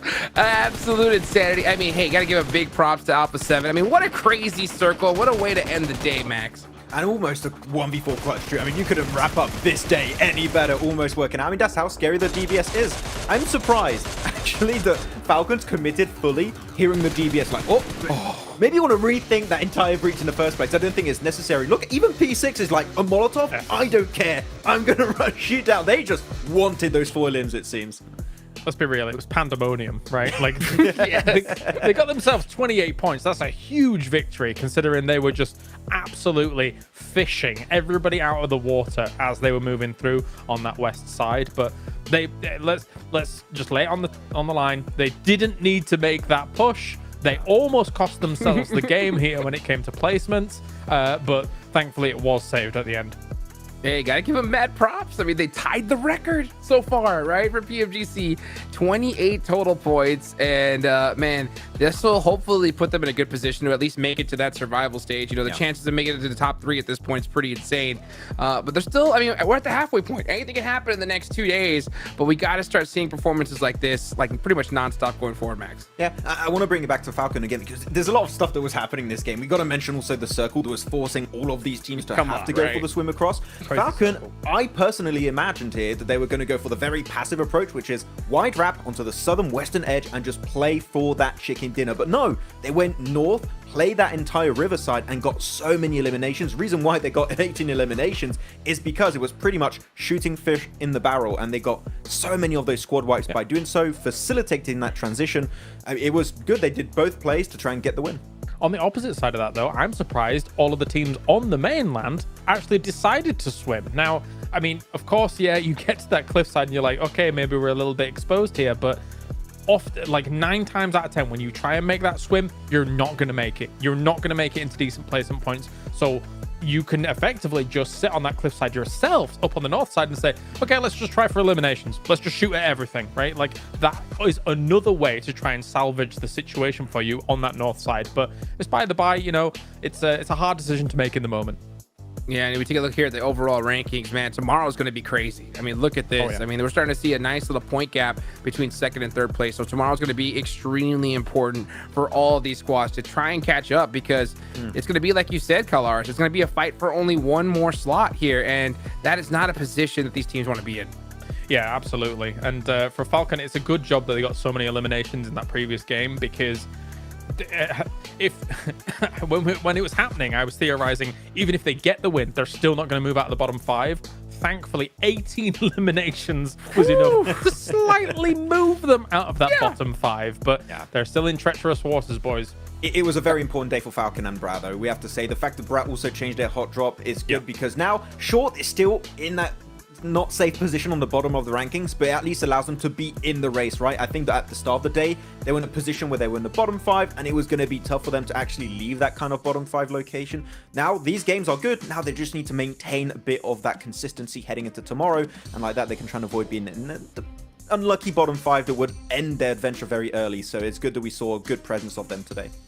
Yeah, my favorite thing about Brawl is the fact that they made that decision so early in the tournament. Too many teams decide to go ahead and, you know, stray away from that hot drop when it's too late. But this was perfect timing, and it worked out for them. That's my favorite thing, is because they made that a change. It worked. So now they're like, okay, yeah, we have to stick with this. I mean, I think it worked out perfectly here, Cal. I think what's even more impressive about the change is that it's kind of an extreme one. Normally, when you see this change happen, you would see, let's say, for example, the Pachinki team, they might have mini Pachinki available to them, but no, Severny miles away. That changes everything about how you're going to approach the lobby.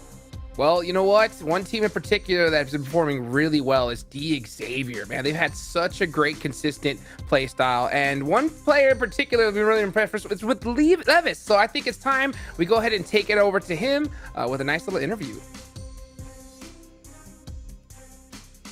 That'd be pretty sick. Let's do it. Oh, I can't wait for it. Yeah, I think it's going to be a great interview. I think when you look at their performance, it has just been beautiful. So hopefully we can hear exactly what he has to say here, Mac. Yeah, because when you're looking at Xavier, they are the kings of Miramar right now. Still not able to quite eke in a win, but they can make it eventually.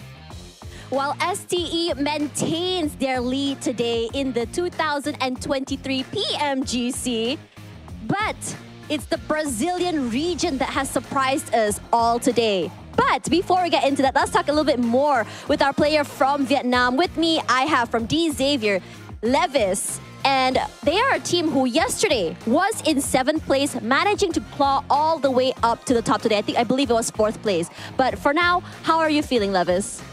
Kiểu ngày hôm qua thì đội mình kết thúc ở hạng 7 thì hôm nay mình đã leo lên được đến hạng 3, hạng 4 thì không biết là cảm xúc của em như thế nào? Cảm xúc của bọn em hiện tại thì rất là vui khi là hôm nay là đội bạn là bỏ không tranh khu nên là thoải mái bắn hơn. I think our feeling right now is pretty happy, and we're very comfortable because like the other team there wasn't, fighting with us for the echo area. So it's a really good day for them. Honestly, I was a bit worried because day 1 is the icebreaker day. But let's talk a little bit more about the league. It's been 2 days so far, and you guys have really managed to just make it up to the top. So what changed for your team from yesterday and today? Hôm nay là ngày thi đấu thứ 2 rồi thì đội mình đã vươn lên hạng top, thì không biết là điều gì đã thay đổi từ ngày hôm qua đến hôm nay để mà mình có một màn trình diễn tốt như vậy. Như hôm qua thì bọn em tranh khu thì không có đồ, không có phương tiện. Hôm nay bọn em cùng đủ đồ, vừa có phương tiện nên bọn em đi bo được, và lợi thế của vòng bo thì bọn em cố gắng sinh tồn, kiếm điểm và kiếm điểm kill. Okay, I think what's changed from yesterday to today is that yesterday we were fighting for the echo area, so that's why we didn't get enough gun, and we didn't have the car to move on to the next circle. But then today we got enough energies. We have the car. We moved to the next circle, and we tried our best to stay survival. Definitely a change in strat is exactly what they needed. Let's talk a little bit about teams today. So, out of all the teams today, which team has managed to impress you guys and why? Yeah. Trong tất cả những các đội hôm nay thì không biết là đội nào để lại ấn tượng cho em nhiều nhất và lý do tại sao? Từ qua 2 ngày thi đấu thì em vẫn ấn tượng đội STE. Họ đi bo kiểm soát ball tốt và đè tay rất là hay. Yeah. I think from yesterday to today, the team that impressed me the most still SDE because they have their way of moving into the last circle and then they keep their people, their fighting is good, so I'm very impressed with them. It's been 2 days and still STE manages to be everyone's favorites for the competition.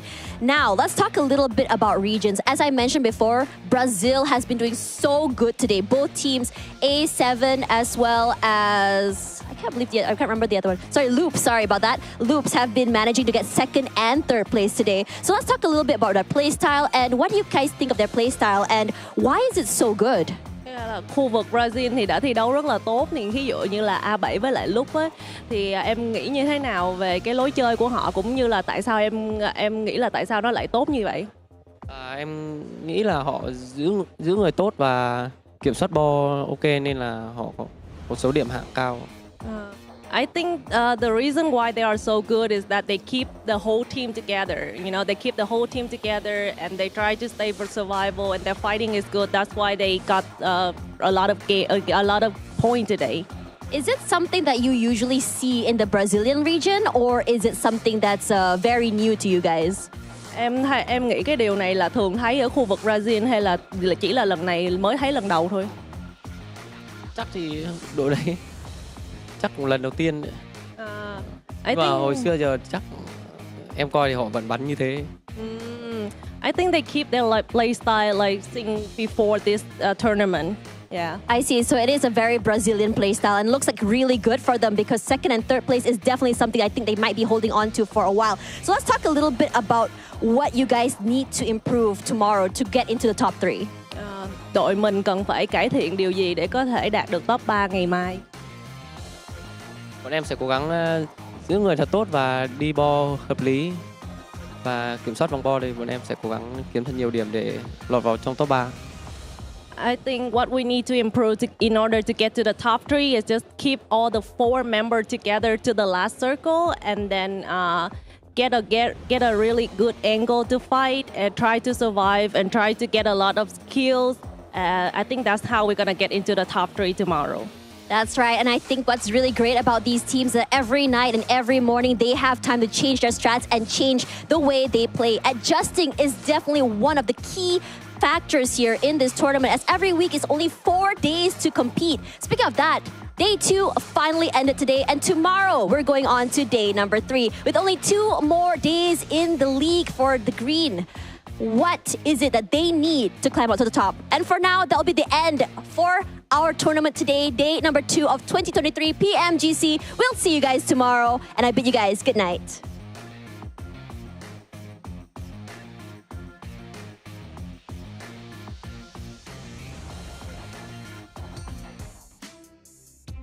Take a look here at the individual leaders here as top is on top. I mean, goodness gracious. This is a ridiculous performance, Max. What do you expect, okay? Toppy was going to be top fragger almost of yesterday, and he's just going to do it again today. This guy is just on fire. Do we already give him the MVP award? I'm not sure. But the fact is, and Kalaris, we've been following this team for so long now. Sure, Top is up there, but you know, as a fact, the other players in the team are also not that far behind Top. Like, everyone is just doing so well. They are so consistent. Yep. And every time in the interview, which team are you looking up to? Stalwart. It's Stalwart. It's Stalwart. Well, really, not too surprised, yeah. I mean, that's the scary thing. They're the complete package, right? Like, you can put any single one of their players into the fire and they will come out against 3 players of other teams here and at least have taken maybe 1 or 2 of their names. Like if they've put themselves in a bit of a predicament. Like they have looked fantastic. I mean, so has Loops. They have looked fantastic as well here, considering their performances throughout the day. It's been a pleasure to watch Brazil here in day 2. Yeah, I mean, they definitely made a comeback that I don't think a lot of us expected. I mean, we did expect to see Alpha 7 get a win, and they got that here today. But would anybody expect to see the level of damage that's coming out of Stalwart, especially average damage each match, Max? I really expected them to do this well from the get-go, especially, I mean, 3 wins yesterday is just ludicrous kind of result they were able to secure themselves. But we'll see. Though, if I have to predict anything, right now for tomorrow, is we are going to get a Dig Xavier win. It's going to happen. If they don't just have a shed to play with and they have something a little bit better, I feel like we're going to see a win from them, hopefully on Miramar. Yeah, that's all it takes. All it takes is one right position, and I think it's going to happen for them. Because these guys have been two sheds. If they can get 2 sheds back to back, I think they're going to be unstoppable here, Colors. I don't know how to follow that up.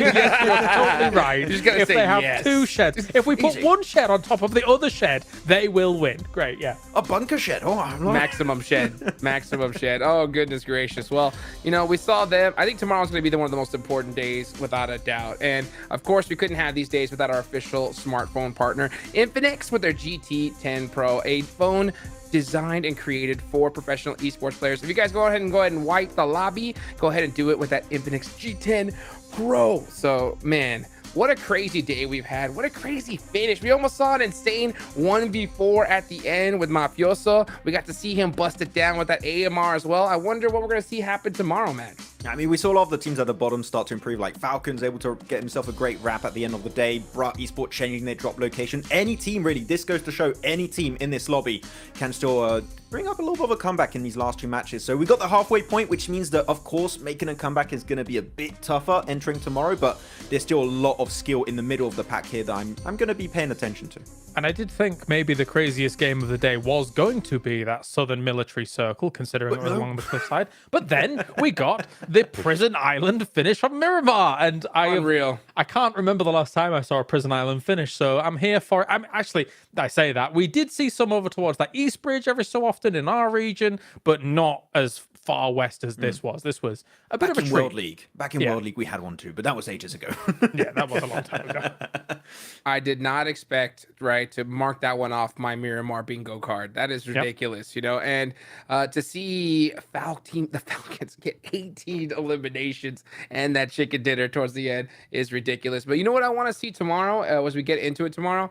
I want to see some teams immediately try to maybe camp a vehicle rotation on our 2 top squads here, because someone's got to stop them. Otherwise, it's going to be a fight for 3rd place, Max. Who stole our cars? What? I'm trying to rotate. Oh, we can't move anymore. I mean, could be a strat. I'll see if teams are going to try and do that. I want to see Alter Ego maybe steal those cars away. It'll be helpful because we need to see a bit of a comeback from the boys. So we'll see if Rosemary can be on top. Yeah. Who do you think is going to make that big comeback, guys? I hope you guys are excited. Mark your calendars. Tell your friends. Tell your neighbors. And we'll see you guys tomorrow.